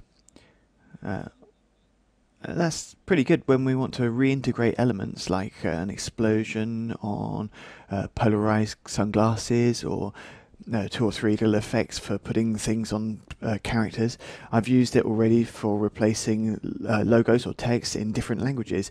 You do an ad in French text, and now you could put the text in English or in Arabic or even Dutch. But hopefully that will open your eyes to possibilities as well. We could also put a wall and animate the graffiti on it that your character is making, and he could panic and run away. As you can see, we can do really loads of different things. Effects created because we can replace textures. We're going to have a look now at rendering preferences for video color check, for output dithering, and the field order. Preferences are in here, customize preferences. And we can see lots of tabs, and we'll take the one for rendering. Video color check, we've already looked at this, so we can just we'll go over it again quickly. You pay attention to this if you're using a TV for your final output. So TV using the PAL or NTSC standards. So now you can see where colors are saturated. So how do you see? What will you see if you choose if you use video color check? Either you've got the choice of either flag with black or with other standards. So generally the flag with black is the best one to see what you're trying to see. Then we've got field order. This is the order in which the lines are going to be shown, either the first line first or the second line first. So to explain, a TV picture is made of 2 sweeps. We're working in Europe at 50 Hertz, so this is PAL format. And this image is made of lines. So this is obviously for old style cathode ray tube TVs. And there's a second sweep of the same amount of lines. And so 25 times a second and 25 times a second for the other ones. And then 25 and 25 is 50 Hertz. Okay, so this first line of the screen, there's going to be a first one. So what order do we want to use? Do we want to use number 1 or number 2 here? So we want the first one or the second one. That's all it determines there. Be careful when you buy a peripheral or use a peripheral or you work for a final output on a peripheral with a P signal. That means progressive, and you don't need to use field order. Only for interlaced, so I. So now, output dithering. This is for when you render to an external device. If the device uses a true color device, then you can leave it alone. If you want to use dithering for 16 million colors or for a paletted display, 8-bit, then you can tick them. These bits really depend on what sort of peripheral you're going to be using. So again, make sure you check with your client how you're going to output your final work. Okay, the others. The other settings we can see here, super black, we've already discussed this. It's the principle that being able to actually have blacks at RGB 000, and here's the threshold at which point they become involved. That's all. Hotspot fall off, angle separation. It needs a bit of explanation. Light cones from a spotlight have a hotspot, and then they have a fall off that goes out a bit further. There's always normally a distance between the two, and as you can see here, of 2 degrees by default. If you reduce that distance, then you could have artifacts, so we don't normally touch this one, we leave it alone. Output sequence, nth serial numbering. The principle here is what? It's a simple idea. When you do a render, when your first render is going to have number 1, number 2, and so on. And this numbering is done after the name you've given. So if you've given a name of T, then you'll have T0001, 0002, 0003, and so on. Okay, this is based on the order of rendering. You can change it in preferences, obviously. If you are rendering from frame 40, when you render your images, frame 40 is still going to have the first number here, so 000 and 0001 and so on and so forth. If you want that it carries the 40 number here, tick here and then it will respect the number of the frame in the timeline. That's it. If you prefer to modify it in other place, don't forget we saw it in the render parameters. Background. Okay, we have 3 options here that we'll take one by one. The first, don't anti-alias against background, is really intended for games creators that want to make sprites. Remember those? And don't want their sprites outlines to be interfered with by anti-aliasing against the background. Be warned, when you tick this option, render only with a black background. No images or patterns or anything else.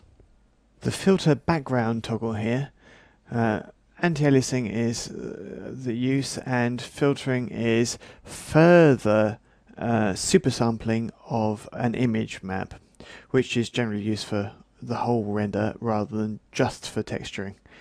If you want your background to be filtered as well, tick it. If your background has an alpha map and you want to use it to composite, then you can tick here to use environment alpha, because by default, whether your background is in 32-bit or not, a background image is always transparent. Alerts. Okay, so if we go into customize preferences, rendering, we can see down here, render termination alert. That means that when the render's finished, you can either have a little beep or you can play a sound that you choose from your hard drive. When you have a beep, you've got the frequency and the duration, obviously, so really good for waking up your neighbours, why not? Afterwards, there's several things there. Leave this one turned on by default. It's active to take advantage of multiple processors or multiple cores in a computer to make sure that it's making the most of it. Gbuffer layers, it's for lifting up. By default the value is at 10 and we can put it up as we like, as we need for more layers for subpixel information. Be careful, the more you raise it, I think you can put it all the way up to 999. Be careful, because the more you put it up, the more memory you use. So this will allow you to add layer upon layer upon layer of more and more information. It's very handy when you want to do a lot of information, like with formats like OpenEXR. For existing Macs users, you'll see that the bitmap pager controls are no longer there. That's to say that management of images and their use in memory, you don't need to activate it anymore. Now it's done automatically. So what was it used for in the past that's now done automatically in Macs 2010? In the past, often when you rendered very large images, you'd have a blockage or Macs would just stop because there was no longer enough memory, not enough hard drive, whatever. And that's what the bitmap pager controls were for. They needed to be manually managed. And when I say very large images, architects and others know what I'm talking about here. The problem is that with the development of video and film standards, very large images are required of everyone. So now the bitmap pager controls are all automatic, so that you can render images of 5,000 by 5,000 easily. Well, perhaps not easily in terms of render time or computer power. Video post. Video posts can be found in rendering video post, and it's for doing post-production. As its name says, video post is a bit old now, but it allows you to make some effects with material ID, object ID, without needing an armada of compositing applications. The principle is pretty simple. Let's have a look at these icons up here. Bring in a 3D scene. Then we go to teapot there. Or bring in an image from the exterior. So anything that can be read, so IFL or video, if you've got the right codecs, etc., or a still image. Modify there, so bring in, modify. Modifiers are all these things that we can do to an image, so things like contrast, brightness, post-production effects. We can mix several layers, and we can't see them because we've only got one layer, and the mixing is shown in the usual way. And then afterwards we've got output. And there we go, with a arrow towards the outside. So if we see the principle well here, we can see we feed information in here, so 3D or 2D. We modify this information.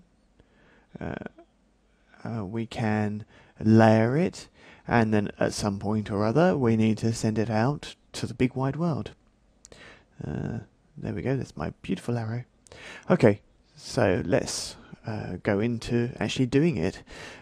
Obviously we can do a new one, open one, or save one. So for the moment, let's have a look with our scene here for the next example.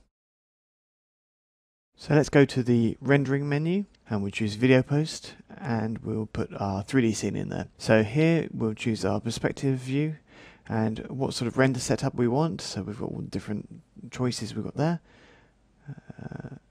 and I won't change that much for the moment. Scene motion blur, from when to when. We can see that VP starts at 0 and ends at 100. So result. Now let's zoom in on the whole of my scene, so I can see my perspective view there. My selected perspective view, I can do an effect. So I can do contrast and so on and so forth. Let's just start with contrast as an example, and we'll go into setup. And now here we change the contrast. So let's just bump it all the way up. Okay. Okay. Right. Good. So now it's not very complicated. We need an output. You click on there. You click on File, and you can choose the format you want to send out. So here I'm going to do a JPEG. I'm just going to call it VP. Okay. Okay, so 3D effect output. My my little chap here to make the sequence. So I can choose here a single image or a range. I can do from 0 to 100. I can choose the formats I want, and as per usual, you've got all the presets for the renders. So this is all the same as the render setup. So I'll just do a single image, that will do, and I'll do render. And first of all, it did the render and then the contrast, and it was fast. So let's modify the contrast a little bit.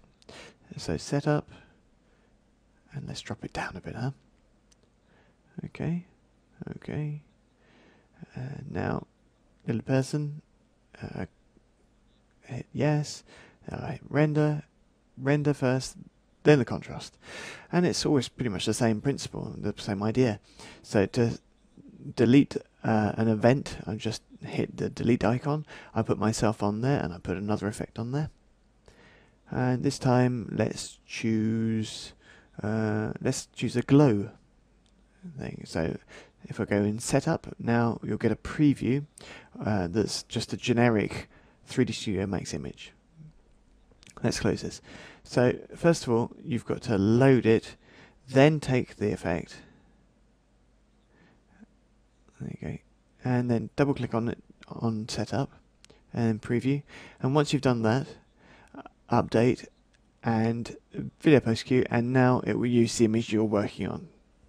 The image that is in your video post queue. Update is if you make a modification. So let's say we'll take my sphere and I'll move it down, and if I do update now, you can see the VPQ will take that into account. Right, we can do an effect on the whole scene if we want to, or according to our object IDs.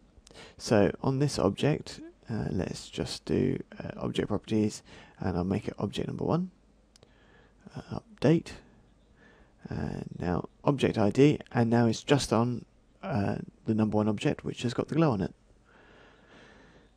Effects ID, that's for materials. So let's check this now. Let's take a material. I'll just put it on the top of the eye, the little dot on the eye, and I'm just going to give it a color and a number for post-production. So let's say number 2. Update. Now I see that the effect's only going to be on number 2, and now I can see that I've got my little dot on the eye glowing. So here I can actually accumulate effects on 1 or 2. So turn it off, and I'll ask for the whole image this time. Edge is just on the borders. Perimeter alpha is on the background of the objects, but not on the foreground of them. And I'll use brightness, and now it will just use the luminance values, if you like. So if I go to the maximum 255, it will use the levels of grey to make the brilliance of the image. So, or you can obviously add a hue. You can change the hue. So here, depending on the colours you've got in the scene, you can get some very special effects and tolerances here. Okay, so you have to be a bit careful with it.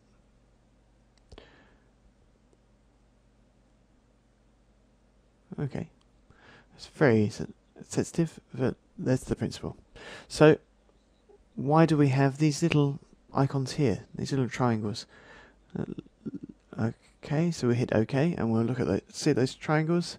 All these are is that it means that they're recognized in Curve Editor. If we go into the Curve Editor, you can actually animate your video post or add animation controllers as you like. Lens effect glow there, and we'll see that's exactly the same in video post window. And here I can see all my information, hue range, the user color, and like that I can actually add some effects. Effects or controllers. Okay, so example, in brightness I can assign a controller like noise or whatever. But to go further with this, go and see the animation training. Okay, if I do a render now, do I want to overwrite? Yes. I do render, I can see my video post effect is just on the dot of the eye. So there's our little look at video post, and now let's see what other effects it offers. So let's continue. To edit my effect, double click on it and set up. I'm going to just put it on the object ID. I'm going to put it on everything, not filtering it at all. So now in preferences, you can say you want to affect the alpha or the Z buffer or both, and you can change the size. You can change the distance fade so that the color fades off in the distance. At the moment the color is made by the pixel underneath, but we can use a gradient instead, and we need to go on to the next tab to control that. If you want to use user, then you can just select your color there and change and animate your intensity. I'll put gradient, and if I come in here I can see there are lots of choices, and this is from the inside to the outside of the object. So I can add some colors that I want for a better effect. Questionable. So right mouse button, you can edit properties, you can copy, paste and delete. If you edit the properties, then you can change the flag properties, and you can change their name and their color and their position. The gradient, if you right mouse button in the gradient, you can save it or you can load another one. You can load an image which will be used as the gradient, so you'll have the image contents that will fill up that bar, and you can have it you've got blending modes there that are very basic.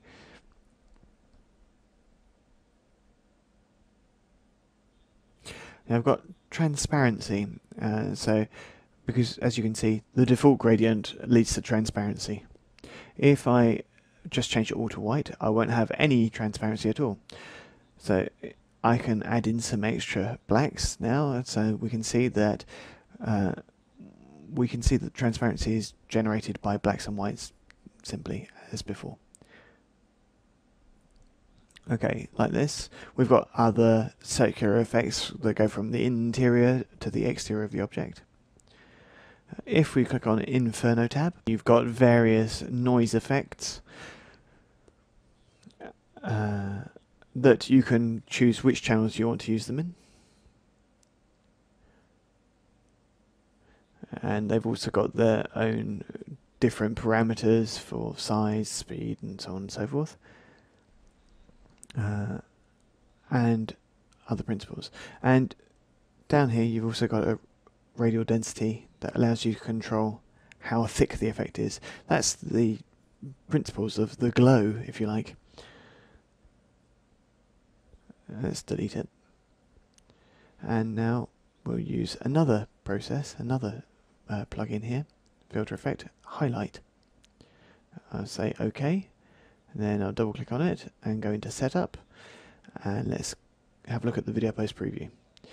Highlight will keep the previous settings that you've got already in there, and it creates little stars. These little stars, you have a geometry tab that allows you to change the angle and the size and all the rest of it. It's a bit kitsch, and I've already used it for making little stars on the sea at the distance in the sun where there's little bright sparks. Very, very subtly, why not? Or you could make the dress of the charming lady in Who Framed Roger Rabbit, this beautiful robe that was made by ILM, Jessica Rabbit. There you go. And the preferences, you can change the size, you can change the number of points in your stars, and the same for, you can use a color for your stars, or you can use a single color or whatever you like, and it's the same principle as this before. I'll just delete that now, and I'll continue now with another look at another effect. So we've got lens flares here, and we've got negative and we've got pseudo alpha. Negative is just to invert your RGB values in your image, and pseudo alpha is something we haven't used since the old days, the time when images weren't even 24-bit by default, and this used the black up the top left corner to make a color key, so it's really not used anymore. So we'll have a look at all the flare and focus effects next. So let's come back to our video post perspective, and I'll put a little effect on here. So this one I'm going to do focus this time. Setup. Okay. It doesn't matter if I put setup because I need to actually set up my lens focus effects first, and then I can go into my preview. Okay, now I can't really see anything at all. So how does it work? So first of all, we've got a blur here, horizontally or vertically, or I can lock the two together. I can do all the scene, I can do a radial blur, but all this is just a blur, which is done automatically on the whole scene. It's not very interesting. However, focal node, now it gets more interesting. So I can select, and I can select an object in the scene, which is going to serve as my point of focus. In this case, I've taken box 2, which is the dot on the eye. So the other parameters haven't got very much interest because it's just a blur on all the scene, so it's not very interesting. But now the blur is only done around the focal point. So let's reduce it a bit, make it a little bit more subtle, and so renders go faster. So let's just move the box along to here and update, and now I can see that the box has moved, and this was the dot on the eye, remember, and now I'm going to put it over the M, and we'll see update, and we'll see that now the M is sharp and the rest is blurred.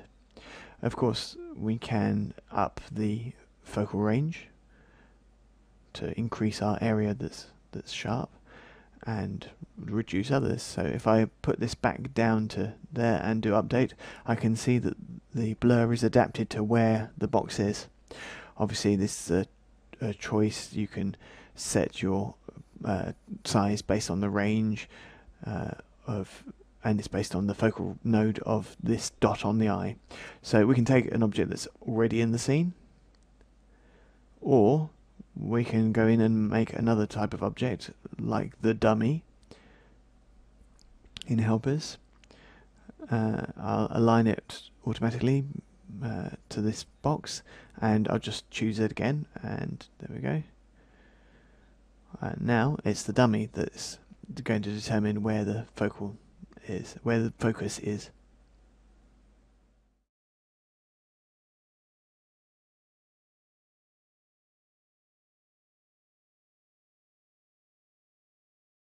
Let's close our render and reopen Video Post.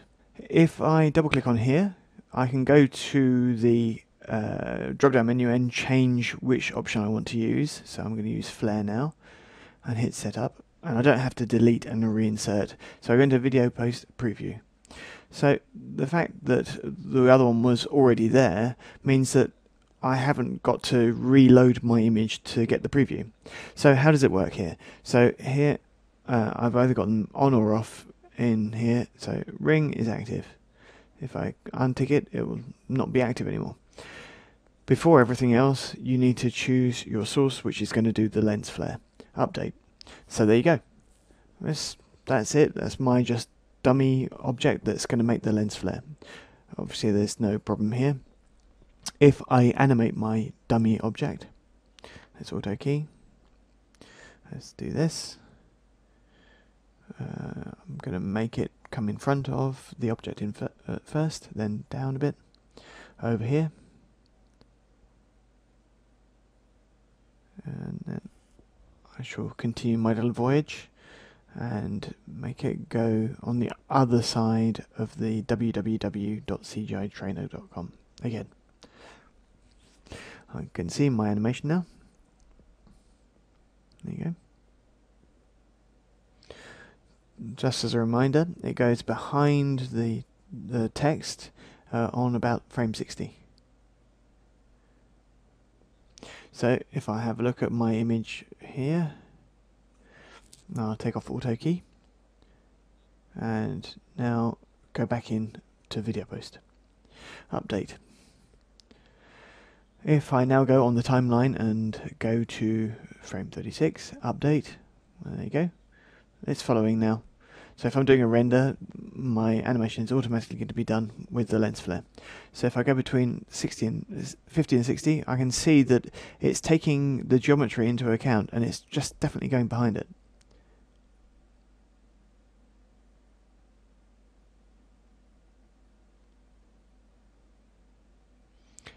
To see better, let's reduce that and let's make a sphere.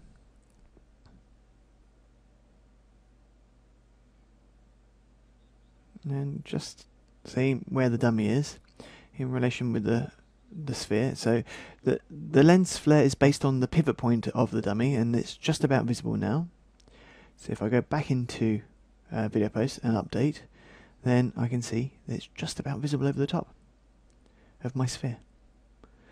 Okay, if I continue my animation now,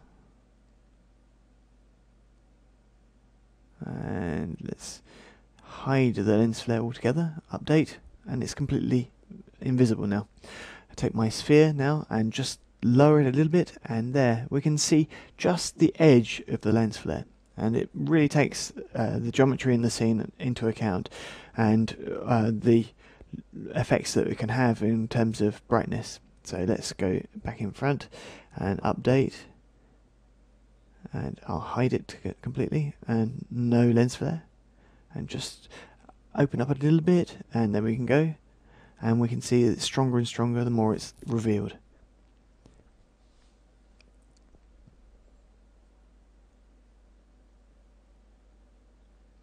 Let me delete the sphere now.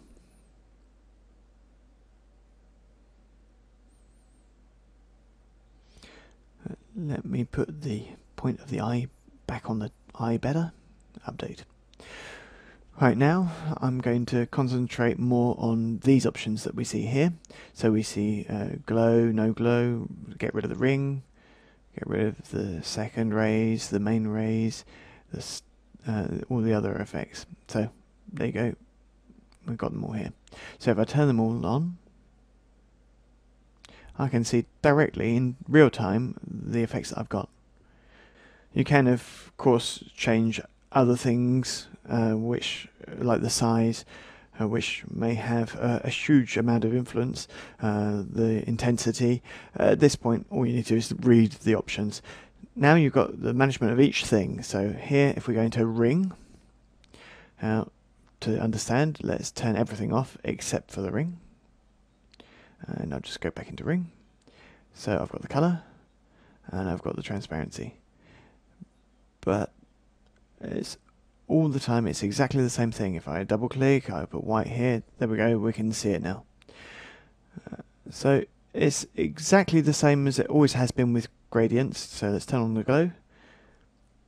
I'll go into Inferno.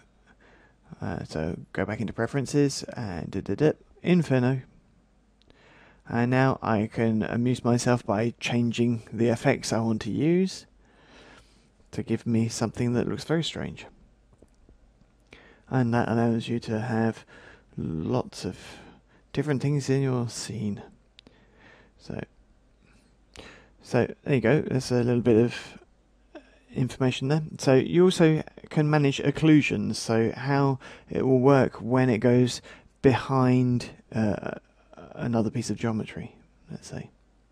So there you go. So like this, you can actually get exactly what you want and useful with this procedure. The problem is that it's part of 3D Studio Max and it doesn't have the flexibility of a post-production program that's got all this kind of thing. So that's a little bit for video post. So I'll leave that for the time being, and afterwards perhaps we'll come back to it for editing, but I really doubt that it's used in the real world for this. Now let's do a little bit of video editing with video post. So if we go into rendering, video post, and let's just delete all these elements, and well, let's just do a new sequence, just to be sure that I won't have anything that causes a problem. So let me load my scene in perspective mode, and I'll load an image. Here, well, we'll just go to the hard drive, and we'll just take any old image. So it will take a series of images, an IFL or a video, if your codecs are well installed. So let's just take that picture of clouds. So I've got my clouds, which by default last a second, which is 30 frames in this case, and I've got my video, which is 100 frames. So I can just change this. I can see the edit. I can see that my final render will adapt automatically to the longest point. So let's just take my perspective and I'll reduce it. So I can see that I've got the two that are one on top of the other, and they're just going to calculate one or the other, and there's not going to be any fade or anything. So let's have a fade between the two. It's kind of a cut. We can see that this icon is active now. So if we go in here, we can also zoom up so that we can make it maximize, so we can see it better. If the two are selected, we can put them end to end, and automatically you're making a direct cut there. You can make them at the same size on one side or on the other side, or put them all at the same size, full stop. Let's put them back to end. Okay, that's automatic presets that are only accessible once you've got two tracks available. So let's put this image a bit so that they're mixed together. So now I'll do perspective and FX JPEG, and I'll add an image layer event, and you can use the transitions from Adobe Premiere directly in 3D Studio Max. You've got to have them. I don't, so I won't show you that. So we've got crossfade transition like that. It's got no setup, so let's hit OK. Once it's there, we can see it takes place over the whole length of our animation at the moment. So let's just do it here. That's simple. So now, well, image 30, image 40. Let's single image. I'll put myself at 40, and I'll just do a render just to see. And there you go. We've got our crossfade that's automatically being done. Okay, so if I render the video, then there's no problem. The video will render, but this is a bit long for what I'm trying to show you here. So let's just shorten this right up. So like this. And here's my image. I'll put it here. Let's do 10 frames of crosscut and reduce it all the way down. So now I'll do it range 0 to 29, which is fine. It's recognized what I want to do. And now if I do a render, I'm going to have a problem because I don't have any output, you see. So I forgot to put an image output event. So be careful for this. Go into your rendering, go into my rendering folder. I'll just call it VP, and I'll save out what, JPEGs as usual. Okay. Now you absolutely have to have an output, because otherwise all you'll have is a preview and you won't have anything on your hard drive. So now let's render our sequence. We will range, size is fine, and I'll do a render. And progressively now I can see that my crossfade is being done. And you can see here also that it's processing X and Y, and it's doing a resize of the image because it's too big, too small, whatever.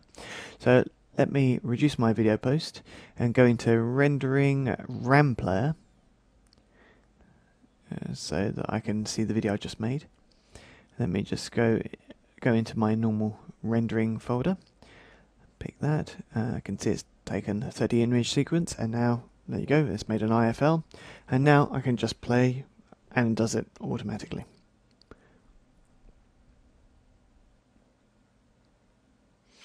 Okay, so Bax is pretty complete, even if some tools are a bit basic or intermediate, but then that works well for us.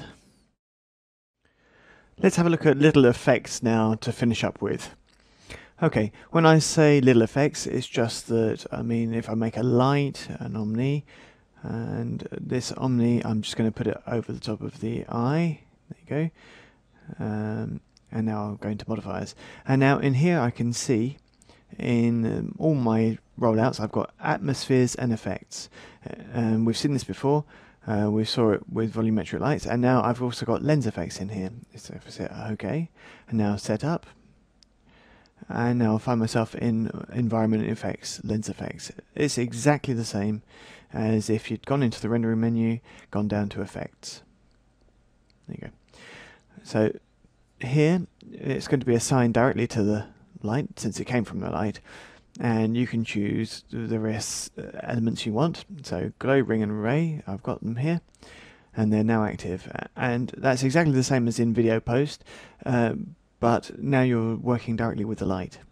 It's the same thing, but with some extra bits. It's a bit of an evolution of video post. Obviously we usually do all this stuff directly in other packages, but you could have also, of course, just do a render of this and do it, then composite it in other packages. Obviously, doing a render, I can see my elements in here. So ray, I'll get rid of there, and just move it across. So no, actually, I wanted around the ray, but I didn't want the ring. So let's just swap those over and do a render. There we go. Okay, here we find all the same toys.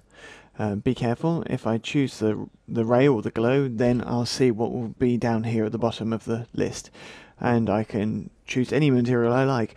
Watch out for things for misunderstood artists. There's no point putting a ray trace material in there. It's just a bit daft, so just use images or gradients, really. Okay, in the options it's very easy to understand. Automatically it will follow the light. Imagine something else. Let's delete the light and we'll take my object here. So on the eye here, I'm just going to put object properties, object ID 1, and on the 3 W's at the start, object 1 as well. Okay. The effects are put in the render process. When I do the render, I've got nothing. So it's now up to you. So let's choose ray to come down to options and turn off lights and take image centers instead, and check object ID, and there you go. There's the effect. Now all the points in the object in object ID 1, then they will have lens flares. It would be the same for the glow, rays, sorry. If I go into the options, take the object ID and I'll do a render, and automatically the glows are going to be positioned about the object centers. Okay, so obviously it's your choice. Generally, you might want to do these kind of effects on a black background, using an object in occlusion as a mask, and then maybe to do it as a render and then composite. But then all compositors worthy of the name, like Maya Composer or Toxic or Max Composite, they're all the same program, have or plugins will allow you to do this kind of effect, but better. It's true that if we took the case of some programs at their lowest level, like combustion, they didn't have this kind of effect. However, there were lots of tools that did it. At a basic level, 3ds Max will allow you to do various things, but perhaps you could go a bit further in something else. So as an example, I'll just give you a little tip here. So the tip is that if I want to do compositing, because we've obviously looked at that a lot already, is about to remove an object from a different object. So here, let's imagine if I show you an image that I've got here, and I'd like to put this person in it, this statue. So I've got this kind of field of grass or wheat or flowers or whatever, but I'd really like to put that statue head in the middle of this grass, and it's not going to be very easy, obviously. So what I'll do is put my person, my statue, where I want it to be in the final photo. Yeah, that's good. Okay, now take the plane, and I'll just go down here and do heron fur. Be careful, the number is a bit too many, so let's go into the options and let's reduce that down to 5,000 and do a render to see what that gives. So that takes a little bit of time. It covers my statue now with hair and fur, but there's probably not very many, so let's change it to 10,000. Let me re-verify it, render, and now it's going to take some more time. But this is to do a test to see. Okay, that's looking better. Okay, this object, this hair and fur object, I'm just going to change it to a mesh now. That's going to take a little time, and there you go. Now you've got. I don't need the plane anymore, and I don't need hair and fur on it, and so now I've just got. Now if I do a render now, I can see my vegetation is sprung up around my object by a statue, and it's been converted into a mesh. So let's go into mapping, and I'll just put a material on there, and this mapping will just be matte shadow.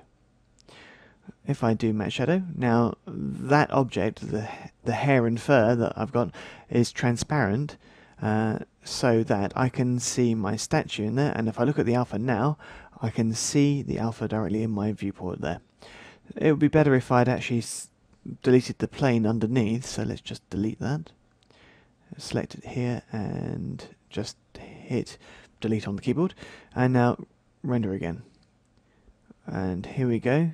This is how we can make an object transparent using matte shadow. And look at the alpha, it's now going to be very simple to composite. Now what we'll do is directly put my image in a background there. So let's go and find it. There we go. And relaunch the render. And there you go. Now you know how to do it. Do some overlays. That's our first compositing that we did as an exercise directly in the scene. As you can see, we've got lots of little tips and hits then, like this in terms of calibrating the image, in terms of color and balance, and if you go back to lighting materials DVD, you'll see lots of stuff like that.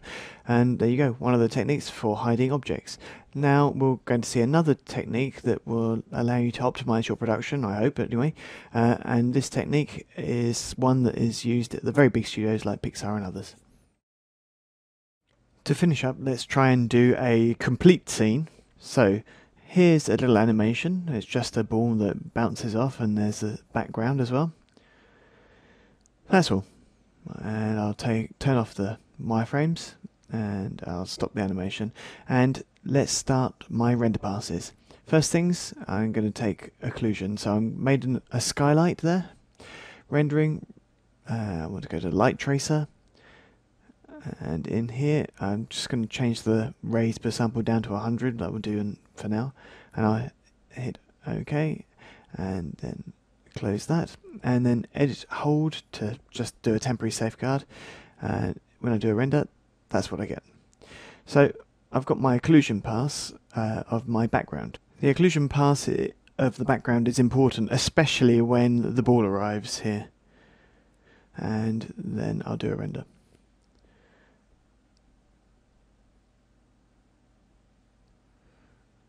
I don't really have a need for diffuse at all. All I need is the occlusion. So here I'm doing my render elements one by one rather than just automatically applying all, because I haven't got my ambience or my colors or anything. So, but that said, for this exercise I'm not going to texture or anything. So to start with, I'm going to do one from my range from 0 to 100. I'm going to work on render output, and I'll put it in my standard rendering folder. And I'll call it base. It's going to be the base of my composite. So I'll choose my extension. So I'm going to choose PNG to change. PNG can be 24-bit, 48-bit. Look at the number of colors you can do there. This is the new format that's great for HDRI. So look at that. You can just go to 281 trillion colors. There you could go a long way. Obviously your file sizes will balloon enormously as well. The advantage here for the web is that it can be interlaced. Leave it as 24-bit. Okay, if I go into render elements, and I'm going to add in the diffuse and the lighting, and I'll do a render now. Oh, if you look in lighting, you can see direct light on, indirect light on, shadows on. We've got no shadows, so I don't really need them, especially since I'm doing an indirect lighting pass, and you can deactivate it here. I haven't got any lights here anyway, so it doesn't really matter. So I'll do a render. See if all my passes work well. And apparently there's no problem at all, so we'll let it carry on with its rendering. And I'll look at the time remaining. It looks like I've got another 12.5 minutes roughly. We can see the size of the renders and how much memory we're using, the number of faces. In physical memory P we're using 531 meg, and virtual memory we're using another 500 or so. So often we use the same thing, and we can see some more information about the anti-aliasing, etc. down here. We'll let it continue with this render now. Okay, so my render's done. So here are my renders. So if I close all these windows and if I compare with the RAM player. So in A, I'm just going to load in my basic images in my rendering folder. There you go. What do I want? I want actually, there you go, diffuse. They're the ones I need. And I'll load them. And okay, there's the diffuse. And so with the diffuse and the occlusion, and so in B, I'm just going to ask for the occlusion on its own. So I'm going to look at all the formats, and I'm just going to look for lighting, base lighting, and I'm hitting OK. There we go. And now, like that, I can see two videos side by side. So doing play, I can actually see just the diffuse and just the lighting.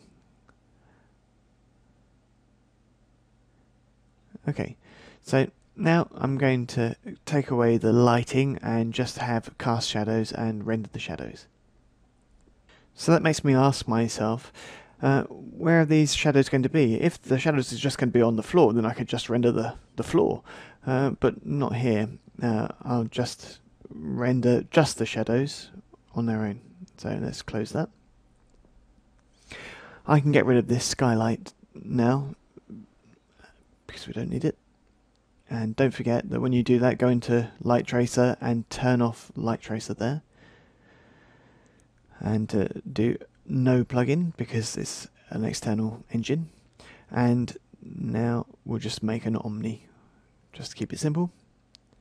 If I go back on Shift F3, so I go back to hardware render, and I'll turn on shadows. There you go.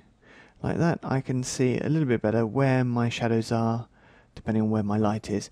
I need to turn on shadows, obviously, for that. Whoops, move the scene. I don't really want to modify my perspective view.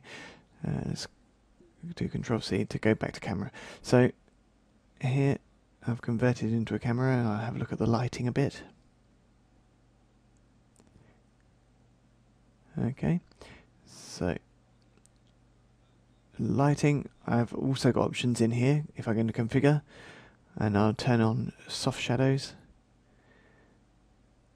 And now if I go back to the camera view and look around, what I get, look at that.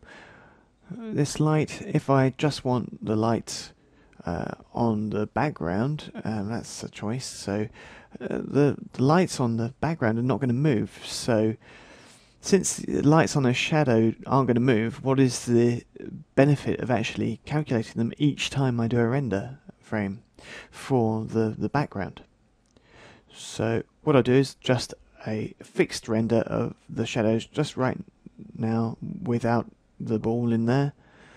So I'll just have the image on its own and composite it with what's in front. So that's what I'm going to do for just this image here. So I'm just going to ask for the shadows for this one. So I do a render, single, render elements, delete these two didn't need them, and add just shadow. So we come down here, shadow. Okay. Right. Oh, maybe I'll put diffuse back on so that we can see what it looks like a bit better. There we go. One image on its own will suffice adequately for me. So it's in single mode here. So if I do a render now, there you go. I've got the diffuse and I've got my cast shadow, which is in alpha mode. I can see it here. So this image is rendered now. I'm just checking my folder on the hard drive if it's there. View image file.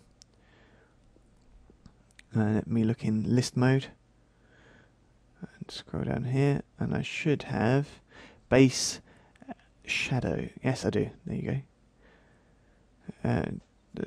To be sure that I'm going to keep this one, I'm just going to rename it to base shadow fix behind.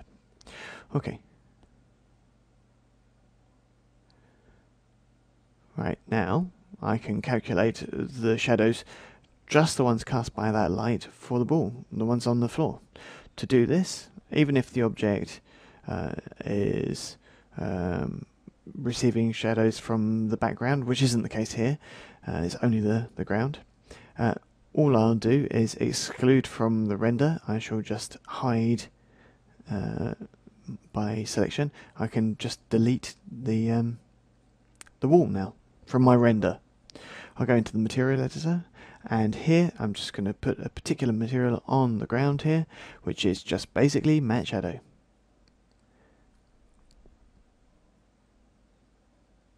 Be careful on the ground. Did it? There we go. Material matte shadow.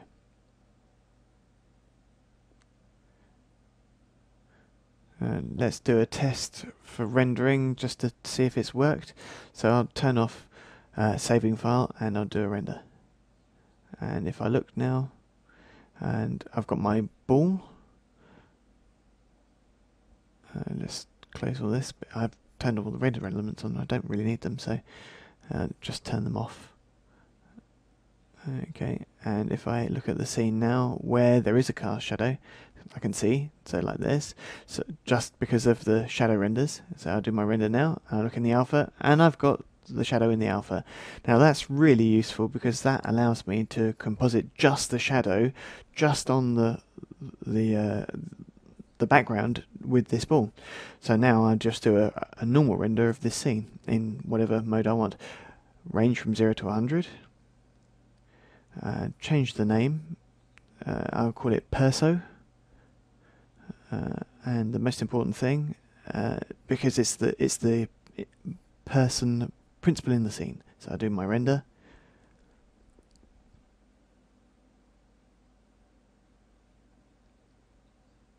So now we can see the render's going pretty quickly. Okay, so now let's go into my compositing program and let me open the different elements. So if I go into desktop, into my CGI trainer, into rendering, then it contains all the different elements that I've rendered. So let me have a look. I've got Perso, which is the ball. I've got Shadow Fix, which is the background. I've got Lighting. I've got Diffuse. Okay. And we'll just have a 2D composite. Okay. Now, let's have a look. What have I got here? Come here, and I can see that the ball and the shadow and the occlusion is all taken into account. The shadow that's here is just one image, just a still image. Just as a reminder, that's just a fixed image. So if I change the duration so that it's visible all the length of the animation. So that's how I optimize my render times. Just think, it took me an enormous amount of time to calculate my first animation of my decor with the occlusion, but now I've got it all. If I want to add more detail to my Perso object, I could perhaps put a motion blur on it. Just on this Perso object, I could put a blur. That would allow me to do it with a velocity vector, so motion vector. So here, if I look at my Perso object, that's pretty good, but the background let's change a few things here. Let's change the lighting, and we'll put it into overlay, blending mode. That's better for the occlusion. Obviously it's up to you. Diffuse, I will color it because I can, because it's just a color, one single color. There you go. And for the perso object, I'll color that as well. No, I'll leave it as it is for the moment. I won't change my perso object for the moment, but like this, we can just blur our background and just to give more importance to the perso object. So, and that's how they work generally. This allows you, in this way, to work with details in the foreground and the background, and it's the basics of compositing thanks to rendering. And let me copy this one here. I'll just cut and I'll change the compositing. It's just nest. I'll flatten it down. I'll paste it in again, and I've got the shadow on the perso object.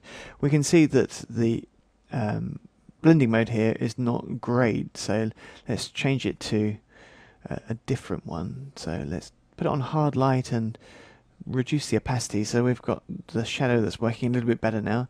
And now we've got the background and my perso object that I can pick up and composite as I like. I could calculate the shadow separately if I want to just blur it.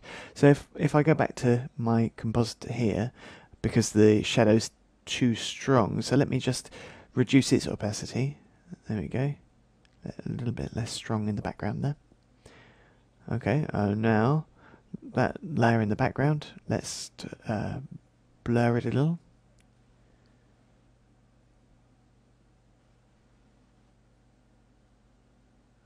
There you go. Now it's a little bit blurred, and the ball arrives, the perso object arrives. I'll animate and I'll stop the blur, so everything's nice and sharp.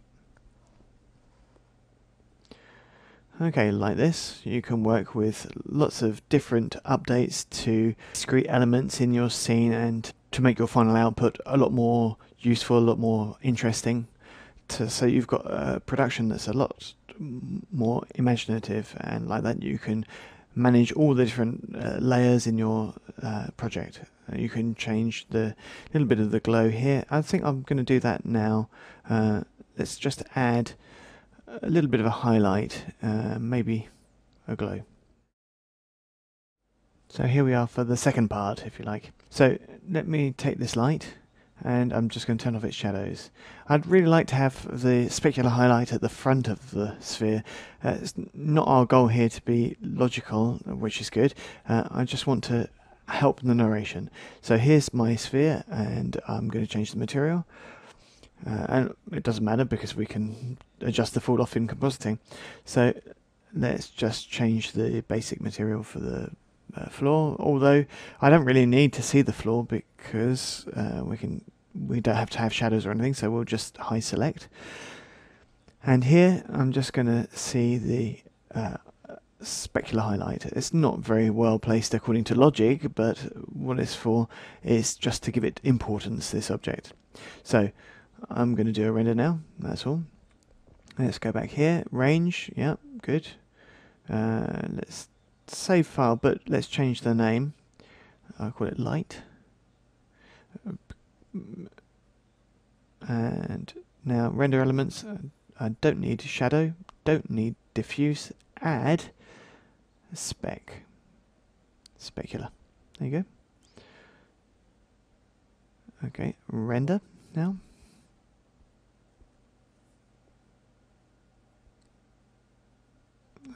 What's interesting here is just the highlight, not all the other diffuse zone. It's going to be extracted from here. Let me activate this one. Thankfully this doesn't take very long. So now we'll do the render and extract it. I forgot to activate the element that I wanted in mind because it goes quite quickly. What's interesting to what's useful to understand here is that all I want is the highlight. It doesn't actually matter that I've got the shadow or anything, because all I'm getting is the specular highlight that I need. It's nearly finished now, so let's go into there's the specular effect. If I go into combustion again now, in this composite on the first image, let me just go and look for the specular effect. So import footage, light, okay, and let's have a look. I didn't actually want light, I wanted a different file. Let's go back. Import footage, light specular, that's the one I want. So okay, and I'll check, and look at that, perfect. Now I can see my highlight on there. So now I Control C, Control V to duplicate it several times. Let me change this one, I'll blur it a bit. And there we go. The blur is great, so Control C, Control V.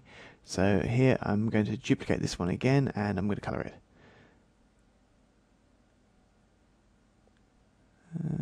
So we can see the colours very well in the back there. Okay, and that follows automatically. All this compositing stuff mixes several different layers together, and we can see the highlight that's there and the render that's made. If we want to give a little bit more interest to a background, what I'll do is I'll put a little bit more contrast on there. There's lots of little tiny tips we're seeing now. Okay, now let's just add some contrast to the decor, to the background, and let's see what that's going to give more importance to our perso object, the sphere. That zone there doesn't interest me. Okay, on the background, and only the background, I'm just going to add another... Oh, hang on a second, let's go back to the first image. Hey, let's go and add a paint operation. There you go, you can do this yourself. Go into modes. I'm going to just make a color rectangle here, black, and I'm just going to make it a gradient. So let's click there, and now I'll do an opacity from going from 0 and to here. I'll just put one at 100% there, for instance, so we can see it's black there, and that allows me to modify my opacity to give a center of interest to my image, and that's different from different parts of the image. Okay, so now I can see that I'm going in the sense of the reading of the picture from left to right. So like that, we can duplicate this and modify the color. So let's do that. So Control C, Control V, and there we go. I've got a second one, and let's just put it around the other side. And rather than using black, let's just change that color. Let's go back into modes and pick my color, and I'll just modify my color and make it something a bit lighter. There we go. Alright, and there we go. I'll just change its opacity here, just drop it down a bit and change its fusion, this blending mode as well, and multiply, that's better. Alright, like this, I've got different stages, different graphical steps that will give a lot more depth to my scene. If I come back to this one, I can see that the black, well, perhaps we can change it, make it, I don't know, dark blue maybe, to modify it a bit. Let's just change its opacity, and I think I'll just leave it as it was before with the black. Okay, so we've nearly finished now. Now we'll just nest it, which is the same as flattening in Photoshop, and I'll just make it a 16:9 aspect for the image. Give it black bars. So this is for output. There we go. Let me make it a bit bigger, and let's give it a widescreen aspect. Okay, so now the little blur at the start, these little details that I really like. So the shadows, the colours, the shadows, I stretched them out. I gave the actor, the perso, a lot more presence. And 1, you've got depth, 2, you've got readability of your scene, and 3, you've got narration. You've got a scene now that actually means something. There's nothing more to do than just render it. So that's my compositing. It's all done now, the post-production. So let's have a look at where we started. We came from a simple sphere, a light, and nothing in particular in terms of modelling. So the render gave me this in 3D Studio Max. And then all the post-production treatment went a bit further, and it allowed me to go a lot faster in terms of work. I don't know if we realise, but what we've done here, there you go, all this stuff here in the ramp layer, to do all this, which could be great in terms of backgrounds and 2 or 3 little things, could do all this, it took not very long. I mean, in terms of time, I guess the render times, which was about 10 minutes, so we could say in total, we could say half an hour of render time. There we go. So in 30 minutes we can do this.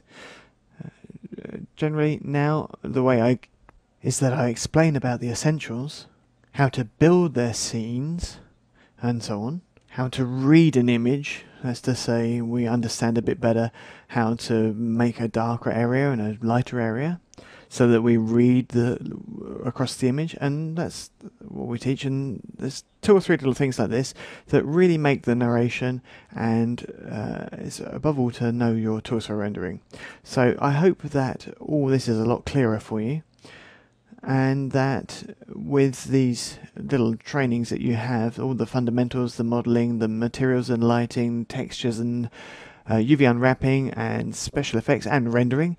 Obviously this is basics. I hope this is actually going to allow you to make quite a lot of interesting things. I urge you to carry on studying, and I'll close our discovery and training in special effects and rendering in 3D here. Hope to see you again soon for more training.